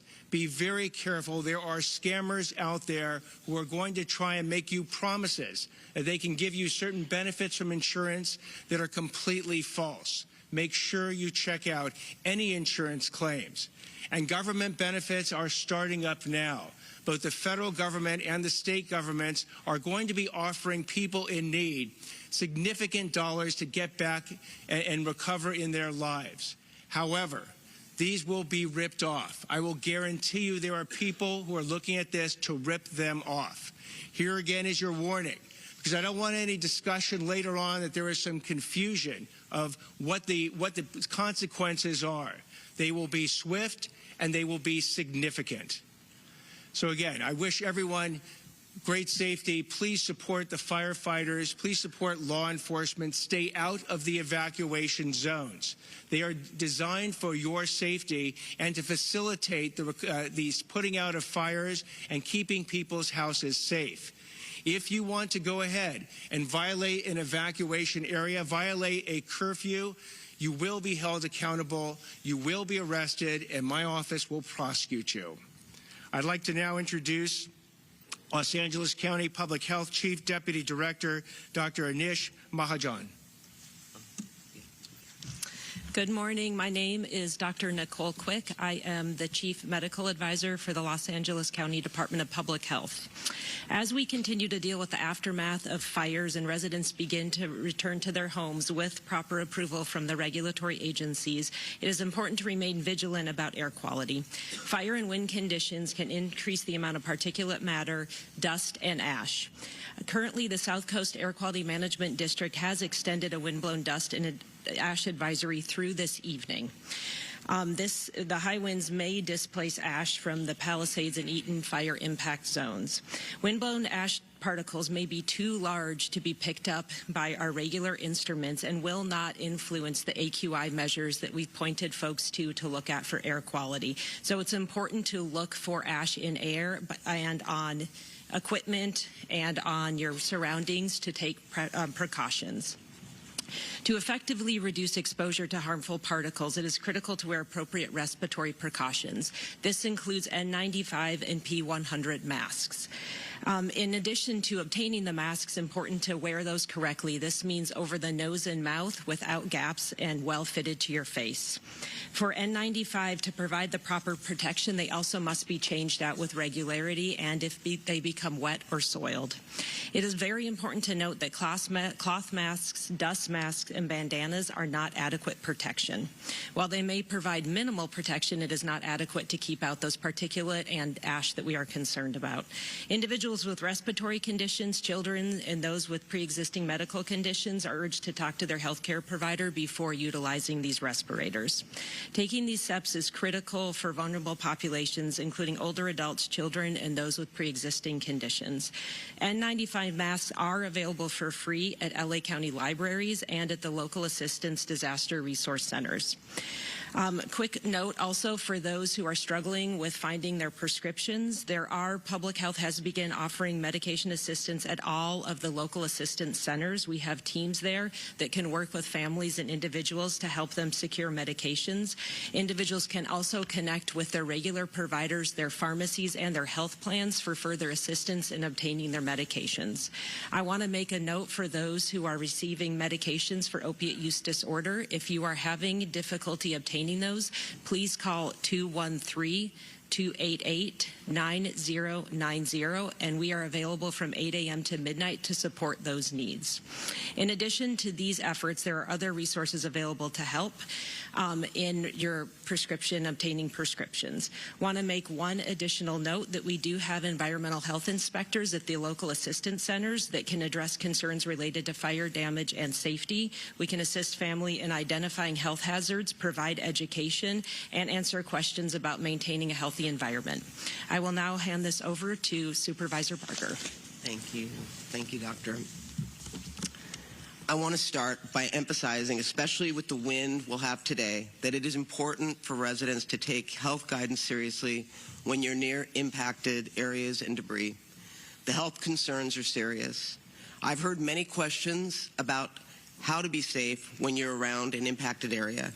Today, large signs are going up all over Altadena that outline precautions you should take when you're near impacted areas and when you're sorting through debris. The signs will be helpful for residents near burn areas who didn't evacuate but are still affected by debris and will be in preparation for when evacuated residents will be allowed back into the community. The information is broken up into 3 categories: what to wear, what to do inside, and what to do outside. There's a slide rotating on the screen that shares the important information that will be on those signs. As we recover, it is crucial that our residents have the information they need right here in our community. Yesterday, I had the honor of going to the Disaster Recovery Center at the Pasadena City College Community Education Center on Foothill, and that is exactly what I saw. I went on the opening day of operation, and I was so proud of our county family. I was so proud of the state and the federal who've all stepped up, but more importantly, I was so proud of the residents that showed up. It gave me hope that we are on the road to rebuilding. People weren't saying if I rebuild, it's when I rebuild. Impacted residents who cannot afford for government to build up services slowly, I make you this promise. Our board is united. We are all in.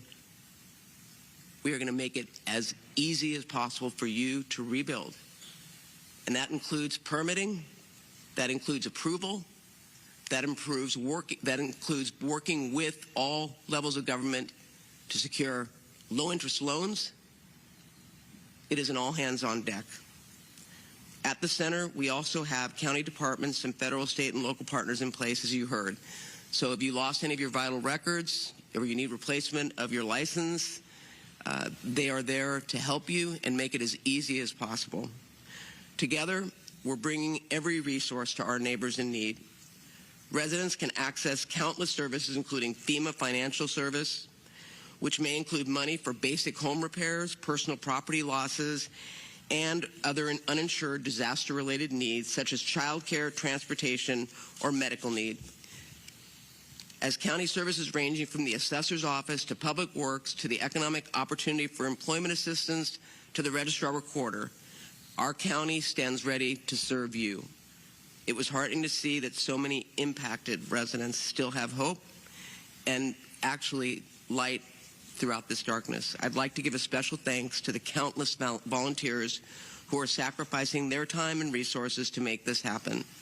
Overall, I received such positive feedback from the residents who were there receiving services. And you know who you are. You came up to me and talked to me about how fearful you are about what the future has in store. And I made you this promise, and I will honor this promise. You have a future in Altadena, and we are going to come back stronger than ever.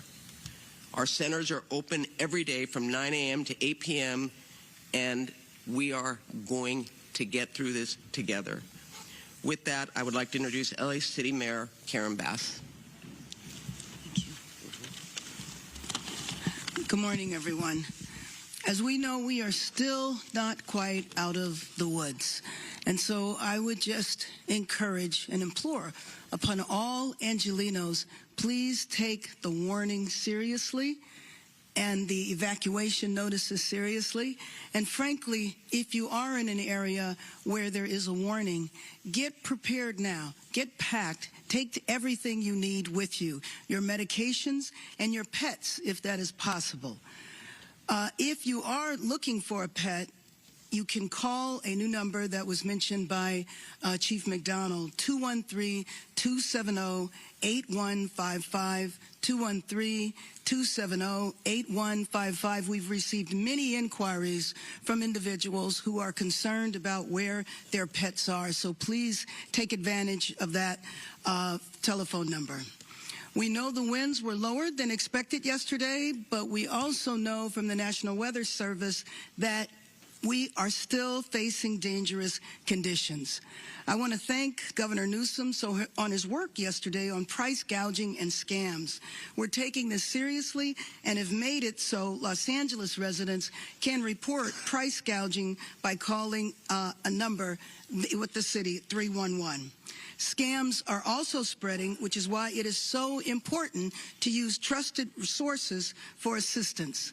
On the positive side, the Disaster Recovery Center in West LA did a soft opening yesterday.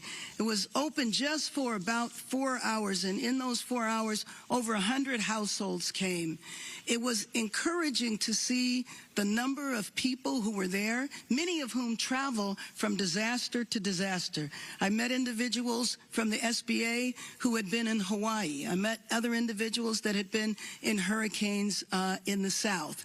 Department of Motor Vehicles, FEMA, the Employment Development Department. There are a variety of resources there that people could take advantage of. But I do have to tell you, what was the most touching experience was to meet a woman from Pacific Palisades who had lived in Palisades for over 40 years, and she lost her home. She told me that she was staying with her daughter, and I asked her what kind of services she was looking for there. And she said she wasn't looking for services. She was there to volunteer. Having lost her house, she was there to volunteer. To me, this is an example of the spirit of Los Angeles, selfless and resolute, that we will make it through these fires and we will rebuild. When I think of individuals who have lost their homes, it's not just a matter of losing a house. You've lost memories, family, all of the experiences that took place there are gone, and gone unexpectedly, gone rapidly. So at the same time as we prepare to make it through the rest of this emergency, we also have to start putting in place what we need to do to rebuild. And so I mentioned a couple of days ago, I did an executive order to expedite the rebuilding so those individuals will not have to go through the long waits that are usual. But yesterday, the Los Angeles City Council met and passed a number of motions that will assist in that effort. As Supervisor Barger said, we are one city. We stand together. The city and the county will do everything we can to expedite the rebuilding. If you need any resources, you can go to lacity.gov. I also want to thank the generosity of legitimate philanthropy, because there is legitimate philanthropy out there, and I hope people give generously. The California Community Foundations Fund that now has over 20,000 donations, over $18 million, received a significant contribution last evening from Mayor Rex Richardson from Long Beach, and the people of Long Beach contributed $500,000. This is how we will rebuild our city. We will rebuild our city stronger. Thank you. And let me now introduce Supervisor Lindsay Horvath. I want to reiterate the particularly dangerous situation today. Get ready now and be prepared to leave. For our county service and school updates, yesterday our board started the process of a county relief program for victims of all fires. There's more information to follow, and we will continue to act swiftly to support our residents. The County 211 wait times are now under 5 minutes. Please use 211 to access county resources and information. Several more LAUSD schools are open today. Palisades Charter Elementary students should attend Brentwood Science Magnet Elementary. Marquez Charter Elementary students should attend Nora Sterry Elementary. You can call the Department of Animal Care and Control at 562-940-6898 to help with pet reunification. LA County Parks are hosting care camps for young people impacted by the fires. You can register at parks.lacounty.gov/care camps. And there's more information on all recovery efforts throughout the county at recovery.lacounty.gov. Because of the particularly dangerous situation, there may be additional power outages. Please take this opportunity to charge your phones and batteries and to make sure that you are prepared in the event of a power outage. The declaration of emergency countywide has gone into effect and includes illegal price gouging, including on rent and housing options. We cannot raise the price of rent, goods, or services more than 10%. There are both criminal and financial penalties. These are enforced by our district attorney, as you heard, Through the county's declaration of emergency, our county council and our director of consumer and business affairs have the authority to impose civil penalties. And I spoke with our attorney general of the state this morning, who is vigorously investigating cases at his level. We are taking these instances seriously, and there will be consequences.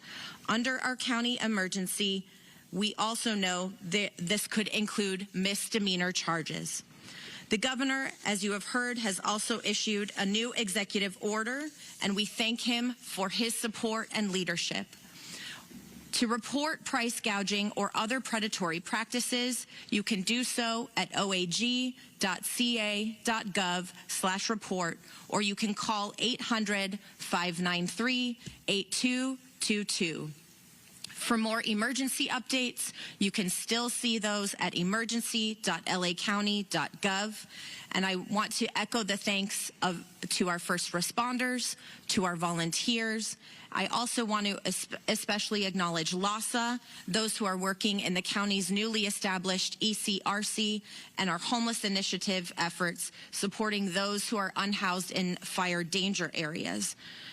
Our ICP has deployed more than 15,000 people throughout Los Angeles County for all of these fires. We thank each and every person who is helping Angelenos in this critical time. Los Angeles and the state of California have stepped up. We have been supported by people throughout our nation, and together we will recover. Thank you. And now I'd like to introduce FEMA Region 9 Administrator Robert Fenton Jr. Thank you, and good morning. I just want to first give an update on our registrations for our individual assistance program. We're up to 53,000 registered, almost $12 million provided. And yesterday I had the opportunity to visit the UCLA Disaster Recovery Center with Mayor Bass to mark its opening. And as was discussed, a number of federal, state, local, nonprofit organizations there. Survivors impacted by the fire could go there to get many different services. I think there's over 70 different organizations there working to provide help to individuals affected by the disaster. So I would urge individuals to make sure you register with FEMA. If you're insured, go to your insurance first. It's better to register before going to the recovery center, but there are a lot of services there that everyone that's been impacted by the fire should take advantage of. The second thing I want to talk about is our transitional shelter and assistance program, which we just activated last night. The governor has requested that FEMA activate its transitional shelter and assistance program for displaced survivors. I'm happy to announce as of today, this program is now open. The transitional shelter and assistance allows for fire survivors to stay at participating hotels to help fill the housing gap until they can identify a short or longer term housing solution. TSA may also be available for those that have insurance, so it will help if you're in the process of still trying to understand what your insurance covers, or if you have alternate living expense for that. It will be for a limited time, but it will help during that time period in order to make those decisions. FEMA is reaching out to fire survivors that have registered with us that would be eligible for this program. So you don't need to request this type of assistance. If you're eligible, FEMA will notify you via phone, text, or email. Underneath this program, FEMA pays for the cost of the room, taxes, and non-refundable pet fees directly to participating hotels. Survivors are responsible for other ancillary costs like laundry or restaurants, parking, telephone service, etc. TSA is a temporary sheltering program. FEMA will continue to communicate with those in our program every 14 days to determine the need for longer-term sheltering and what other resources are available to you. Lastly, I want to talk about the next steps we're taking to start the process toward recovery and rebuilding. The governor has requested that the federal government remove all household hazardous waste from properties impacted by the fires. We had a meeting yesterday with the county, the city of LA, and all the other impacted communities, public works directors. And we have directed the Environmental Protection Agency to do this, and I've allocated $100 million to go ahead and get this started. EPA's mission will be to reduce the immediate threat of hazards. They do this by removing everyday products like paints, cleaners, solvents, oils, batteries, pesticides, larger asbestos debris, and also pressurized fuel cylinders, lithium-ion batteries. EPA will stand up 40 teams over the next couple of days, which equates to approximately 500 personnel. EPA will work in close coordination with the state, county, city, and local communities across the fire areas, including the incident commands of Palisades and Eaton, to remove household hazardous waste. This will be the first step in getting survivors back to their homes and communities by removing those hazards from that area, so that then we can get into greater debris clearing and ultimately rebuilding. Thank you.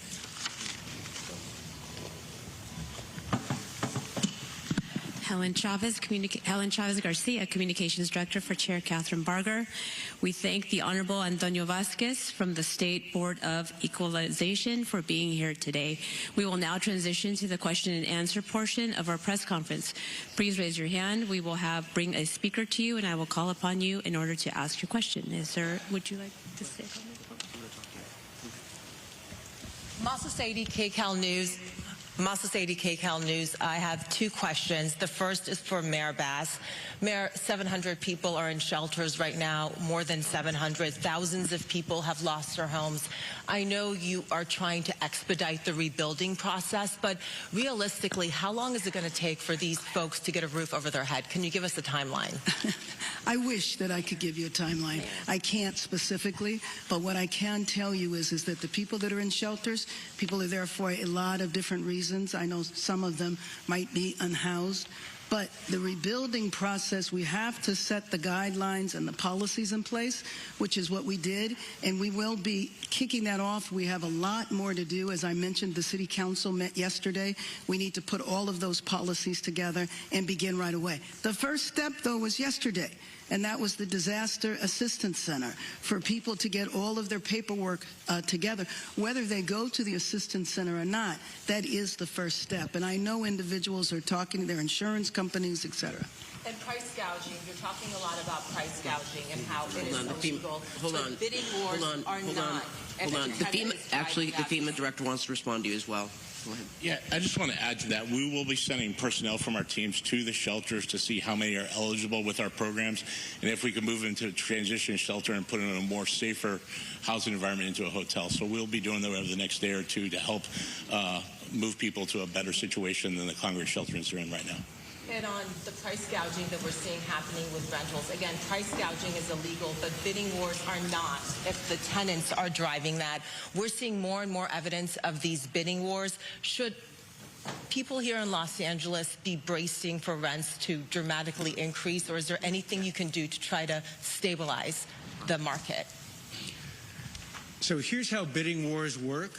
If a landlord or someone who's renting out a particular house or room had an original price before the wildfires and the state of declaration occurred and keeps that original price, but others give him or her additional money to rent, and they take absolutely no action whatsoever to in any way increase that price, then it falls in a gray area. I don't want to say it is 100% legal, but it is a gray area. But if the landlord or the renter or the person renting goes ahead and engages in a discussion amongst different people as to which price they're going to take that is more than 10% ahead, they're engaging in price gouging. So again, what I would strongly, strongly urge anybody who's renting or selling or providing a service is that if you receive more than 10% of the amount that you would have received before these wildfires, you are now entering into the world of price gouging. Your case will get looked at, and if you are found guilty of it, you will be prosecuted. Thank you. We're going to go right over here. Hi, this is Kate Cagle with Spectrum News 1. I have a question for Mayor Bass. What was your involvement in emergency preparation in the decision not to deploy up to 1,000 available firefighters last week, given that the National Weather Service was warning about this life-threatening and destructive windstorm? This is in regarding to the reporting in the Los Angeles Times. I will let Chief Crowley answer that.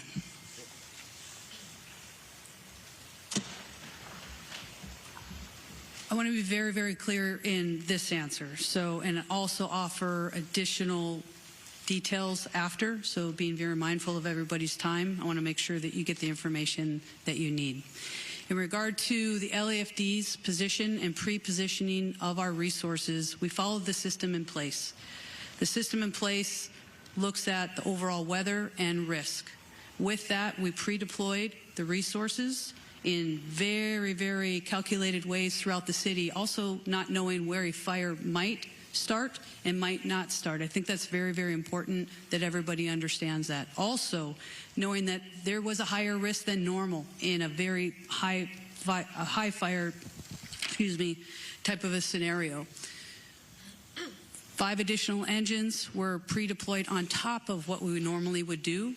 But again, out of respect for everybody here, I'd like to offer very detailed information to share with everybody as to what and how we pre-deployed and what came into the decisions that we made on that day and then following the fire. I'll be available right after, okay? And we're going to have... Mayor Bass, because as mayor of the city, doesn't the buck stop with you as far as emergency preparedness and preparing for the wind event that was forecasted? The buck always stops with me, but I think you received your answer from the chief. Thank you. Last question over here, and then we will transition to one-on-ones to make sure you get your answer. Jonathan Vigliotti with CBS News. My question is, I have one for each of the fire chiefs. And I just want to start off saying the firefighters, the men and women on the front lines, they are heroes. I say that as a resident and a journalist that has witnessed it firsthand. Chief Crowley, with that said, and forgive me, I'm going to be looking down because there's a little bit of a timeline I want to establish. Because just after 6 p.m. last Tuesday night, as winds were reaching their strongest, many neighborhoods, as you know, were already on fire.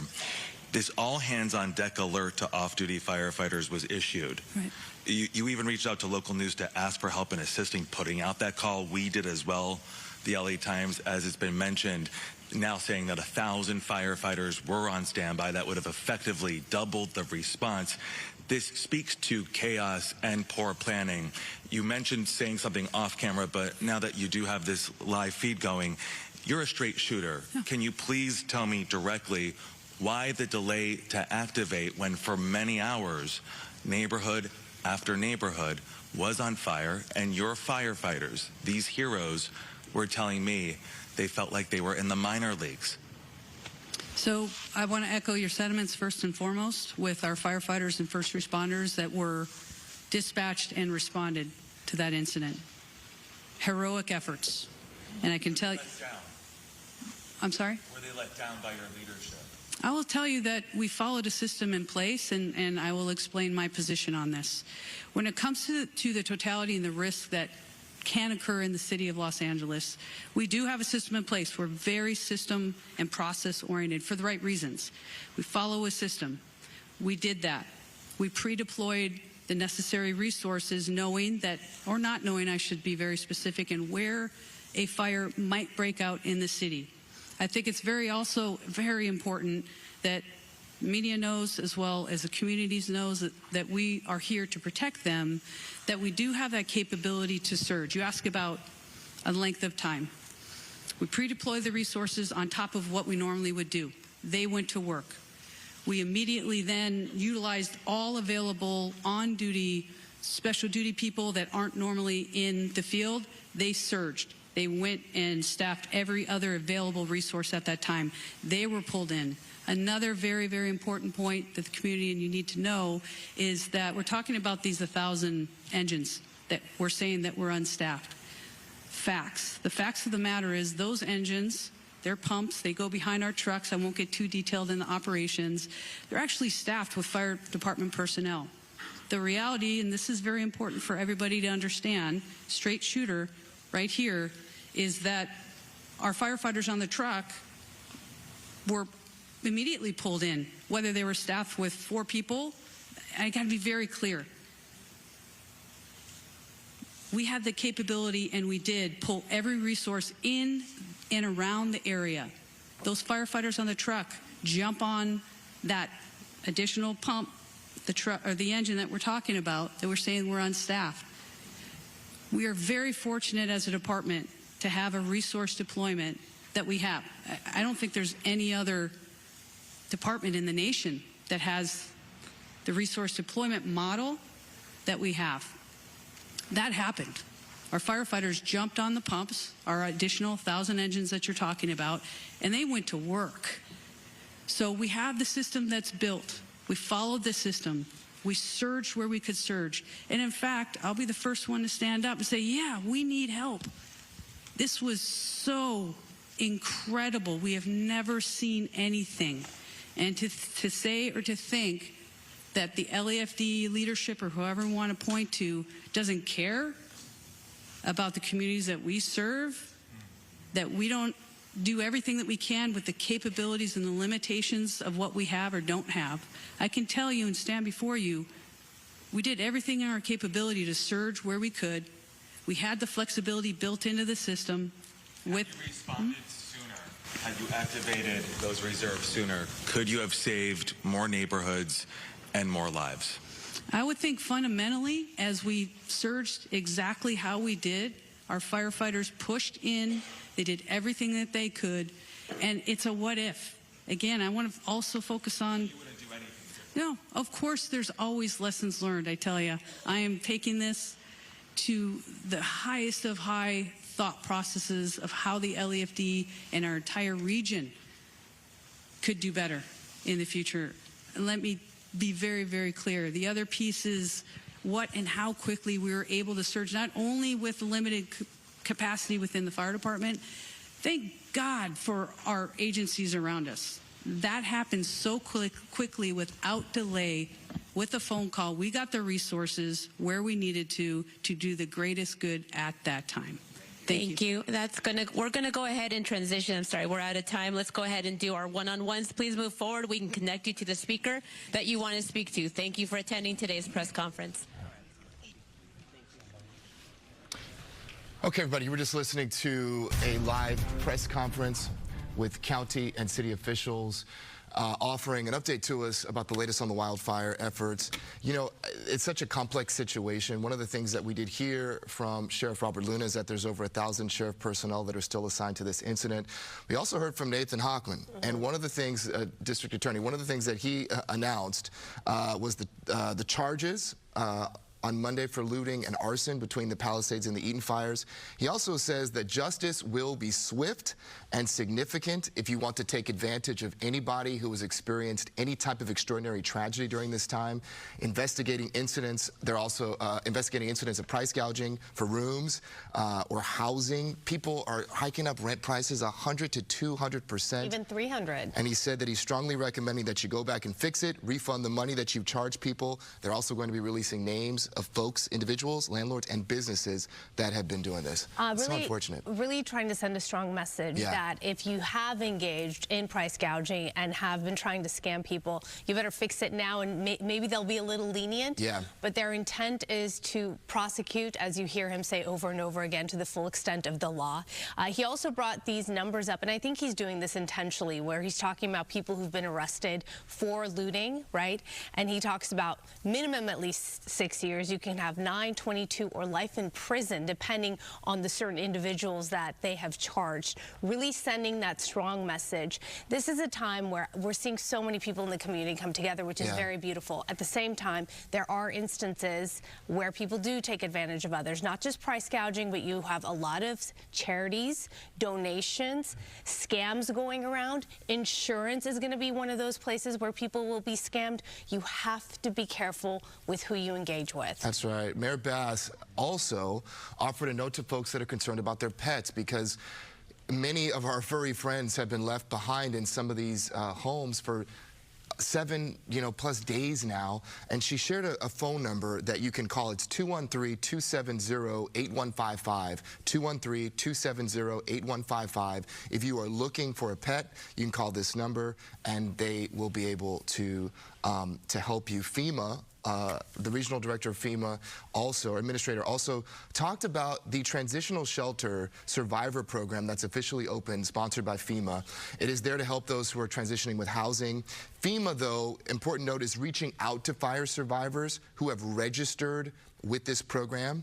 FEMA is going to pay for the cost of your room, taxes, and pet fees that are associated with the stay. He says that they will reach out to you by way of phone or text if you are an individual who has registered for this program. By the way, a number of incidents like arson, smaller fires not related to the main fires of Pacific Palisades or in Altadena have popped up, and those arrests have been made. 2 points made just from last night, City of Industry in Irwindale, in addition to another person who was trying to impersonate a firefighter. So we're giving these examples out just so you're aware that you do have law enforcement out and about. You might see a heavier presence, in fact, of law enforcement, depending on the communities, because they're dealing with all kinds of things that have arisen due to the crisis mode that we're in.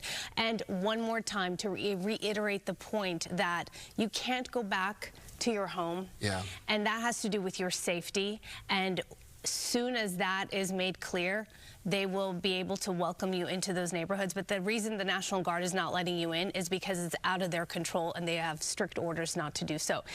And as we do move on, I do want you to know that foxla.com/fireaid is a great resource. If you go to our website, we have a number of links which will connect you to a variety of things we've been discussing throughout the morning, and also great resources. And you can hopefully, it'll help you guide you to where you need to be and what you need to know. Yeah. That's a complicated issue. There's a road ahead. Catherine Barger, though, said that she's going to make it easy to rebuild, easy to get permits, low interest rates on loans will be available, and together they're going to bring every available resource to neighborhoods in need. And with that, we move along with our newscast here. Yeah, let's get you the latest on those two large fires. Of course, Pacific Palisades, here are the numbers. That has burned more than 23,000 acres. Containment at Pacific Palisades, 19%. In the meantime, the Eaton Fire has burned more than 14,000 acres. This one is now 45% contained. And now let's hop over to Maria for a check of our forecast. Many folks still wondering about the winds. Absolutely. Those containment numbers keep going up. That's good. Our wind numbers, though, are going up a little bit as well. In this area, this is part of the area where that particularly dangerous situation is deemed by the National Weather Service. And Malibu Hills, one of the stronger gusts that we're picking up here, near 42 miles per hour. Parts of the valley, really stronger gusts. 28-mile-per-hour winds. These are sustained winds, by the way. Wind gusts are even higher than that. A little quieter in the LA Basin, largely protected by the San Gabriel Mountains, and part of that Eaton Fire is actually not too bad in terms of those winds. Ontario, parts of the Inland Empire, we're picking up some of those stronger wind gusts as well. It is going to continue in terms of the danger and the winds, at least through the remainder of the morning hours, and then we'll start to see a decrease in the winds, I would say around 3 p.m., and then after that, better and better conditions moving into the end of the week. Right now, we're looking at some temperatures that are starting to warm up a little bit in the 50s mostly this hour. It's still chilly, 52 in Burbank. Same for Pasadena, 65 in Ontario, 52 in San Bernardino, 34 in Big Bear. Eventually, up in the mountains in Big Bear, it'll get up to about 45 degrees. Those winds will continue to blow. 60s on the coast, 72 for downtown LA. Remember the air quality and how unhealthy it is, so that dust and ash advisory remains in effect. We'll talk about the timeline on the winds, show you the extended outlook when I come back. In the meantime, I'll send it back to you. All right, thank you, Marie. I'm joining you. Yes. And now, thanks for joining us. And we have a lot more news to get to this morning. Some LAUSD schools will be opening their doors to students impacted by the Palisades Fire. Stephanie Ramirez from our sister station in Washington, D.C., live for us right now in Brentwood with that part of the story. Stephanie, good morning to you. Good morning, and I got to tell you, we did see some parents very emotional, crying, but we saw so many more smiles and warm embraces here at Brentwood Science Magnet School. And I want to show you, see the backpacks hanging up here. So these are students back in class, but these are children from Palisades Charter Elementary School, their school, one of two schools that were destroyed in the Palisades Fire. Now, the doors opened here at 7:30 this morning. Brentwood opening their doors to Palisades students. We don't know how many kids arrived to class today, but I can tell you Brentwood split their learning space to be able to house all of Pali's 400-plus student body. Norris Dairy Elementary, just a few minutes away, also welcoming displaced students from Marquez Charter Elementary School. And their student body is around 300-plus kids. And with Palisades High School remote learning, the LA Schools Superintendent noted today that they're looking at around 2,800 students displaced. And they also have several other schools temporarily closed and relocating. So there's a lot going on in the school district here. The Los Angeles Unified School Superintendent Alberto Carvalho telling me that it was really important for kids to stay together, for the entire school body to stay together during this very difficult time. I talked with a 9-year-old and an 11-year-old along with their father telling me they were so happy to be back today. Here's Dad. I think this is absolutely necessary. I think the best thing we can possibly do is return to some kind of normal routine and stability for our kids and our community, and it's really meaningful to us to be able to all be together at a time like this and to feel like we're still connected when we feel like we lost everything we own and our whole community.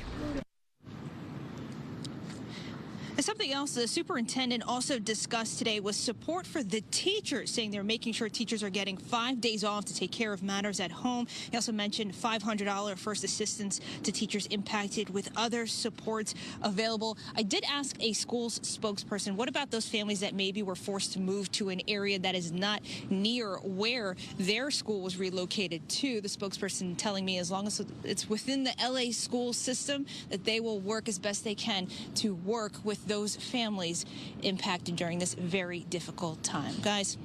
Stephanie, it looks like you did have a chance to talk to some families, and I'm just wondering what the mood was like overall, though. If you saw kids excited for this opportunity or a little timid and shy, it's such an emotional time for them, you can imagine. You know, kids are super smart, and a lot of them know what's going on. One kid I spoke with, a 9-year-old, was saying he was just very happy, repeating over and over again, very happy to be back in school, be back with his friends. I did also speak with a Palisades teacher earlier who told me that she does think once the kids are together, things will slowly start to set in on how serious the situation is. But they're saying it's all about hugs and love and making sure these kids know that they have a home away from home, and that's in school. Yeah, it is wonderful to see them welcomed with open arms.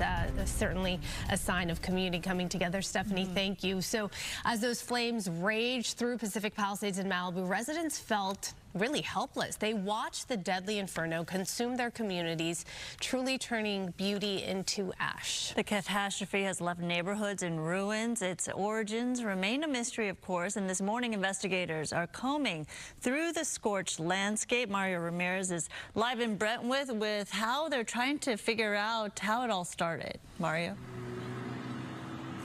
Sandra, Roxy, good morning. This is a process that could take months, but federal authorities are narrowing down their investigation.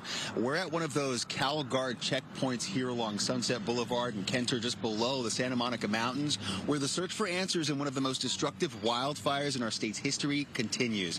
Take a look. Skyfox was over part of the investigation yesterday, and it continues. An urgent investigation into the cause of this massive fire with dozens of federal and local investigators on the case from the ATF, FBI, and LAPD combing through debris, looking at burn patterns and talking to witnesses. And while investigators haven't reached any conclusions, their early focus has been on potential human causes like arson, an accidental spark, fireworks, or unauthorized camping activity. Now, the ATF has brought in its national response team, which includes fire investigators, forensic chemists, and canine handlers. Back on New Year's Day, fire crews responded to an overnight blaze residents believe was sparked by fireworks at a location near Skull Rock. That's a popular hiking destination very close to where the deadly January 7th Palisades Fire started. Authorities confirming to us they're now investigating a possible connection. There was a small fire right behind this dead end on January 1st at midnight. I was like, that was fireworks.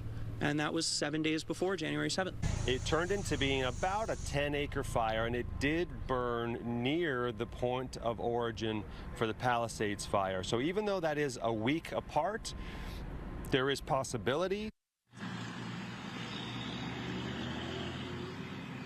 Now, multiple people have been accused of arson across the region in the last week, but authorities haven't singled anyone out for causing the Palisades Fire, which ended up torching more than 23,000 acres and burning thousands of homes. Now, coming back out here live as thousands of residents remain displaced, these evacuation zones are still under lockdown with an overnight curfew in place. And as the winds start to pick up here, LA County officials are urging residents to prepare for additional power outages and the possibility for more evacuations. That's the latest in Brentwood. I'm Mario Ramirez. We'll send it back to you.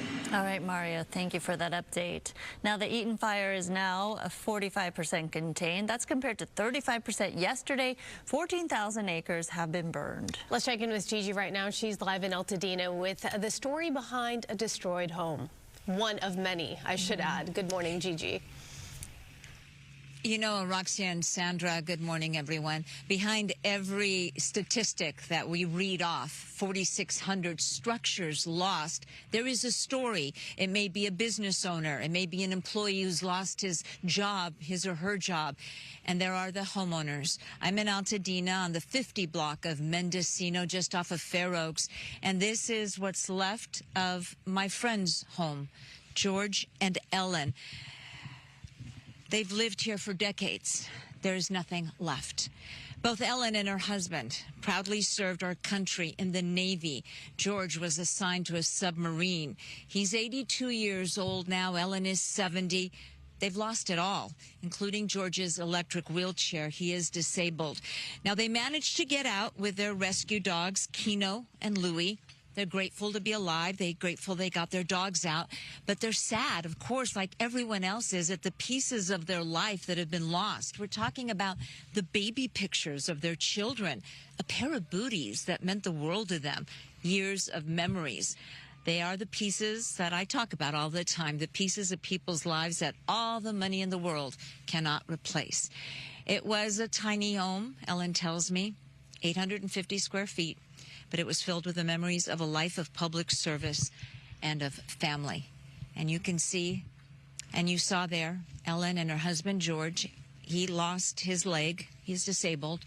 That electric wheelchair helped him get around, and we're hoping that some kind, generous soul or company might be able to donate one to this family. They've lost everything. I'm going to ask photographer Tony Butita just to pan around. This is Mendocino, and the devastation here is just blocks and blocks long. This is between Fair Oaks and Glen Rose in Altadena. And you may be able to make that green Volkswagen Bug out. That actually belongs to George and Ellen. And it's still standing, an old Volkswagen. You know, they're thankful for the little pieces of what they have left. We found a wind chime here in the front yard, and I'm sure Ellen will be touched to know she's got her wind chime, but everything else is just gone. And her neighbors are all gone. Roxia, Sandra, I am sharing their GoFundMe account on social media, and we'll have it on our website, foxla.com. I know a lot of folks want to help. There are so many stories of need. And Roxy and Sandra, and I think this is worth mentioning, on Wednesday, just hours after the fire started, I said on television that when all is said and done, I remember this moment so clearly, I said, when it's all over, I think all of us are either going to know someone personally or we're going to know a friend who has a friend who lost a home, who lost a business, who lost something important to them. I'm now at 7. Wow. 7 people. 5 of them I know personally. 2 of them are related to good friends of mine. And they have lost absolutely everything. And it is absolutely devastating when you think this is a Navy veteran and his wife. He's 82. They have nothing left to come back to. Nothing. And they're so grateful they got their rescue dogs out. But they have nothing else to come back to. So we're all hoping that the generosity of everyone will help these families somehow rebuild, and they'll be able to live their last years in peace. Sandra and Roxia? Gigi, you have the biggest heart, and you've been the one there on the front lines through all of this, seeing the devastation happen firsthand in the fires, and then now reporting on the aftermath, and knowing that this has touched so many people in your life. We can understand the emotion it's taking and the toll it's taking on you as well, but you're bringing light to each and every one of those stories. Gigi, if you can share where they are, obviously they're safe right now, but where are they right now, and how are they doing? They're so grateful. That's sort of a common thread. My friend Valerie, she was a public school teacher for over 30 years. She just retired. She's lost her home here in Altadena, yet she is so grateful. George and Ellen, they're in a hotel with their dogs. They're just thankful. He's disabled. Again, only has one leg, lost the wheelchair. They were able to get to safety. They are so grateful. My friend Denise's parents, John and Chris, we were at their home in Norwich Village. We're actually going to go back to that entire area that is devastated. He's 95 years old. He worked for JPL for over 40 years. He lost 80,000 pictures that were on hard drives, lost them in the fire of history. He served our country also in the Army, and Denise was just telling me he had 2 cameras that went to war with him. Wow. He called his cameras his best friends because they survived the war with him, and they were left behind and they're lost. They're alive, they're grateful, they're thankful, they're appreciative, but they're also mourning a memory. I'm going to ask photographer Tony Butita just to keep showing, and you can pan over to George and Ellen's neighbors, Tony, because it's not just George and Ellen, and we know their names because I happen to know Ellen. We know them, but you know, there's the neighbor's house. I mean, who live there? What are their stories? What have they lost that cannot be replaced? It's not all about money. It's not all about rebuilding. It's just about taking such a hard hit, especially like John in Norwich Village. He's 95 years old. He lost all of his physical memories, the tangible things that connect us to who we are. Those are our memories, and they're in our head and in our heart, but it's also tangible, things that we can touch and look at.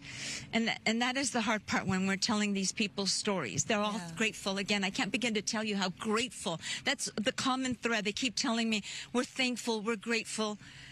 But still, it hurts their hearts. It's so remarkable. Yeah, the spirit of this community that has lost so much, their whole lives in those homes. But the fact that they are in a grateful spirit, and so many people saying they're hopeful and they're resilient. And you hear time and time again these families say that they're in good spirits, oddly enough, despite the fact that they've lost everything. And Sandra and Roxy, one of my friends who lost their home yesterday, told me that last Wednesday, a week ago today, they applied for help from FEMA. And yesterday, they were surprised to find a direct deposit in their account. It's $700. It is only for incidentals. It is only a first payment. There is much more help available out there. And a lot of folks on social media are saying, oh, it's $700. That's so petty. That's so little. That's nothing, blah, blah. It is in the big scheme of things, but it is just the first payment of help. And you know what my friend said? She goes, I was so thankful to see that in my direct deposit. I can't believe it. In less than a week, they've given me $700. I can go out and buy some food. I can pay for just the little things that, I mean, they don't, you know, these folks left, they don't have a toothbrush, they don't have toothpaste. You know, you reach for your hairbrush and you don't have a brush to comb your hair or a comb. They have to replace all of those things. Those are just little things. And while it may not seem like a lot of money to many people out there, $700, my friend was so grateful. It was all about gratitude for every single piece of help that they are receiving. And I am going to show George and Ellen's GoFundMe account on our website, foxla.com. I'm also posting it on our social media. I know a lot of folks want to help out there. And at least, you know, I can tell you that this is going to a deserving family. Again, a life of public service. They both served in the Navy. George was assigned to a submarine for 8 years. And so they proudly served our country. And now I'm hoping that we will all reach out and help them, and among all the other people. We need to get George an electric wheelchair, and I have no doubt in no time that's going to happen. I have faith in that. Gigi, thank you so much. I do. For sharing their story and the other stories of people you know. And you're absolutely right. So many of us know someone in some way, shape, or fashion who's been directly impacted by all this, and we'll continue our best to tell these stories. All right, we're going to take a break, but when we come back, helping your community get through a tough time. Amanda joining us after with some fire resources and also donation drives that you can take part in.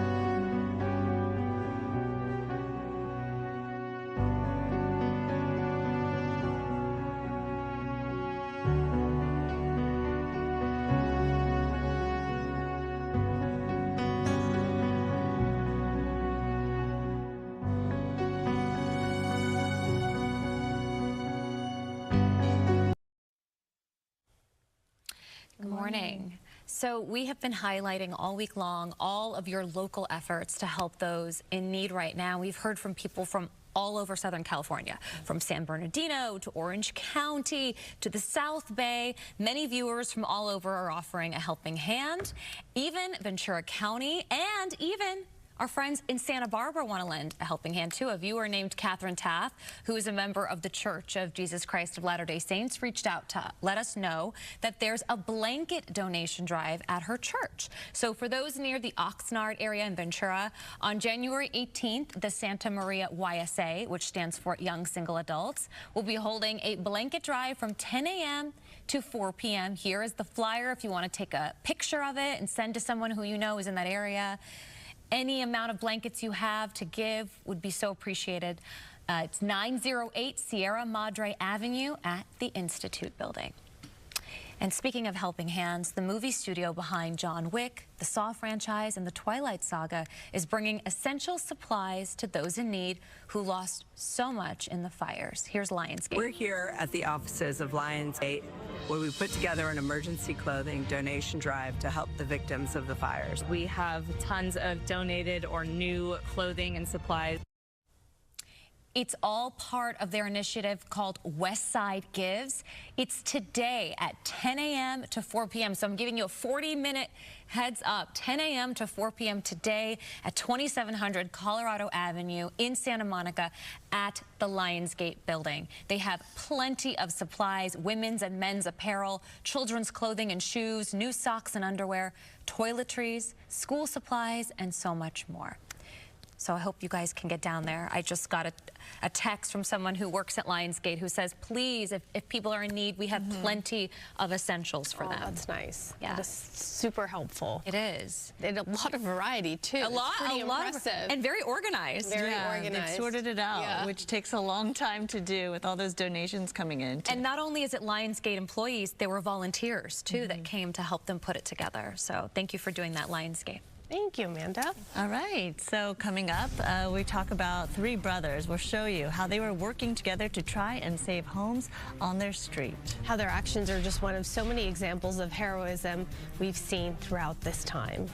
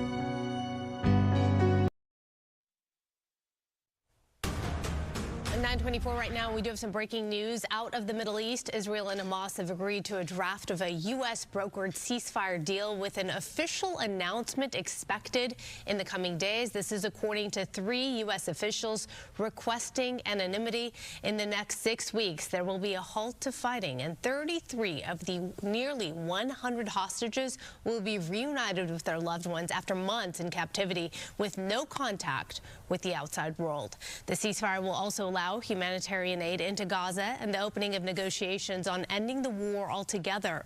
More than 43,000 Palestinians have lost their lives, and 90% of people from Gaza are displaced.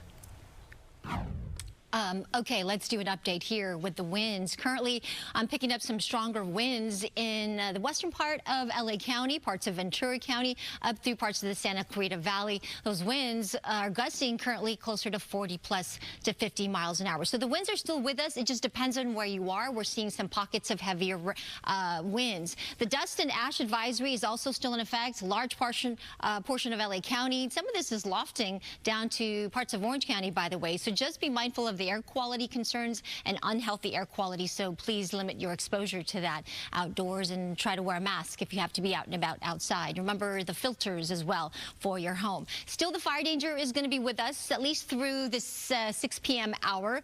Critical fire weather means that the combination of gusty winds, low relative humidity values, and a lack of rain are producing the particularly dangerous situation with fire danger. The smallest spark can cause a fire, and it can spread rapidly and explode in growth under these weather conditions. So we really need to have you stay vigilant and alert for the possibility of new fires. In the meantime, though, we're going to see those winds start to diminish even more tomorrow. Tomorrow and Friday, we will get the onshore flow returning, and then the temperatures cool off. You can tell with the sea breeze blowing in. There's even a slight chance for some drizzle as we get to Sunday, Monday. I do want to give you a heads up. I've been looking at some of the long-range computer models. No rain in the forecast. However, Monday night into Tuesday, we could see the start of another round of some moderate to strong Santa Ana winds. So we're not completely out of the woods, but at least for this event, we are going to start to see those winds diminish tonight and tomorrow, and then the onshore flow returning Friday into the upcoming weekend. So hang in there. Back to you. All right, Maria, thank you. So we are hearing more and more stories of heroism during these fires, including triplets who tried to save their childhood home and the homes of their neighbors. Make sure it's in the hot tub still. Finn, grab it, grab it. There might be a clog in the water. I see a cake, I see a cake. There you go, there you go. Cell phone video shows the Murtaugh brothers using shovels, garden hoses, even containers of pool water to battle the fast-moving flames. There was a smolder coming up in one of the little brush areas on the side of the property that survived. So we put that out immediately and kind of, as soon as we got there, realized like how shocking it was. And we walked in on backyards, like once they got in, that were on fire. They were smoldering, they were on fire, and we had to get into action. We were putting out spot fires with for some of our neighbors with permission, and they were very, they opened up their homes. And they told us like lockbox codes and stuff to help get fire extinguishers and help do what we can in the neighborhood. Oh, wow. Well, yeah, sadly, the brothers couldn't save their childhood home, as you see right there, but they're proud of the work they did to protect the homes of other families. All of these stories are just incredible that we hear, right? All right, 9:27 still to come. LA City and county officials share some information on their emergency response, what we're learning this morning. Next.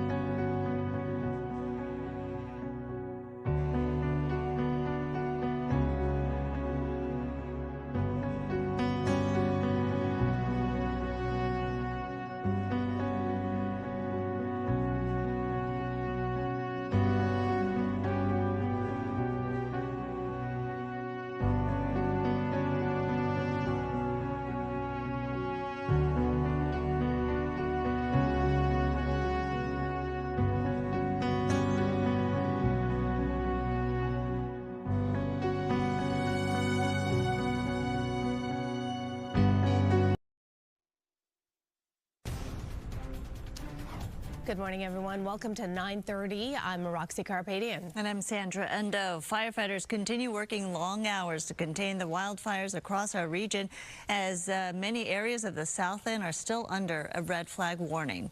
Giving you an update right now on the two largest fires. The Palisades Fire has burned more than 23,000 acres. Containment is at 19%. In the meantime, the Eaton Fire has burned more than 14,000 acres. This one is at 45% contained. And this morning, some LAUSD schools will be opening up their doors to students impacted by the Palisades Fire. Stephanie Ramirez from our sister station in Washington, D.C., live for us in Brentwood with the big welcome, the warm welcome, we should say, these students received. Absolutely. It's a very big day for the school system today. Now, of course, there were a lot of parents emotional and crying, but we also saw so many more smiles and warm embraces, especially from students. I want to show you now the line of backpacks on the school building here. You may also see some kids moving around. Now, these are students from Palisades Charter Elementary School, now back in class, but here at Brentwood Science Magnet Elementary School. I spoke with a parent, a Palisades parent this morning, who told me no, he doesn't think the school district is rushing things. This dad and family did lose their home. I think this is absolutely necessary. I think the best thing we can possibly do is return to some kind of normal routine and stability for our kids and our community, and it's really meaningful to us to be able to all be together at a time like this, and to feel like we're still connected when we feel like we lost everything we own and our whole community.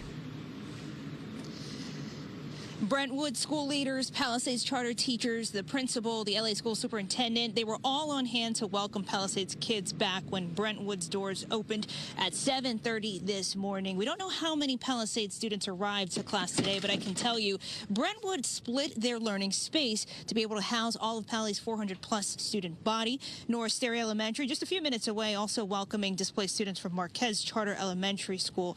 And Marquez with 300-plus students. Palisades High School still in remote learning.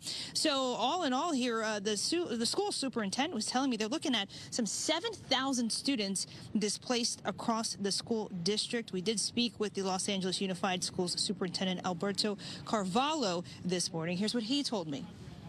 We're not separating students from their colleagues, from their trusted teachers, their support system. So we've been able to make these accommodations very quickly. We're doing here at Brentwood for the Palisades elementary students. We're also doing it not far away from here, Norris Terry, for the Marquez elementary students. It's the least we can do. For us, a key priority was to maintain the integrity of the school, all students together. They need to see their colleagues. They need to feel the comfort of their trusted teachers and the support of their principals. And that's exactly what we've achieved.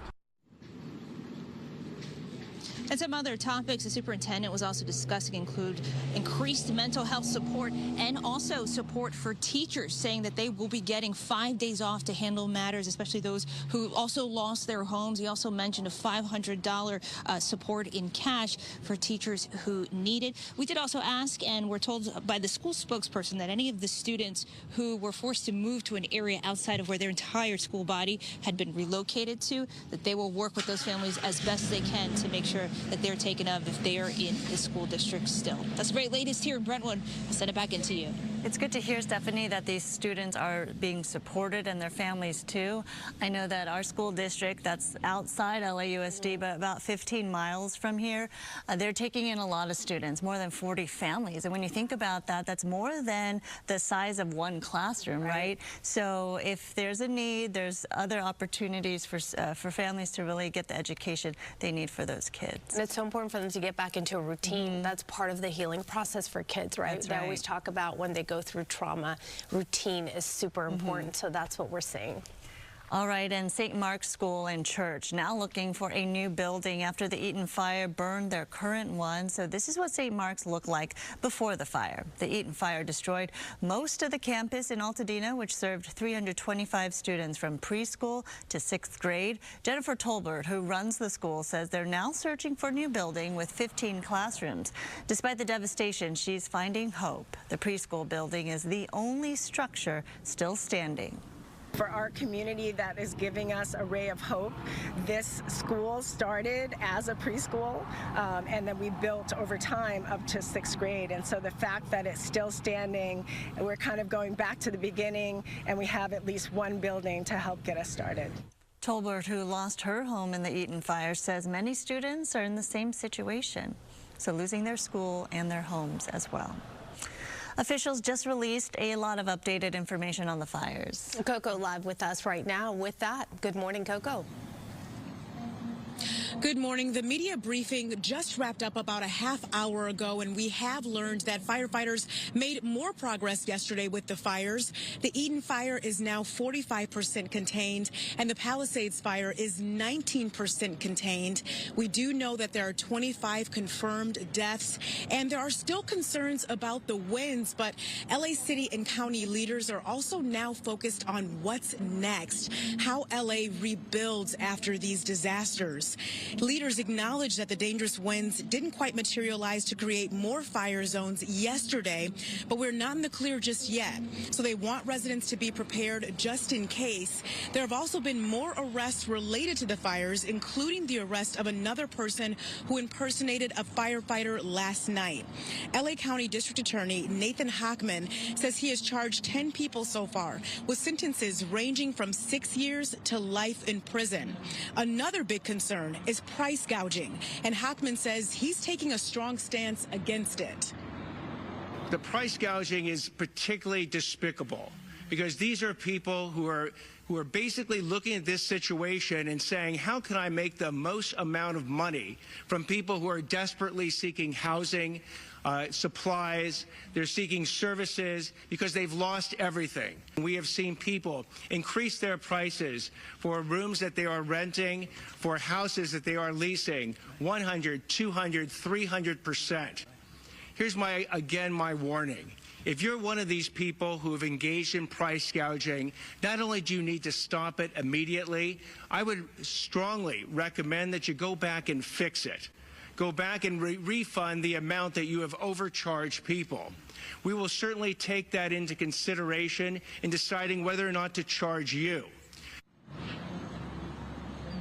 So obviously that is a very big concern. Another concern that was spoken about a lot during the briefing are the toxic and hazardous materials that are in these burn zones. They want people to be extremely careful if you're near those zones. Make sure to wear the N95 mask. And Supervisor Catherine Barger did say today that in Altadena, at least, there will be signs that will be going up telling people how to take precautions in those zones. I'll send it back to you. And we should note those masks are available at area libraries for free for people who need them. Yeah, some people asking, they don't see many people wearing masks out and about, so they're out there. Go grab one if you can't get your hands on one, and you definitely should have one on. Depending on where you are, their quality is still very poor. All right, Coco, thank you. Gigi Graciette, of course, has been reporting in Altadena, covering the Eaton Fire all morning long. All right, we're going to check in with her right now. There's some activity behind you. Tell us what's going on, Gigi. And that's right, some breaking news. We're on Lake in front of a row of what were businesses, and you are looking live at a team that has been assembled with the San Diego Fire Department's urban search and rescue experts together with CAL FIRE, LA County Sheriff deputies, LA County Fire. They are about to go into this area to search for possible human remains. Now, these, again, are businesses, but apparently they had a cadaver detection dog out here earlier, and the dog hit on something, we are told. This is not confirmed that they are human remains. Rarely is it ever confirmed ahead of time until they actually find something. Again, this is on Lake near Mendocino Street, right next to the Jack in the Box. If you're familiar with the area here, across the street from the grocery outlet in Altadena, where the Eaton Fire has destroyed over 4,600 structures, and that number is expected to go go up, and among the structures, we've seen homes and we've seen businesses. Here on Lake, there is a row of businesses that have been lost, and you are looking live if you're just joining us on Good Day LA. We start off here with breaking news. This is the San Diego Fire Department, their search and rescue team. They are specialists in urban, densely populated areas. They will be going into the rubble to look for possible human remains. As of last night, the Los Angeles County Medical Examiner's Office confirmed to Fox 11 that they have 17 open cases of fatalities. Only 13 have been confirmed. 4 cases are still open that are possible human remains, but the investigation has to be done by the Medical Examiner's Office, so those cases are still pending. We are getting updates from the Medical Examiner's Office every night. Again, here on Lake, a row of businesses about to be searched for possible human remains. And that is the latest. I'm Gigi Graciette, live in Altadena. I'll send it back to you in the studio. All right, Gigi, please keep us posted on that and tell us what they discover there. All right, coming up, breaking down firefighting terminology. We'll tell you what it really means when containment percentages go up. Also, a local organization hosting an emergency donation drive in the Valley will tell you how you can help.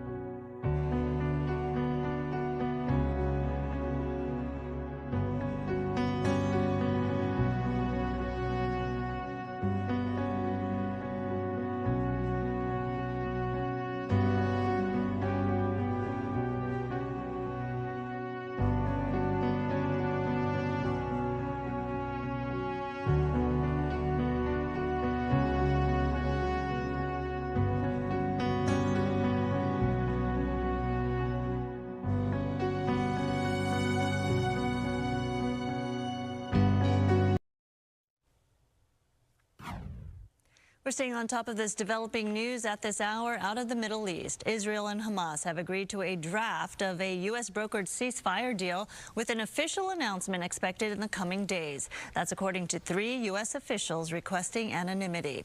In the next 6 weeks, there will be a halt to fighting, and 33 of nearly 100 hostages will be reunited with their loved ones after months in captivity with no contact with the outside world. The ceasefire will also allow humanitarian aid aid into Gaza and the opening of negotiations on ending the war altogether. More than 43,000 Palestinians have lost their lives, and 90% of people from Gaza are displaced.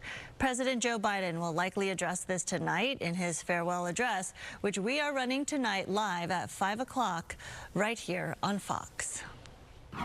All right, weather-wise, we've been keeping track of the wind conditions outside and, of course, that fire danger, and it still exists, at least until 3 p.m., or rather 6 p.m. this evening. We've got these red flag warnings that are going to stay in effect. It's a particularly dangerous situation here for portions of LA County, Ventura County, up north towards Santa Clarita and Canyon Country, portions of Orange County and the Inland Empire as well. Still looking at some relatively moderate to strong wind gusts, so that in combination with the low relative humidity really giving us the critical fire weather conditions. The high wind warnings were allowed to expire. However, the wind advisories are still in effect. As you can see, all the areas shaded in this tan color, wind gusts still potentially nearing 50, even 60 miles an hour. That can impact your travel, of course, especially if you've got one of those high-sided vehicles, if you're driving a motorhome or one of those semis. Keep that in mind, please, especially on those very windy passes and below the canyons. The power could be shut off for precautionary measures. I got some of those texts and emails from the power companies and, of course, the fire danger, which still exists. Now, here's what's going on. This is the outlook. Our view from space. We've got an area of high pressure that's in control of our weather. It's that clockwise flow of air around that high pressure giving us that offshore flow. We're going to turn the windy, gusty conditions to more breezy conditions as that area of low pressure passes to our south, by the way. That will give us some clouds and maybe a chance for showers down south into San Diego and Baja. But as we look ahead to the upcoming weekend, the marine layer will start to deepen, and we could be looking at a chance for drizzle for us as we get to Saturday, Sunday, and Monday. We will look forward to that if that happens. As we look at our 7-day forecast, it does cool off with that onshore flow returning Friday into the weekend and that slight drizzle chance Sunday into Monday. I'll send it back to you. All right, Maria, thank you. Crews made quick work of a fire that broke out yesterday in the Sylmar area. Skyfox was overhead last night as firefighters battled the Stone Fire near Hanson Dam and the 210 freeway. The fire started a little after 5 o'clock in the evening and grew to about half an acre. Crews managed to stop the forward progress, preventing damage to nearby buildings. The cause of that fire is under investigation. With the recent wildfires, you've heard this word a lot in the last few days, right? Containment. What does that really mean, though? Well, wildfire containment does not mean a fire is out. Instead, it measures how much of a fire's perimeter is surrounded by barriers, things like rivers or fire breaks, to stop its spread. For example, 30% containment means 30% of the fire's edge is secured. Even at 100% containment, fires can still burn inside the barriers and may spread if conditions change. Full control happens only when all hotspots are extinguished and the fire is no longer a threat. An emergency donation drive is underway in North Hills to support people who lost everything from LA's fires. Bob DeCastro live for us right now in North Hills, checking it out.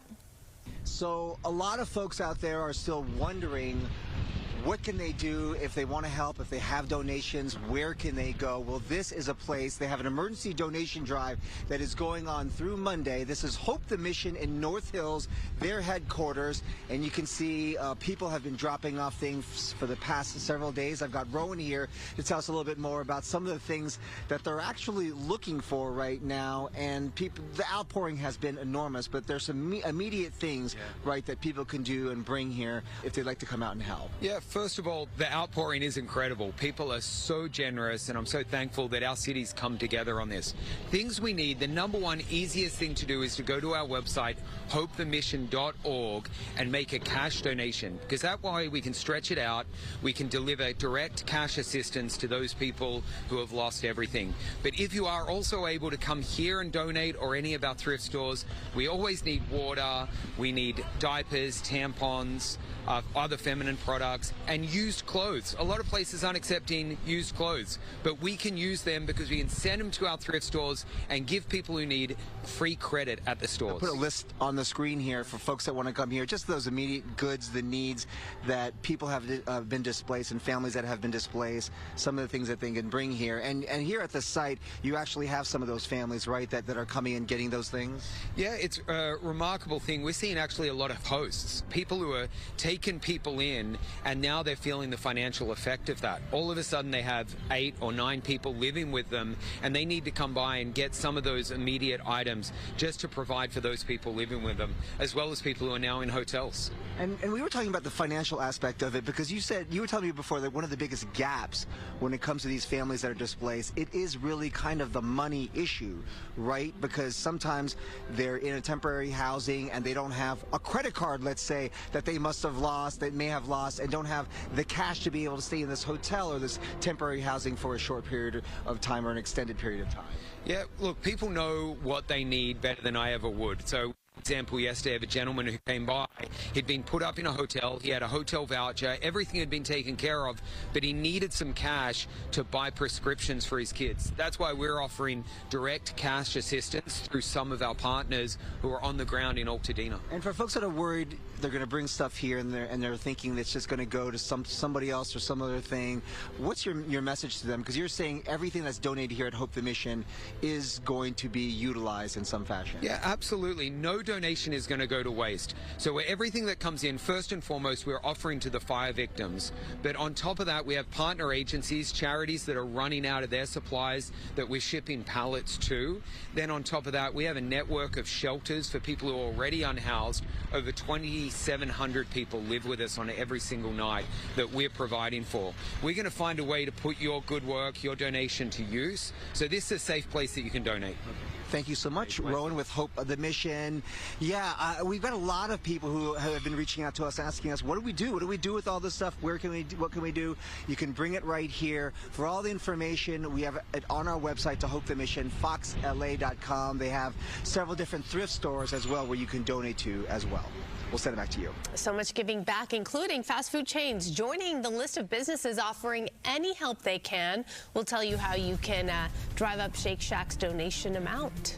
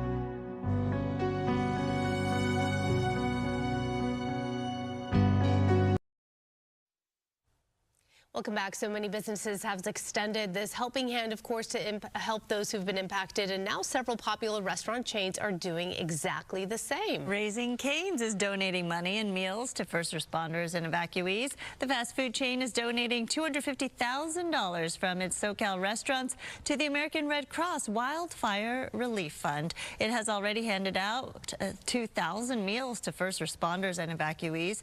The company plans to continue to provide meals for the foreseeable future. Shake Shack will be donating to the World Central Kitchen's Climate Disaster Fund. The restaurant chain will contribute $1 for every order made at participating locations. That's happening now through Friday. Shake Shack guarantees and minimum donations of $100,000. And Tyson Foods has deployed its Meals That Matter disaster relief team. People in need can get hot meals, ice, and water. The team is set up at the Walmart on Big Dalton Avenue in Baldwin Park. Volunteers will be there from 11 a.m. to 4 p.m. today through Saturday, the 18th. And join Fox's support of families impacted by the California wildfires. Your donation enables the Red Cross to respond to and help people recover from the disaster. Visit go.fox/Red Cross. Go.fox/Red Cross to support these efforts, or you can just scan the QR code right there on your screen. Coming up in the 10 o'clock hour, we continue our team coverage of the wildfires across our region, how conditions are looking near the Eaton Fire.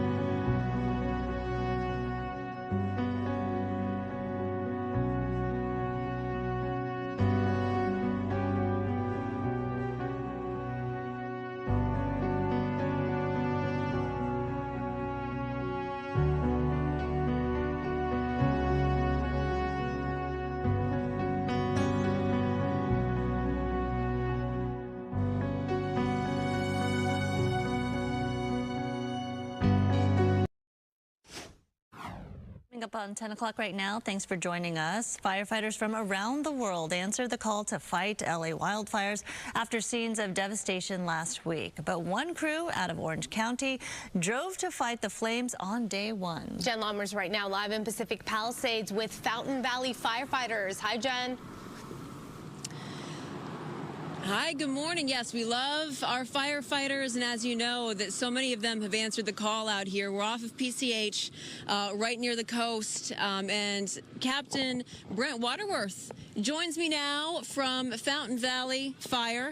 You were one of the first 5 teams to come out here from Fountain Valley, and you're coming off of a 24-hour shift. Unfortunately, you have the misfortune of ending your day by talking to me. But let me ask you this. What has the last 24 hours been like for you? So at this point in the incident, we have enough resources to where we're on 24-hour work cycles. So we will come to base at 0700 in the morning and then be assigned out the division. Our strike team's been consistently working in Division Charlie since the incident happened. Yeah. So we meet up with our team and we go out and do the work for the day, whatever that might be, for 24 hours, report back to base, which is where we're headed now, for a rest day. And then if they continue to need us for the incident, we'll be back tomorrow at 0700 to find out when and where. So it's 24 hours of continuous work. And where do you sleep when you're actually out there in the field? So we don't sleep on the 24 hours. We're just patrolling or whatever your mission happens to be. Our mission has downgraded from severely intense to less intense as the incidents improve in conditions. Those first couple of days when you first came out here, what was it like for you? It was very intense. We were on the initial response for mutual aid from Orange County, and we came in and our job was what we call IA, or initial attack. Yeah. And we didn't know how big this fire was. We didn't know how many structures were involved, and there was minimal resources. We went straight into the Palisades, and this company and our team of 5 engines and 2 battalion chiefs fought fire for 3 days before we were relieved. So no sleeping. We didn't really have food. We just kind of grinded it for 3 days and did what we could. Yeah, I mean, how did you do all that work and not drop? Was it just adrenaline, you would say? A lot of adrenaline, a lot of just sticking with our teams and kind of supporting each other and getting through it. There were, a lot of really low moments, witnessing the devastation, being physically exhausted, but the community needed us. That's what we do. That is our job, and we just had to step up. I mean, I know you're going to say that it's your job, right? But there's an emotional toll that takes place. Now that you've had maybe a couple of hours to process what's just happened, what goes through your mind right now? It's completely devastating. I mean, our hearts go out to the city of Los Angeles and the county of Los Angeles and anyone who was affected by this horrible disaster. It's a very difficult thing to watch, and let alone be that close in it. And we just wish everybody the best of luck. Yeah, I'm sure there were moments, when you were standing there, you probably felt a little helpless, right? Because of the water situation and just the raging fire itself. With winds like that, it's nearly impossible. Yeah, absolutely. We had about 80 to 100 mile-an-hour winds, and we shared some footage with you of what we witnessed. Just being completely overrun by a firestorm with embers. It was a pretty helpless feeling, but at no point did any of us think we were going to give up. Yeah, and I know that at least in the evacuation zones, there's a lot of frustration. People can't get back in their homes, but there's a good reason for that. Can you kind of talk about that, because you've seen it firsthand? Yeah, with that much fire, and then those hillsides still have hot embers with the predicted winds throughout this week, we don't want embers to kick up and then ignite new hot spots and then spread, and we have another situation like we had on Tuesday. Yeah. And talk about your team out here. So my team, I've got Engineer Sorensen to my right, Firefighter Voss and Firefighter Dolly. We're a 4-man engine company from Fountain Valley in Orange County, and we are a part of XOR 1421 Alpha, which is Mixed Resources Orange County. We were out here with Newport Beach, Huntington Beach, Fullerton, City of Orange, with leadership from Anaheim and Newport Beach. You guys have spent 9 days together now. You know a lot about each other, I would imagine. Yes, we know a lot about each other. We've been through a lot of lows, but we're still here, and we're ready for whatever tomorrow brings. Doesn't matter. So put us in, point us towards it, and we're going to get it done. Orange County's bravest right here. Thank you on behalf of everybody in Los Angeles. Thank you so much for the work that you've been doing out here. It's exhausting, I know, but you're doing your best to protect all of us out here. So we really do thank you. Thank you, guys. Back to you, ladies. Yes, definitely. Thank you. And thank their families. Their families haven't probably seen them in so many days, right, Jen? And the fact that they're probably worried about their loved ones out there on the front lines as well. Yeah, it takes a lot of support. Yeah, your families. I mean, how have they been holding up throughout all this? We all have families. wives, kids, we can't wait to get home. They miss us like crazy, and they were terrified. A lot of friends and family reaching out, and we weren't able to even pick up our phones. My immediate family, I texted them on the way here and said, it's going to be bad, and it's going to be a while. Don't let that concern you. I'll text you when I can, and I think it was a long time, so it was scary.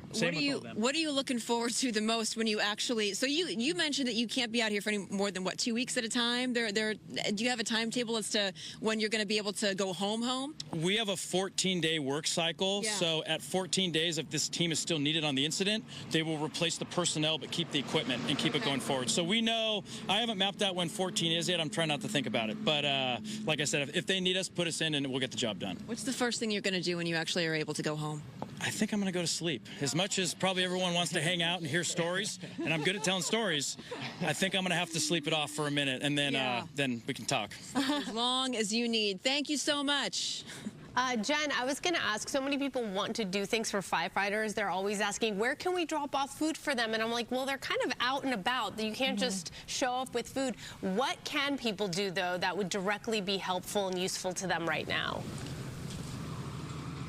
Yeah, so they want to know, what can people do that would be directly helpful for you guys out here? I believe there's all kinds of agencies for, like, the Los Angeles Fire has all these relief funds for fire department.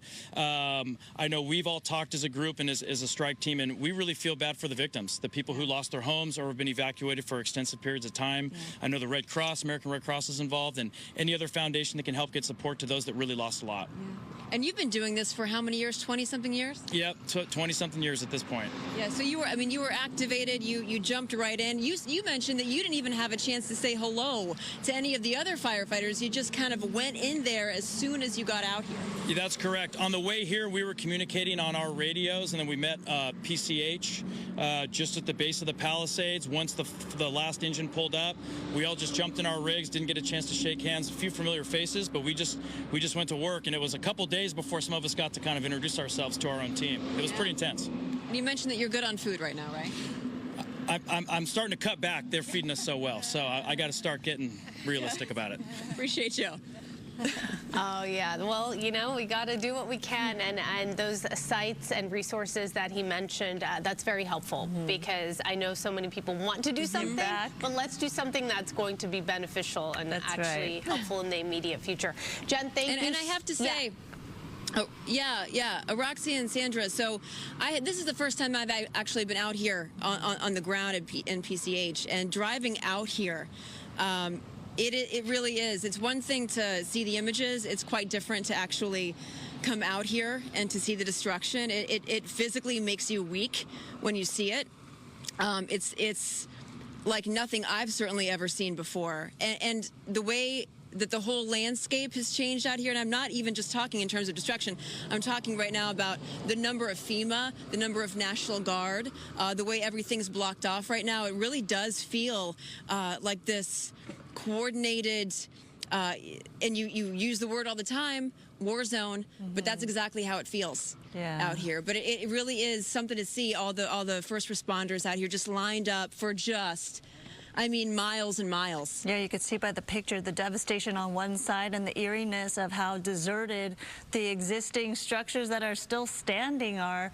And then you see all that personnel, right? The first responders, the utility teams that are hard at work, still going through that area. It almost, I feel like, Jen, for you and anyone who goes out there, it's almost like you've been teleported and transported to like a completely different place. It's unrecognizable. It doesn't feel like the PCH or the Palisades or the Malibu that we once knew. Yeah, it'll take some time, of course, to rebuild and change, but we'll always have those memories, right, Jen? Yeah. And that's what a lot of people are holding on to. All right, Jen, thank you so much for that report and for talking to that strike team. All right, so let's talk about the Eaton Fire. So happy to report containment has gone up. So we were reporting yesterday 35%, now at 45%, which is good news. 14,000 acres, though, burned thus far. Let's check in with Gigi. She's live in Altadena with the story behind a destroyed home. Gigi? And every home, every single one of those 4,600 plus structures lost, whether it be a business, a building, or a home, has a story behind it. We're in Norwick Village, and this is the home of the senior parents of a good friend of mine. Her dad, John, mother, Chris, is 85. They lived here on Norwick Place. They lived here on Norwick Place for decades. John, an Army veteran who worked for JPL for 48 years as a professional photographer. The family estimates he lost over 8,000 photos and all of his hard drives. Photos of history being made in many cases, including the 2 cameras he took to war with him. Again, this is Norwick Village, once known as Little Normandy because of all the little cottages built here between 1925 and 1948. It was declared an Altadena heritage area in 2005. Almost every home has been leveled by the fire. And I want to show you another story. I want to tell you another story. Take a look at this home on Mendocino, also in Altadena. You're looking at what's left of my friend Ellen and her husband George's house on West Mendocino between Fair Oaks and Glenrose. Both Ellen and her husband proudly served our country in the Navy. George was assigned to a submarine. George is 82 and Ellen is 70. They have lost it all, including George's wheelchair. Managed to get out. Louis, they are so grateful.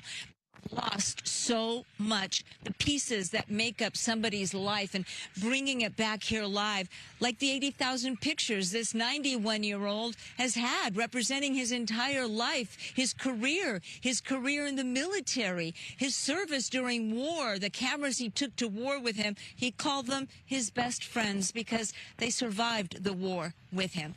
And that is the latest. We are live in Altadena with stories behind the devastation. I'll send it back to you. Do you know if he had any backup of all those pictures? He did on his hard drives. Yeah. But this couple, they're seniors, they actually evacuated when they lost power. They didn't know about the fire.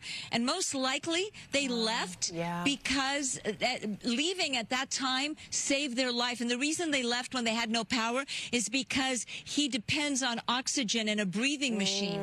So when they lost power, they had to get out. And thankfully they did, because if they had waited for the evacuation order, this fire, the Eaton Fire, moved so fast, leaving behind so much devastation. Every house on this block is gone, is leveled. If they hadn't gone out when they did, this may have been another story, and it may have been a even more tragic one. At the same time, though, because they left just because they lost power, they didn't take anything with them, right? Because I imagine if they'd had if they'd had a little bit more time, some of these things that meant so much to him, he would have taken with him. And so that's why they're all gone. Wow. The family tells me he would have grabbed his best friends, those cameras that went to war with him, and survived a war. I mean, he treasured those cameras, and he treasured his work at JPL for 48 years. And they didn't take anything except maybe some medication and a change of clothes, and then they left, and they have nothing to come back to right now. Wow. All right, Gigi, thank you for bringing each story. They mean so much, and continue to keep telling us those stories, because it really just gives you the idea of the impact, you know, behind all of this devastation. Thank you. Oftentimes with these stories, we get caught up with numbers and statistics and percentages. And it becomes all a blur to a lot of people who are not impacted, but it is, in fact, each person's story means a lot. And they have incredible stories, both being veterans, and I also love hearing those stories. So Gigi, keep them coming. Amazing, amazing indeed. And of course, we send all of our well wishes and the very, very best to them. In the meantime, I know you're anxiously waiting about the winds and the story of when they're going to finally be out of here, right? It is quite gusty right now, depending on where you are. I know right now where Gigi, it's not so hard, those winds, it's not blowing too badly. But but parts of our San Fernando Valley right now, parts of Ventura County, even along the coast, we're seeing some of those really strong winds. These are sustained winds, so the wind gusts are actually stronger. 35 miles per hour in Malibu, 33 in Camarillo, out towards Sylmar, 8 miles an hour, but just down the road, we're seeing those 30 to 40 mile per hour winds. Wind gusts are actually closer to 50 miles an hour. Here you go, largely quiet, calmer winds in Altadena out over the LA basin. Orange County, now there's a pocket of some stronger winds here for parts of Mission Viejo all the way to the coast in Newport. 14 miles per hour in Ontario and up towards the higher elevations, Big Bear City, and that drive up to the mountains a little bit gusty as well. Temperatures are starting to warm up a little bit, but it was definitely a chilly start to our Wednesday. It was only in the teens in Lancaster. Now it's almost 50 degrees. 64 in downtown LA, 66 in Santa Ana, 59 in San Bernardino. It will be slightly warmer than yesterday because the offshore flow is still with us, but we're losing a bit of that cooler air mass, so that's why we're going to dip up to slightly above the average. The red flag warnings will continue, even though this is going to be the really windy last day. Did I say that right? It's going to be the last really windy day, and then it'll be less windy as we get to tomorrow, and then we'll get a totally different kind of flow and pattern by Friday into the weekend. We're going to look for some cooling. We'll get the onshore flow back, and we'll get the marine layer, which we love because the marine layer brings us that extra humidity, and it does help to mitigate the fire danger. 60s today along the coast, 72 for downtown LA, 66 in the valleys, about 70 in Palm Springs. Hang in there, guys. Those red flag warnings still in effect through today, and then better as we get to the weekend. There are some changes for next week's forecast. I'll go over that in just a few moments. Back to you. Okay, Maria, thank you. Up next, new information on power outages and a warning about drinking water. And we do have traffic to talk about. We have Good Day LA Traffic sponsored by the law offices of Larry H. Parker, and we have those closures that we have been reminding you about in relation to the fires.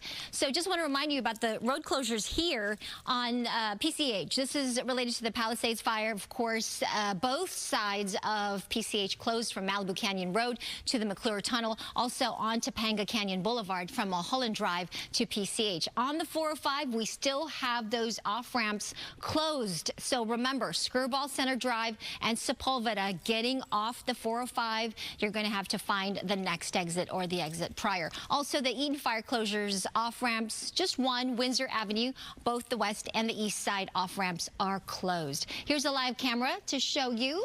This is on the 210, though, headed towards the Inland Empire and probably up to the mountains, right? Both sides of the east 210 and the west side looking nice. Now here's a look at some of the other traffic hotspots. For over 50 years, Larry H. Parker has fought the insurance companies to recover over $2 billion in settlements for people just like you. And we only get paid when you win. Call the offices of Larry H. Parker. We'll fight for you.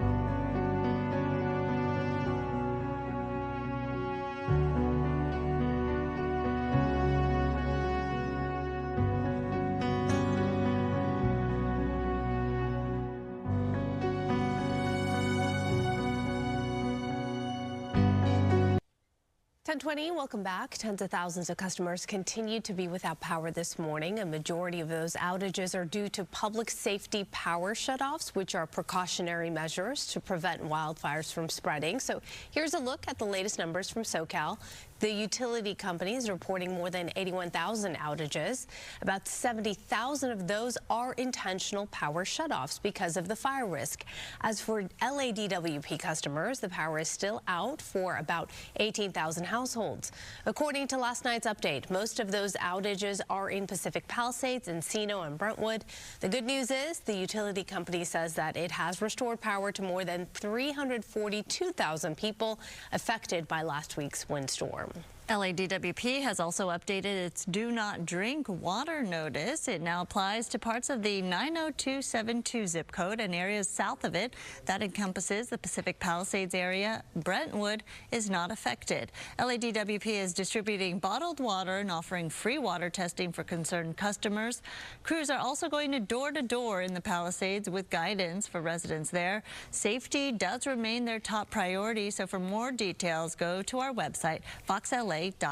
Local assistance centers now open for small businesses, nonprofits, and residents experiencing economic losses from the fires. There are 2 loan offices that the Small Business Administration is operating out of. One of them is at the Pasadena City College Community Education Center that's located at 3035 Foothill Boulevard.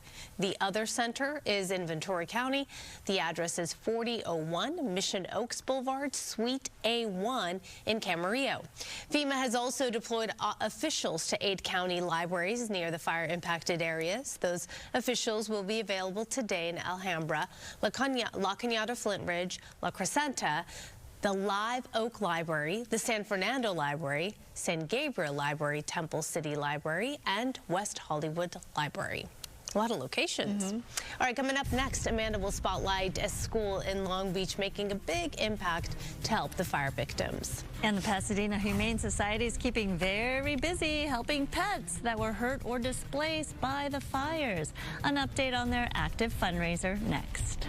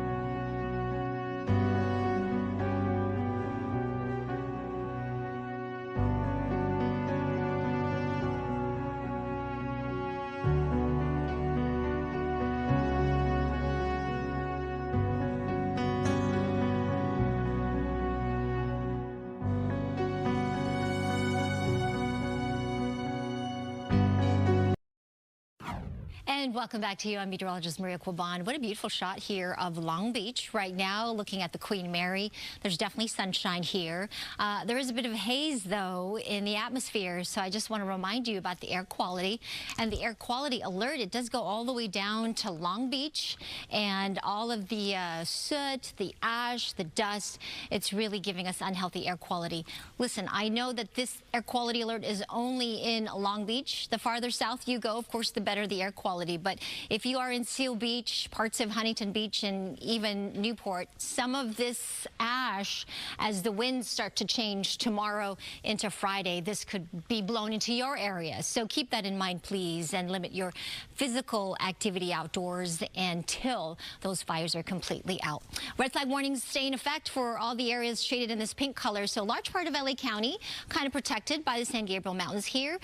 Parts of Orange County along the coast also protected. But the rest of the area under the critical fire weather conditions, at least until this evening. And then we've got the wind advisories that's still giving us all these areas here. Some of those gustier winds, 50 to 60 miles an hour. Where Bob was at, North Hills, parts of the San Fernando Valley, you're looking at some of the gustier winds along with Ventura County areas. And then parts of the Inland Empire, even the Santa Ana Mountains are already seeing some of those gustier winds.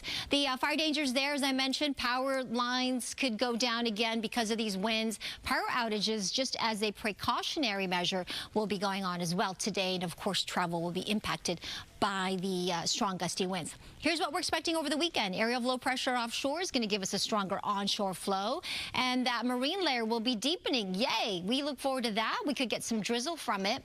As we look ahead, though, to next week, Monday and Tuesday, there could be other changes in terms of some winds returning. I'll go over that in the 7-day in just a few moments. In the meantime, 72 degrees today for downtown. That's slightly warmer than yesterday.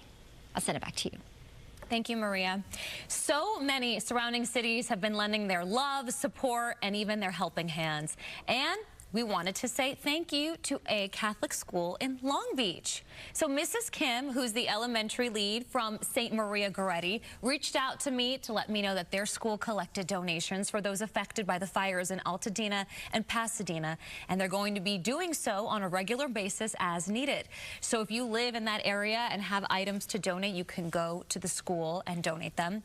Bombas and Aniti Wilmington has joined their efforts this past weekend, and they were able to collect toiletries, blankets, socks, and more. Thank you so much for all of your hard work. And thank you for emailing me to let me know what so many of you are doing so that I can bring attention to it, and then those in Long Beach or Whittier or Lakewood can go to that school and church and donate. There's so much out there, it'd be impossible to keep track of everything, so this helps. Yeah, it helps kind of streamline everything. And you know, so many need us right now, and that includes our furry friends. Pasadena Humane Society is doing God's work right now. Not only taking in animals that need shelter, but helping to heal the ones with burns from the fire. They are in need right now of monetary donations at this time, as well as foster applicants. So I always say, if you have room in your heart and your home and you can take in a fur baby right now, they need fosters. Their requirements are if you're able to foster an animal for at least a week.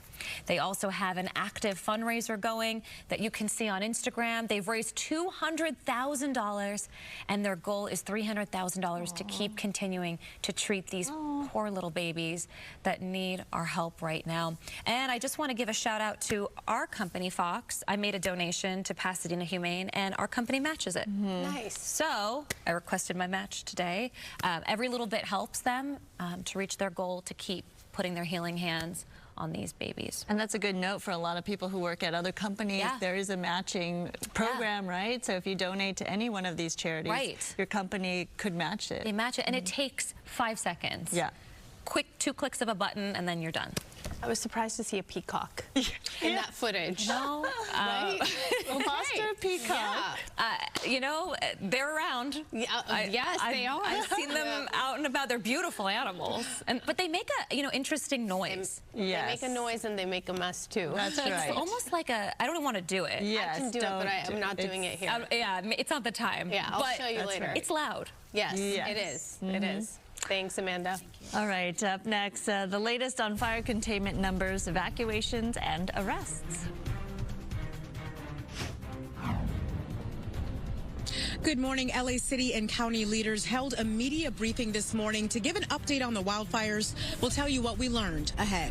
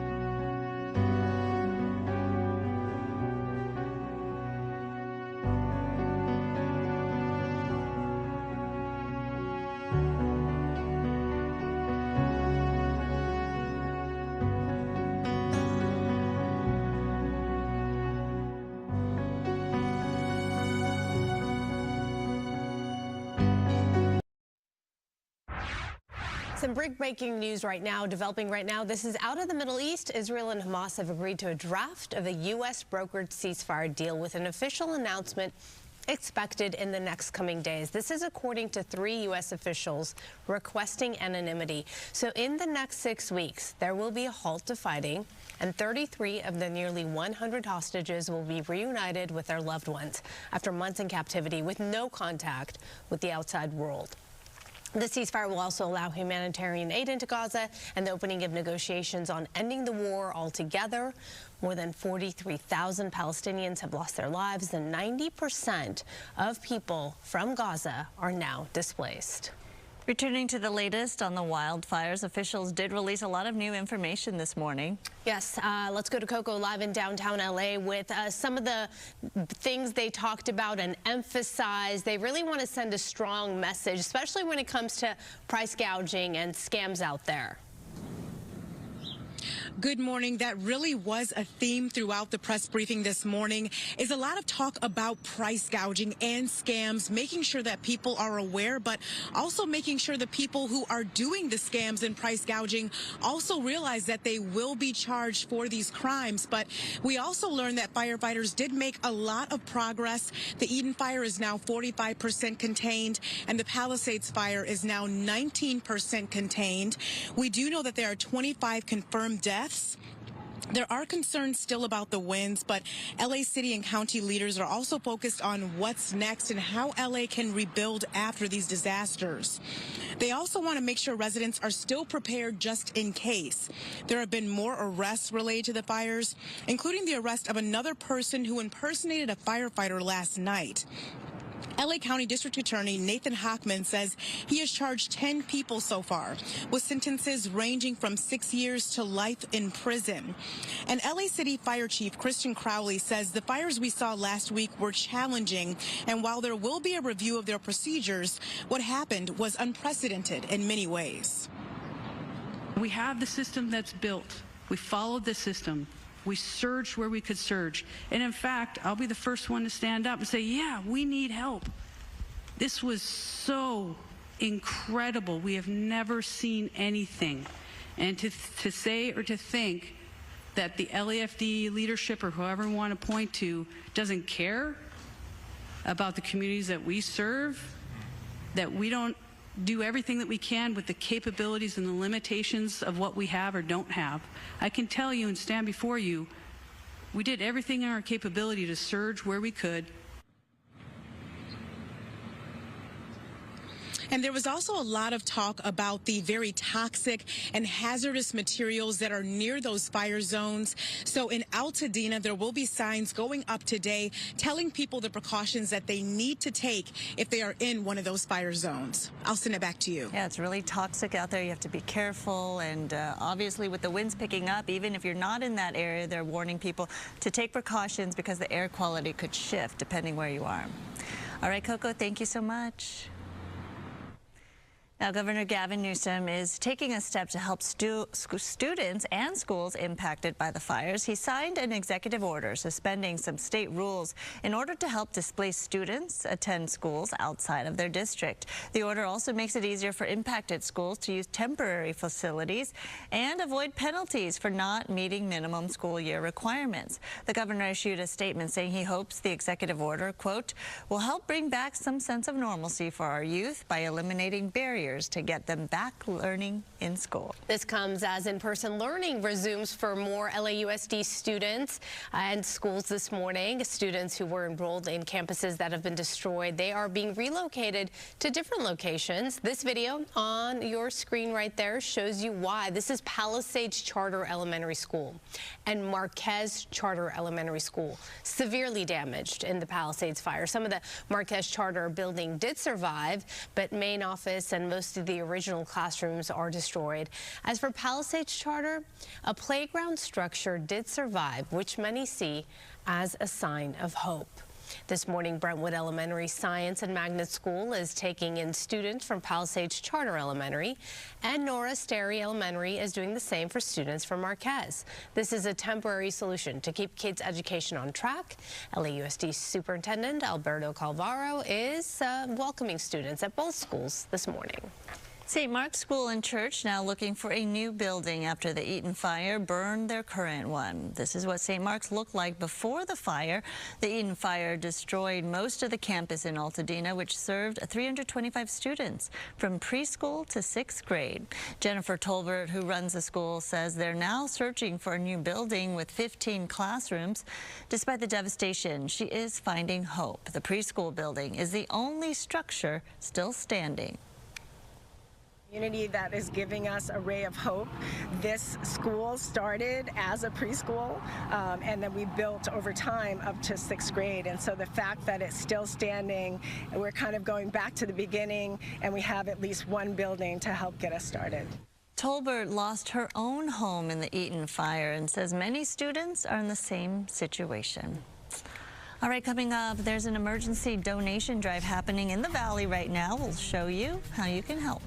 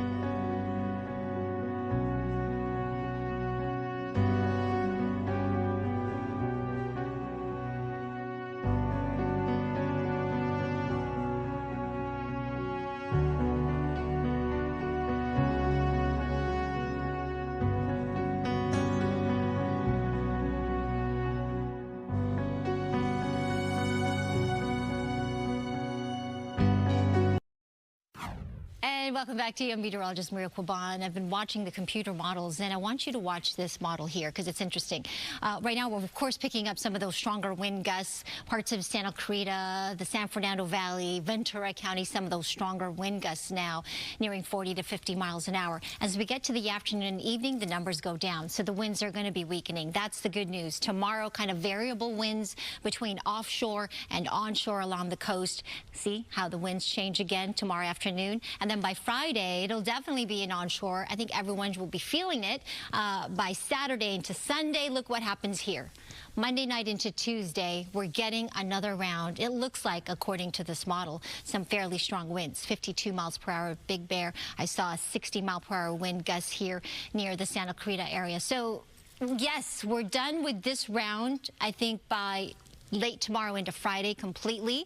We'll be back to more of an onshore flow. The weekend looks pretty nice with a bit of that marine layer coming in, maybe even a chance for some drizzle. But now we're seeing some of the models. They're still pretty far apart. But I just want to give you a heads up that perhaps Monday night into Tuesday, we could get another round of some moderate to strong offshore winds. In the meantime, we've got one more day, last day of some really windy conditions, and then it'll turn to more breezy conditions tomorrow. But the fire danger stays with us, so those red flag warnings will stay in effect through at least this evening. And then Friday into the weekend, much better weather. But prep for next week just in case. I'll send it back to you. All right, Maria, thank you. So people who lost everything in the fires could get some much-needed support at an emergency donation drive in the Valley today. Bob DeCastro live for us in North Hills with a closer look.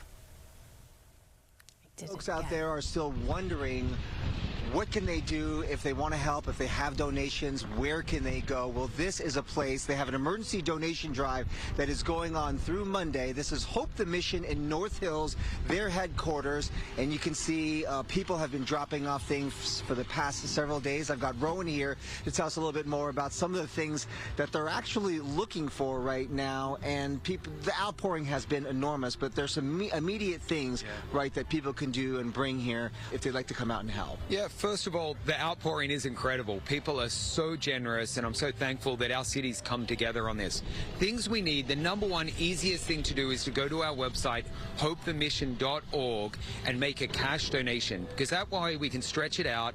We can deliver direct cash assistance to those people who have lost everything. But if you are also able to come here and donate, or any of our thrift stores, we always need water, we need diapers, tampons, other feminine products, and used clothes. A lot of places aren't accepting used clothes, but we can use them because we can send them to our thrift stores and give people who need free credit at the stores. I'll put a list on the screen here for folks that want to come here, just those immediate goods, the needs that people have been displaced and families that have been displaced, some of the things that they can bring here. And here at the site, you actually have some of those families, right, that are coming and getting those things? Yeah, it's a remarkable thing. We're seeing actually a lot of hosts, people who are taking people in, and now they're feeling the financial effect of that. All of a sudden they have 8 or 9 people living with them, and they need to come by and get some of those immediate items just to provide for those people living with them, as well as people who are now in hotels. And we were talking about the financial aspect of it, because you were telling me before that one of the biggest gaps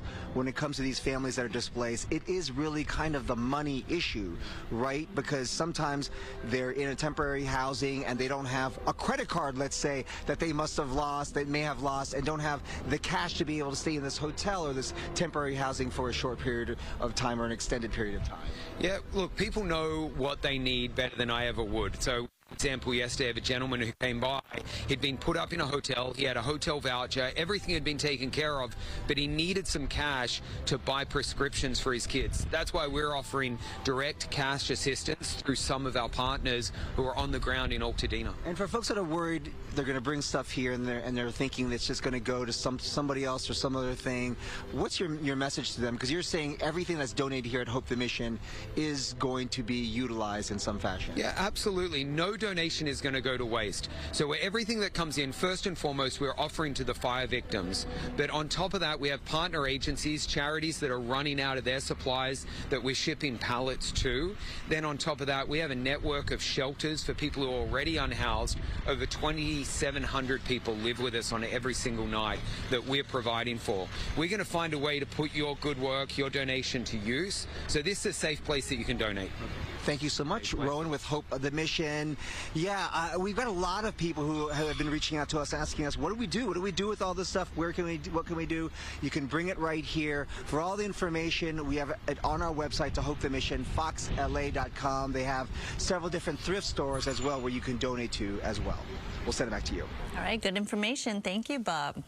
A candlelight vigil was held last night at Nickerson Gardens in Watts in honor of the lives lost in the fires. But to also remember one man, Rodney Nickerson, whose grandfather developed Nickerson Gardens, the largest public housing project in Los Angeles. And what tonight is about here in South Los Angeles is that there are no borders. And the fact that Mr. Nickerson lost his life in his home that he worked so hard for, that he paid a $5 bill to get at a time when it was so hard for people of color to own property in this city. Rodney Nickerson died when his historic family home was destroyed in the Eaton Fire. Organizers of the vigil and Top Dog Entertainment announced they're collecting toys to deliver to children who lost everything in the Eaton Fire. And we're hearing more and more tales of heroism during the fires, including triplets who tried to save their childhood home and the homes of their neighbors. Make sure it's in the hot tub still. Finn, grab it, grab it. There might be a clog in the water. I see a cake, I see a cake. There you go, there you go. Cell phone video shows the Murtaugh brothers using shovels, garden hoses, even containers of pool water to battle the fast-moving flames. The little brush areas on the side of the property that survived. So we put that out immediately, and kind of as soon as we got there realized like how shocking it was. And we walked in on backyards like once they got in that were on fire. They were smoldering, they were on fire, and we had to get into action. We were putting out spot fires with for some of our neighbors with permission, and they were very, they opened up their homes. And they told us like lockbox codes and stuff to help get fire extinguishers and help do what we can in the neighborhood. Sadly, the brothers couldn't save their childhood home, but they're proud of the work they did to protect the homes of other families. All right, 10:50 up next. Your next gas fill-up could help raise money for fire victims. We'll tell you which convenience store chain is doing it when we come back.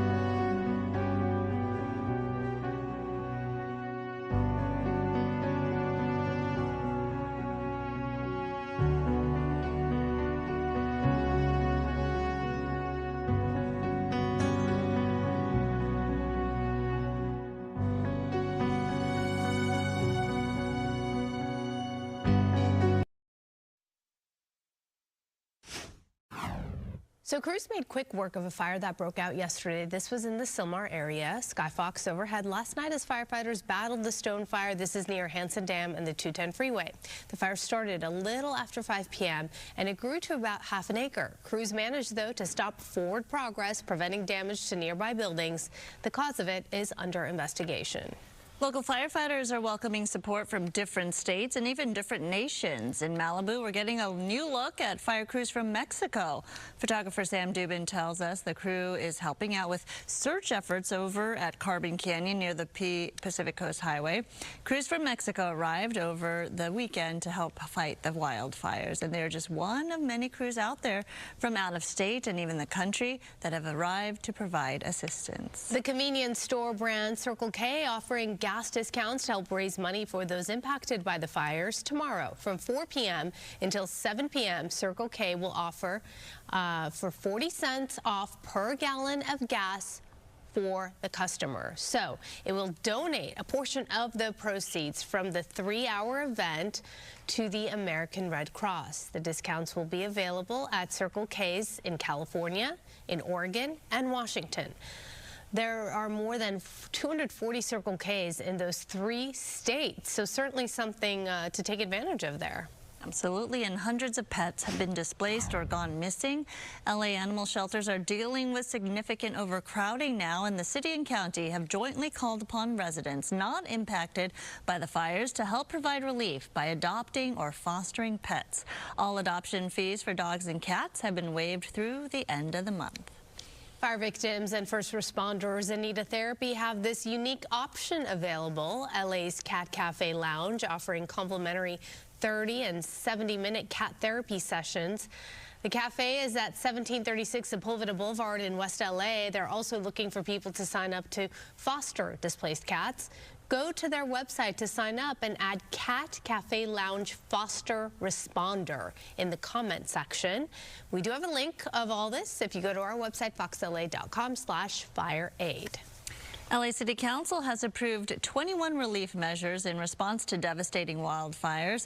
These include disaster assistance centers and housing support. A rent freeze and eviction ban are under discussion as well. The council has also approved price gouging protections and is reviewing infrastructure issues, including water pressure failures. A bond measure to fund fire station repairs and new facilities is now in the works as well. City leaders are calling for an independent report on the city's wildfire response. Councilwoman Tracy Park says the goal is to rebuild communities and improve emergency response. Governor Gavin Newsom signed an order to basically stop predatory land deals in wildfire areas. That order does ban unsolicited low cash offers for 3 months. This is for properties affecting LA area county zip codes. Newsom says some speculators made offers while homes were still burning. The order also calls for public outreach on legal rights and how to report violations. This move allows and follows a similar action, which actually was taken in Hawaii after Maui's wildfire. All right, coming up, we'll talk with a trauma surgeon about breathing issues for first responders and residents in the fire zones. And join Fox's support of families impacted by the California wildfires. Your donation enables the Red Cross to respond to and help people recover from this disaster. Visit go.fox/redcross to support these efforts or scan the QR code on your screen. We're going to take a break, but we'll be right back.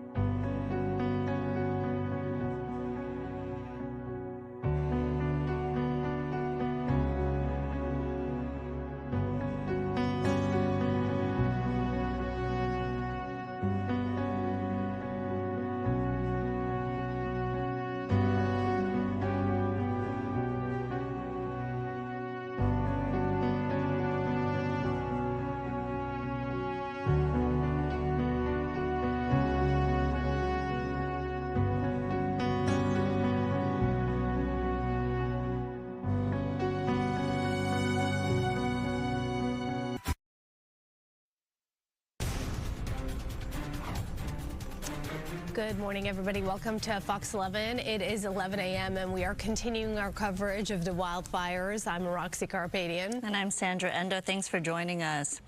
So the Eaton Fire is 45% contained. That's compared to 35% yesterday, with 14,000 acres burned. All right, we're going to check in with Gigi Gracia right now. She's live in Altadena with a story behind a destroyed home. Gigi.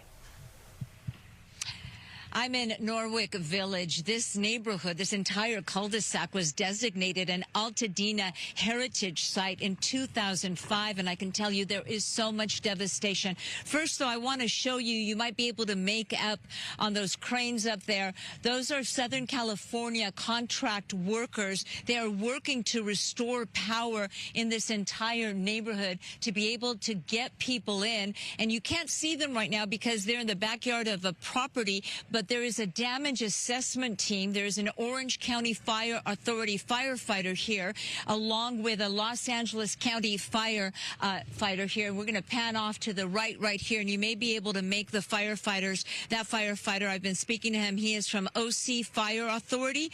And the shocking thing here, they are going house to house, logging the address, logging the damage. And this neighborhood where there is so much loss, Araxia and Sandra, is not even part of the 4,600 homes that have been lost. These haven't been counted yet. They're still in the process. You see the firefighter, and he's got a teammate from Los Angeles County Fire going door to door, logging absolutely everything. And we're learning more about the loss, because behind every single house, there is a story. And you are looking live at the home, what once was the home of the parents of a friend of mine. Denise's parents, her dad John is 91, her mother Chris is 85. They've lived here for decades. John is an Army veteran who worked for 48 years at JPL, a professional photographer. The family estimates he lost over 80,000 photos on all of his hard drives. And we're talking about photos of history being made, including the 2 cameras he took to war with him and brought back from war. Again, this is Norwick Village. It was designated an Altadena heritage area in 2005, and pretty much the entire neighborhood, with the exception of a couple of houses, are gone. A couple of houses left standing. And I want to show you another home, another story.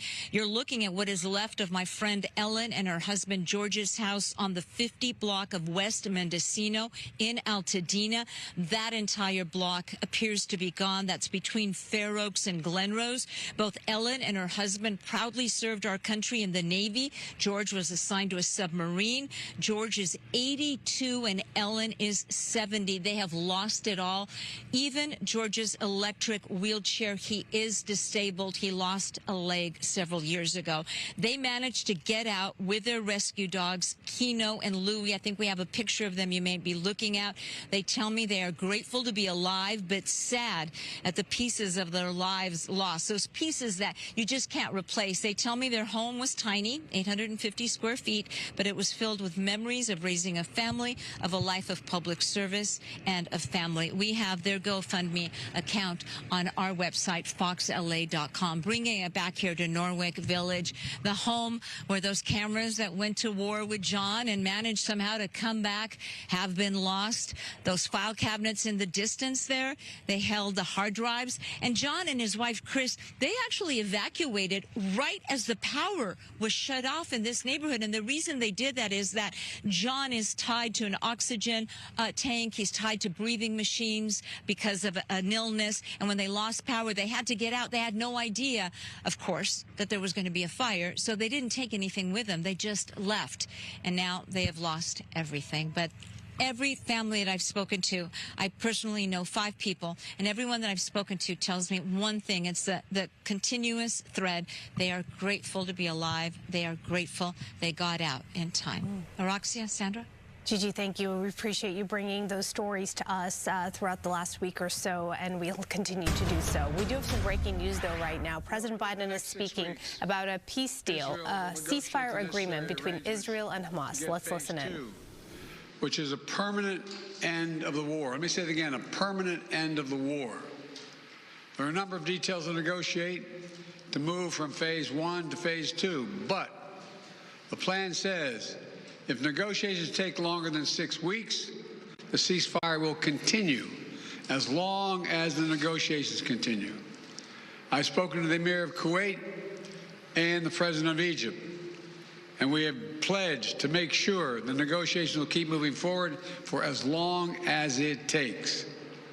Then, when phase 2 begins, there will be an exchange for release of the remaining living hostages, including male soldiers, and all remaining Israeli forces will be withdrawn, and the temporary ceasefire will become permanent.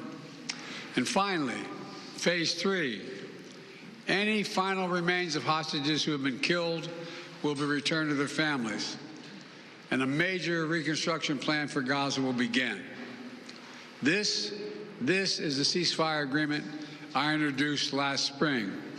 Today, Hamas and Israel have agreed to that ceasefire agreement and the whole ending the war. You know, those of you who have followed the negotiations can attest the road to this deal has not been easy. I've worked in foreign policy for decades. This is one of the toughest negotiations I've ever experienced. And we reached this point because of the pressure that Israel built on Hamas, backed by the United States. Hamas's longtime leader, Sylmar, was killed. Hamas's strongest supporter, Iran, launched attacks on Israel. And those attacks failed after my administration organized a coalition of nations to stop them. And after I ordered the U.S. ships and planes to come to Israel's defense, we also shaped Israel's strong and calibrated response, destroying Iran's air defenses, but avoiding an escalatory cycle of an all-out war. The United States also organized a coalition of 20 countries to stand up to attacks by the Houthis, including their missile attacks in Israel. Then Hezbollah, another of Hamas's strongest backers, was significantly weakened on the battlefield, and its leadership was destroyed. With our support, Israel negotiated a ceasefire with them, and after that, Lebanon finally elected a new president who's not beholden to Hezbollah, and he can begin a new chapter for the Lebanese people. All told, these developments in the region, which the United States helped to shape, changed the equation. And so now, the terror network that once protected and sustained Hamas is far weaker. Iran is weaker. Iran is weaker than it's been in decades. Hezbollah is badly degraded. And after more than 15 months of war, Hamas's senior leaders are dead. Thousands of Hamas fighters are dead. And the military formations have been destroyed. With nowhere to turn, Hamas finally agreed to releasing hostages. You know, there was no other way for this war to end than with a hostage deal. And I'm deeply satisfied this day has finally come, for the sake of the people of Israel and the families waiting in agony, and for the sake of the innocent people in Gaza who suffered unimaginable devastation because of the war. The Palestinian people have gone through hell. Too many innocent people have died. Too many communities have been destroyed. In this deal, the people of Gaza can finally recover and rebuild. They can look to a future without Hamas in power. You know, the Bible says, blessed are the peacemakers. Many peacemakers helped make this deal happen, including an extraordinary team of American diplomats who have worked nonstop for months to get this done. Secretary Blinken led the effort. Secretary Jake Sullivan, National Security Advisor Jake Sullivan, Bill Burns, John Feiner, Brett McGurk, Amos Hochstein, and the Vice President worked relentlessly as we work to deliver this deal. I'd also note this deal was developed and negotiated under my administration, but its terms will be implemented, for the most part, by the next administration. In these past few days, we've been speaking as one team. This has been time of real turmoil in the Middle East. But as I prepare to leave office, our friends are strong, our enemies are weak, and there's a genuine opportunities for a new future. In Lebanon, there's an opportunity for a future, free from the grip of Hezbollah. In Syria, a future free from the tyranny of Assad. And for the Palestinian people, a credible pathway to a state of their own. And for the region, a future of normalization, integration of Israel and all its Arab neighbors, including Saudi Arabia. At the G20 in Delhi in September 23, I rallied key countries behind a vision of an economic corridor from India across the Middle East to Europe. That vision can now become a reality. There are risks as well, including ISIS and Iran, even in a badly weakened state. But we're handing off then to the next team a real opportunity for a better future for the Middle East. I hope they will take it. Let me close with this. My friend for years in the United States Senate, former Senator George Mitchell, who did so much to forge peace in Northern Ireland, once said about diplomacy, he said, it is a 700 days of failure and 1 day success. 700 days of failure and 1 day of success. Well, we've had many difficult days since Hamas began its terrible war. We've encountered roadblocks and setbacks. We've not given up. And now, after more than 400 days of struggle, a day of success has arrived. God bless all the hostages and their families. May God protect the troops of all those who work for peace. Mr. President, what do you see the future of Gaza now? As you were saying, the implementation of this deal will be in the hands of the next administration. And basically, they will shape the future of Gaza. So how do you see this future? And also, how much credit do you give to the Trump team for this deal? Trump is already taking credit for it. Well, you know, this is the exact framework of the deal I proposed back in May. Exact. And we got the world to endorse it. Secondly, it's America's support for Israel that helped them badly weaken Hamas and its backers and create the conditions for this deal. And thirdly, I knew this deal would have to be implemented by the next team, so I told my team to coordinate closely with the incoming team to make sure we're all speaking with the same voice, because that's what American presidents do. Thank you. In the, how many Americans will be released when the hostages are being released? All the exact detail of how many people are being held, how many bodies will be returned and less, will all be forthcoming. All of it, all of it. Thank you. That this deal will hold. I'm confident. Thank you. Folks, credit for this, Mr. President, you or Trump? All right, you've been listening to President Biden there speaking regarding the ceasefire agreement deal reached between Israel and Hamas. That deal was reached at noon Eastern time, and it results in immediate stopping of the fighting within the next few weeks, and then the release of hostages. More details to come. That's right, and as we return to our coverage here locally, of course, we'll go to Coco McAvoy just after this break.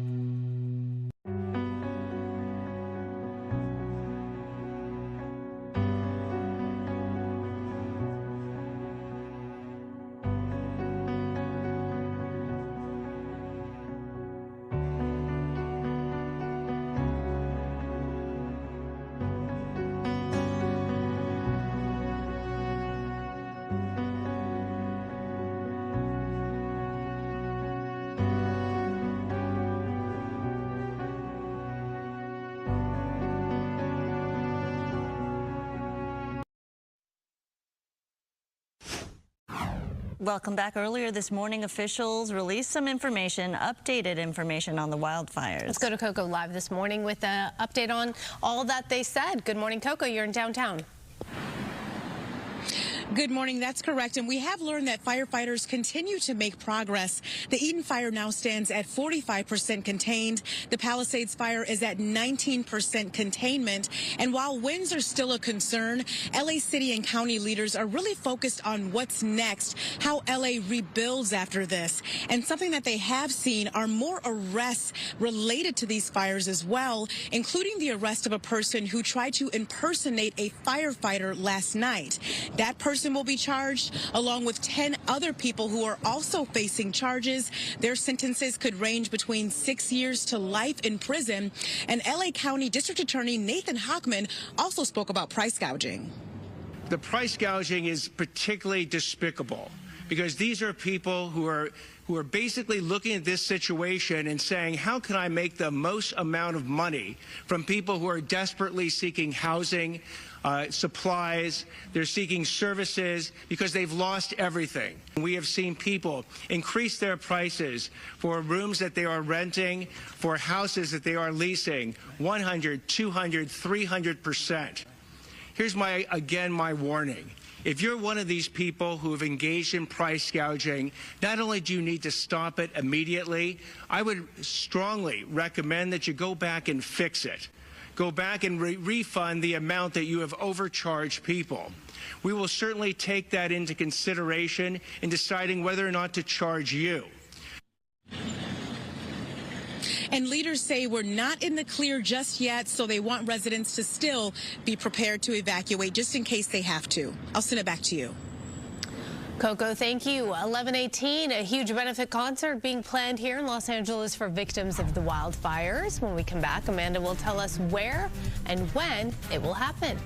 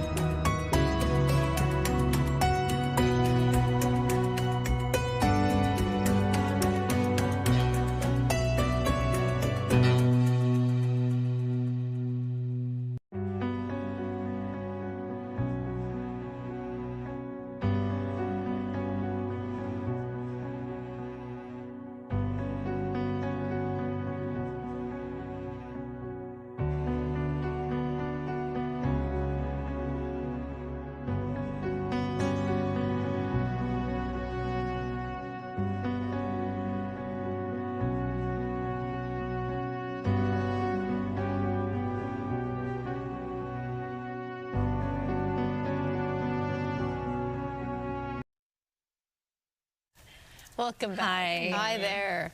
Long week, huh? Yes. Well, I feel like it started last week and it's just kind of dragged on. Yeah. We are here with you. We feel you. We are you. And we are also hearing that TMZ is reporting that there has been an overwhelming response from musicians who want to help and lend a helping hand and be a part of an upcoming wildfire benefit concert. Now, this is important to know. Here's what we do know right now, that the benefit concert is called Fire Aid and will most likely be held at the Forum at the end of the month. More than 50 artists and bands have asked to participate, and right now there's only 24 slots. The organizers are trying to add slots to accommodate this overwhelming response. The performances will also be live streamed, and TMZ was told all of the performers are based in Los Angeles. So we know it's at the Forum, it's at the end of the month. They right now have a slot for 24 artists and bands. Wow. But they may add because of the overwhelming response. That's going to be a good one. I'm wondering, I'm like in my head racking my brain, all LA based. I'm wondering who is going. There's a ton of options. Right. Yeah. Countless. You know, so many of our furry friends need our help right now, and Pasadena Humane Society has been doing God's work. They are currently all set on physical donations, but take a look at this muffin. They found him, and he had some burns on his ears.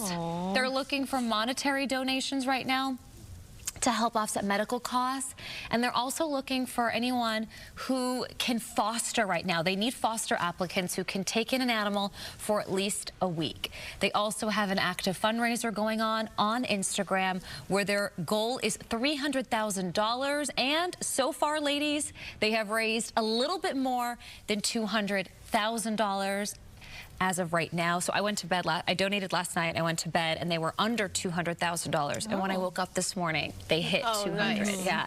So what's important to know is that many corporations, including our own Fox here, can and will donate, match your donation. And if you wanted to know as well, Pasadena Humane Society is a nonprofit 501c3, so any donation you make is tax deductible. You can write that off. Keep your receipts. Keep your receipt. They email you your receipt. So you put it in a folder and you have your tax write-offs, because I'm sure a lot of us will be donating to a lot of worthy causes. Right, different charities, a lot of need out there. That's a lot. Right. All right, Amanda. Oh, our producer wanted me to ask you, what about your email? Can people send you things? Yes. Thank you. I'm going to put my email on the screen, amanda.salas@fox.com. From Long Beach to Santa Barbara, you all have been sending me all of your donation drives, and I want to keep promoting them. A lot of people are doing things this upcoming weekend, so send me an email to amanda.salas@fox.com. Please include any flyers, photos, or videos that would be helpful to promote. Perfect. Thank you. That's right. Thank you, Amanda. All right, coming up, we're going to check in with Stu up in Sky Fox, and he'll give us an aerial perspective.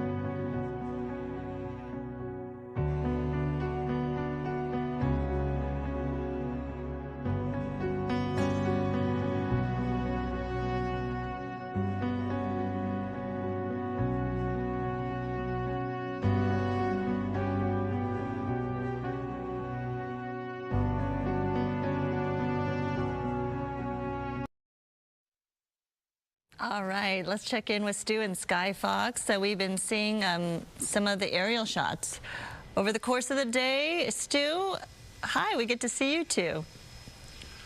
Yeah, I was going to say we're kind of getting back. I didn't have my intro music, but you know what? It works for me totally. You know what? We're going to talk about some fire stuff.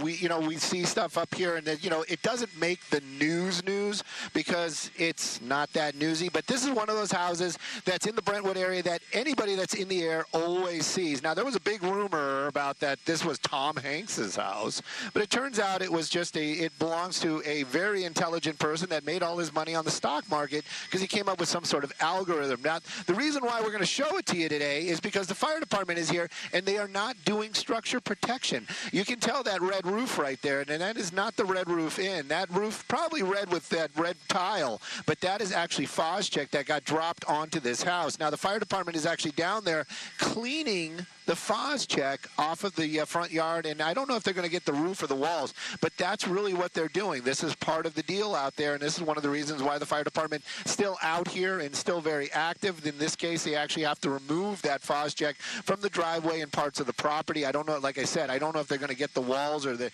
rooftop or how they're going to handle that, but this is something that they do from after the fire.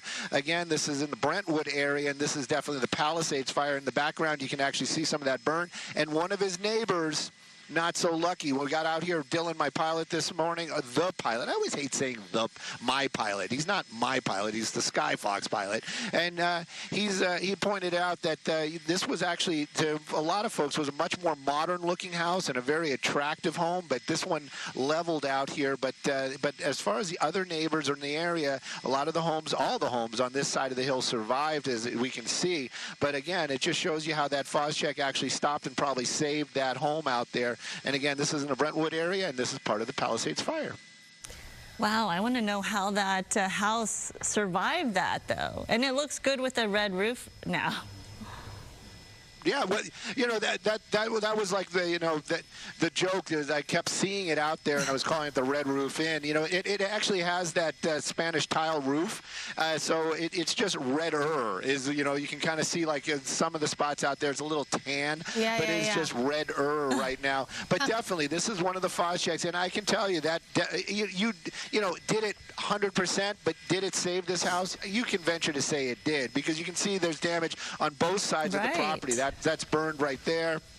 And then it was also burned on the backside as well. So that Fozcheck drop probably saved that property. And again, it's one of those little iconic little homes out here. I don't get a chance to talk too much about other things, but, and I heard Amanda talking about the emails she got, and I am going to definitely try to, especially now that Fox doubles it up, I am going to definitely donate to the cause of the animals. Anything with animals, you're just tugging at my heart. The biggest thing that I got for a response from reporting on the fires was the other day I had mentioned that the stuffed animals had gotten out of the houses.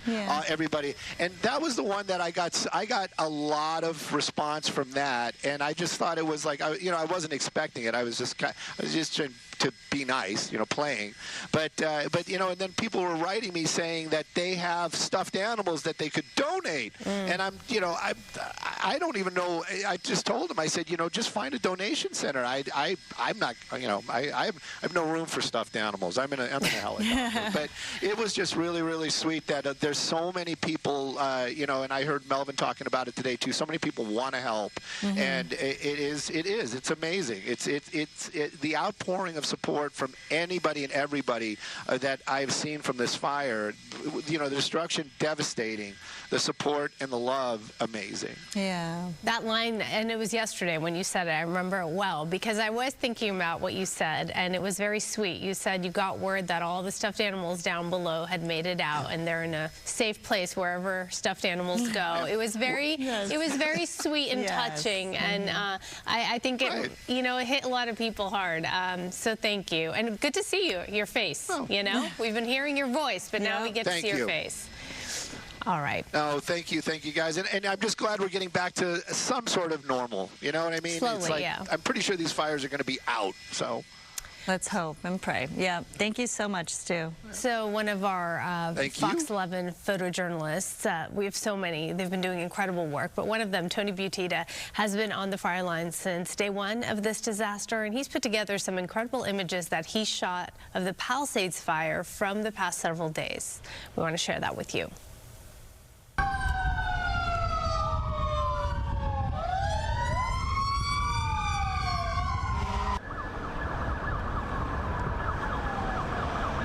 Do what you can, but get out. Get your go bag and get out. Don't underestimate the ability of the fire to jump from house to house to house.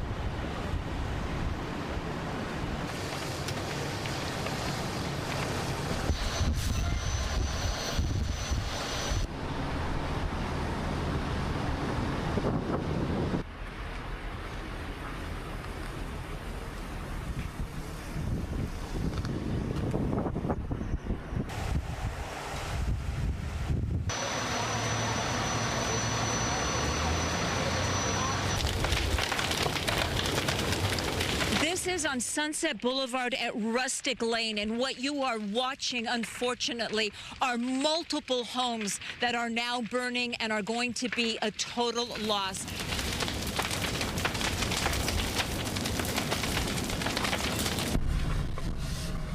Yeah, I see it from before.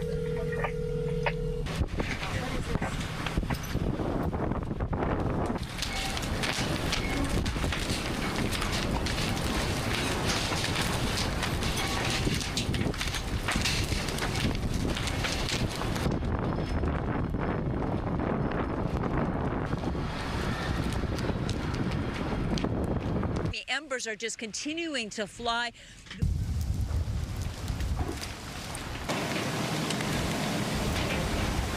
Well, firefighters have told me they have no water on this block, and you may be able to make out the ember storm that we're in the middle of right now. This house going to be a total loss. They have no water to put on this fire.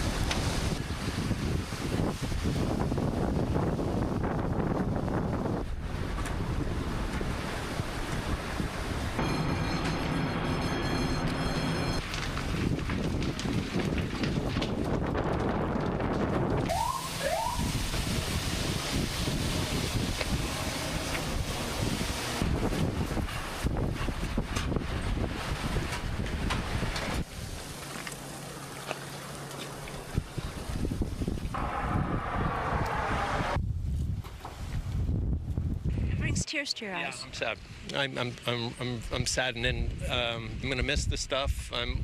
I'll never forget the memories. That's photojournalist Tony Butita has been on the front lines with Gigi Gracia right there, the Palisades Fire. We appreciate that story he put together. Yeah, incredible images. All right, coming up, Maria will be back with a check of the weather. Don't go away.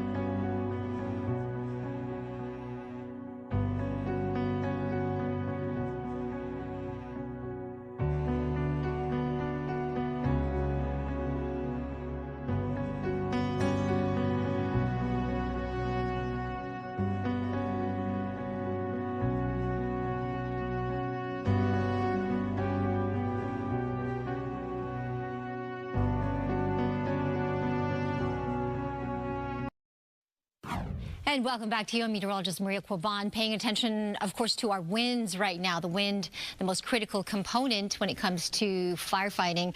We've got 29-mile-per-hour winds in Camarillo. The numbers have gone down just a little bit from where it was just about an hour ago. 27-mile-per-hour winds in Malibu Hills. Still some stronger wind gusts here in parts of the San Fernando Valley, Santa Clarita, Fillmore, Van Nuys. It is going to continue to weaken as we get to tonight and into tomorrow. Very quiet in Altadena right now. Large part of the LA Basin quiet. There's some gustier winds across parts of Orange County and below the Santa Ana Mountains, but not too bad. 15 to 20 miles an hour out here towards the Inland Empire. The temperatures right now starting to warm up to near 70, 69 in Pasadena, 68 in downtown LA, 72 in Long Beach, 73 in Huntington Beach. You know what happens when we get the offshore flow, the wind and that air mass, it compresses and squeezes. That compressional warming, we get those warmer temperatures often closer to the coast, and it is inland because it starts out as a cooler air mass. Not as much in the way of that cool air today, so we will be warming up to those low 70s in some areas. The critical fire weather conditions still with us, at least until 3 p.m. for the particularly dangerous situations deemed by the National Weather Service here in this area, but elsewhere until 6 o'clock tonight, and that's when things will start to get a little bit better. We'll get a little bit of a sea breeze if you're right along the coast, and then we'll get better weather conditions as we get to tomorrow and Friday. In the meantime, just wind advisories now. The wind gusts, though, still getting up to close to 50, even 60 miles an hour in some of those isolated higher elevations. Otherwise, here's our computer model. Watch as we put it into motion this afternoon. Continues to go down. Weakening winds, right? Look, as we get to tomorrow morning even. And then we get to the onshore flow Thursday afternoon, breezy at times, but below advisory criteria. And then by Friday, definitely everyone will feel that onshore flow, and hopefully we'll start to get that marine layer deepening as we get to Saturday and Sunday. And then I'm holding out hope that we will get some drizzle, at least, or a chance for some showers. Now look what happens next week, Monday night. Do you see that? All the bright colors.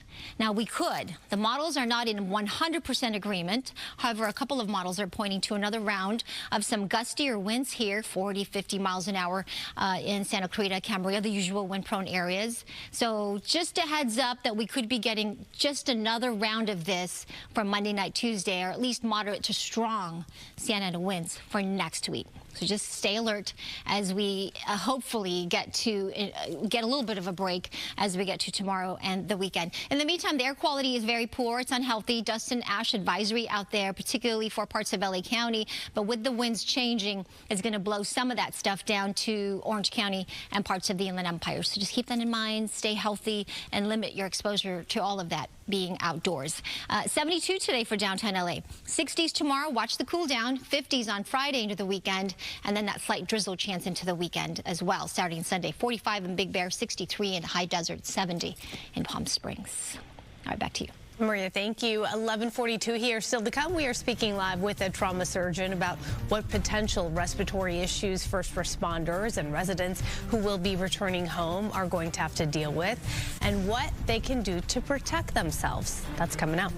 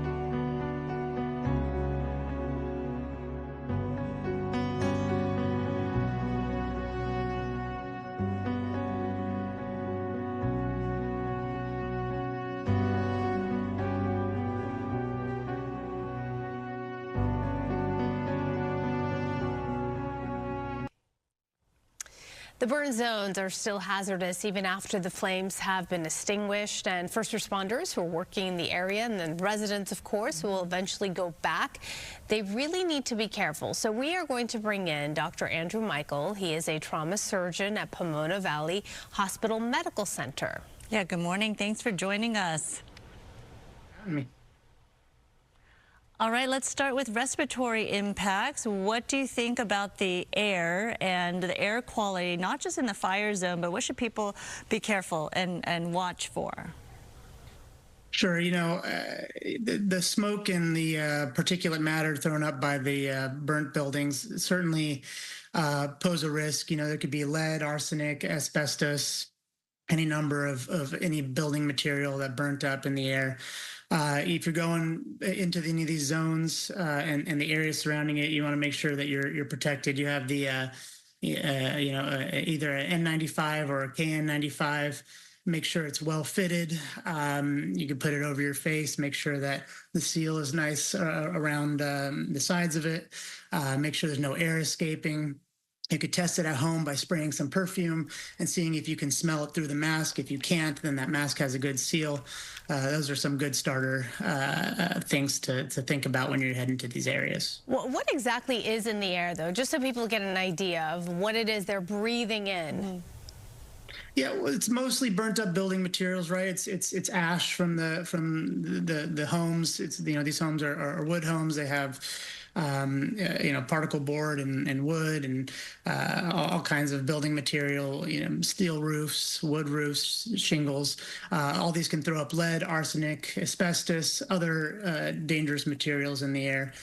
These can cause, you know, long-lasting effects if they're breathed at a, longer term. They can cause cancer risk. They can cause lung disease, pneumonias, things like that.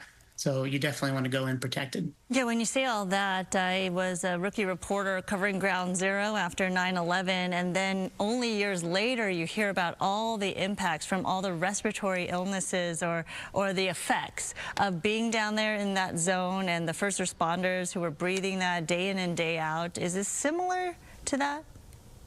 Similar. You know, the building materials are different. You know, we're talking about concrete and steel and skyscrapers versus wood and gypsum and things like that in these homes that are built up. But the risk is the same to the common person, right? You know, they're slightly different carcinogens, they're slightly different irritants, but they can cause the same pathology, the same lung disease. What are some other issues people should be worried about? Not only what they're breathing in, but other parts of their bodies this could have an impact on, including eyes. Sure. You want to go in, you know, especially if you're going to go into area where there's rubble and things like that, you want all kinds of personal protective equipment, right? Helmets, if you're going to area where the, rubble can fall on you or where buildings can collapse. Goggles, you can get basically at any hardware store, just workman's goggles just to protect your eye from ash and soot and things being thrown up into your eyes. It would be better for you to wear a layer that you leave, you wear to these areas and then put in a plastic bag and wash when you get home so you're not carrying these pollutants with you home. So for people not living in the fire zone, let's say Orange County area or the Inland Empire, should they be careful too? Because every day I check the air quality map and these areas say it's good, but is there something they're not accounting for when they test the air? Yeah, so, the air quality index does account for a lot of pollutants, but it doesn't account for certain ones. I'll reiterate the arsenic, the asbestos, those things are not often included in the air quality index. So there are certain things that can still cause pathology that you need to worry about. But in general, the air quality index is a good marker of how safe it is to go outside. Also, let's talk about water. Any risk there? I know there have been some reports of, do not drink alerts issued. Sure. Those same pollutants that I just spoke of can certainly leach into the water. Most of these water systems are enclosed and pretty safe. However, you can always refer to your local water provider's website. They usually have quality alerts. And if there's any worry at all or any suspicion that your current water supply is polluted, you can always go with a water bottle. Obviously is safe, pre-sealed water bottle from a different source. All right, Dr. Andrew Michael, thank you so much. A trauma surgeon at Pomona Valley Hospital Medical Center. We know you're a busy guy. We appreciate you taking time to speak with us this morning. Thank you so much. Have a nice day. You as well. All right, we're going to take a break. We'll be right back.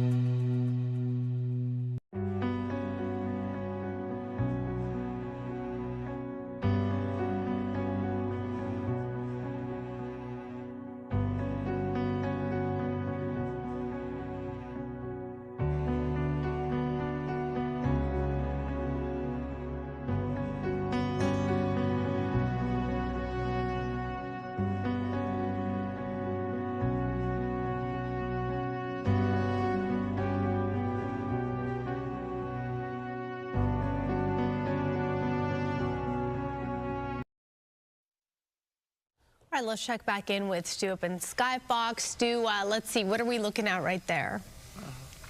You know what? I lost it. We actually found a house out here that was actually underneath some debris. It actually had some slide damage on Castella Mare. I got the street number, and I'm just looking for the actual address. It's so funny how everything kind of just blends together when you kind of look up and look away from something. But I know it was the 17,444, but I'm still looking for that actual house out here. We actually were looking at, we came out here because there was a slide, or they were talking about a slide out here, and one of the houses was damaged. It's so bizarre that I cannot find this right now. And then we also had something where there was actually, where we're hearing about, we're trying to confirm it, that they actually had another grim discovery out here, meaning there was a possibility of human remains that were found. But that Castella Mare one is like, I'm just driving me crazy that I cannot find it at this very moment. There it is, right there. I didn't go far enough. Take a look at that. So. Ooh. This house definitely not damaged from fire, but it's damaged because of fire happening above it. They got some of that slide action going on. There probably was a house right here, and after the fire was burning and the foundation started sliding, it slid down onto the home underneath it right there. And it kind of gives you an idea also about all the stuff that when we talk about hazards out here, this could still, movement of the land could actually still happen out here. And that's one of the things things that the firefighters and all the first responders, one of the reasons why they're keeping the public out. And then as far as that other one that we were talking about where there's believed to be, that we haven't got it confirmed yet, our assignment desk is working on it. It's out here. It's going to be on Penna Road, but it's right off of Pacific Coast Highway. It looks like it's a private road. We can't get Skyfox over there to look into the property, but you can see that you have law enforcement out front and they have the roadway blocked, so they're not allowing anybody back there. But I have a feeling that this is actually as described, that they believe that they found some more human remains up here in one of these burned out homes. So it is still very active out here in the Palisades area, and it's, you know, it's not a lot of good things to report on. It seems like more and more destruction even after an aftermath that we're looking at. But believe me, those first responders, they're out here. They're still doing so much good work. And we also know that the utilities folks are out here as well, and they're starting to do the same thing that we saw out in Eaton Canyon. They've got to go through all this. They've got to make sure that when they turn the power back on, that there isn't going to be any problems. So there's a lot of work to be done out here for sure. Yeah, absolutely. Okay, Stu, thank you for that perspective. So there are free N95 masks being available and made available across LA right now. The city is handing out hundreds of thousands of masks at public libraries, recreation centers, senior centers, and local nonprofits to help protect people from the poor air quality we've been talking about. Officials recommend wearing the masks outdoors if you smell smoke or you see ash, or, of course, when the air quality is bad. To find a location near you, visit foxla.com. A longtime member of the Los Angeles Fire Department sharing personal struggle after losing a home in the recent fires in Altadena. Stephanie Weaver has more. I can't even explain it. Just thinking I want to go home. I want to go home. Knowing there's no home to go to. Separating my family, my 4 dogs, I don't want to separate them. Tragically, El Hugo's home was lost in the flames, but the fire captain did not initially think his home would have been one of those destroyed. You know, fire has never done what this did. It blowtorched through my city, and I've never seen anything like it. I've been to fires here in Altadena, and I have history here. I had an uncle here when I was a young kid, so I know the city. But this caught everybody off guard. I never seen fire do what this did. El Hugo's story is another one of heartbreak, but also resilience. As the fires raged, Hugo was doing what he does best, serving others. But now, Hugo and his family need the support. We need help. They asked me what I need. I don't know. It's going to be a week tomorrow. I need a place to go to. I can call it home for now. But Hugo said that his story isn't just about him. It's about helping out all the firefighters impacted in Los Angeles. But I'm speaking for all my brothers and sisters. Yeah, we're proud. You know, we're supposed to help people. And it's really uncomfortable for me to ask for help. But yeah, I need to find a place. You know, find a place to keep my dogs all together, because that's healing for my wife. You know, if we had to separate them, that would be devastating for her. That was Stephanie Weaver reporting. All right, want to let you know one more time, some local assistance centers are now open for small businesses, nonprofits, and residents experiencing economic loss from the fires. There are 2 loan offices that the Small Business Administration is operating out of. One is at the Pasadena City College Community Center, located at 3035 Foothill Boulevard. The other center is at Ventura County. The location is 4001 Mission Oaks Boulevard, Suite A1 in Camarillo. FEMA has also deployed officials to 8 county libraries near the fire-impacted areas. Those officials will be available today in Alhambra, La Cañada Flintridge, La Crescenta, the Live Oak Library, the San Fernando Library, San Gabriel Library, Temple City Library, and West Hollywood Library. And how about get some laughs for a good cause? We can all use it right now. But I don't think Hamas cares about the destruction of civilian infrastructure. I don't think they care about the loss. Do you care about the destruction? We absolutely do. It's why I've been trying to get this ceasefire all along. But I don't think that is a calculation that has in any meaningful way entered into Hamas's thinking, especially when you look at the fact that Sylmar himself said that it is the mass loss of civilian life inside Gaza that he thought would strengthen Hamas's position. So no, I don't think it was the loss of civilian life that has led Hamas to ultimately agree to this deal. Yeah. Thank you, Matt. And I extend thanks Thank you. to you. And I want to start by a question that might link both what the Secretary Blinken said yesterday in the Atlantic Council and the announcement of reaching the agreement today.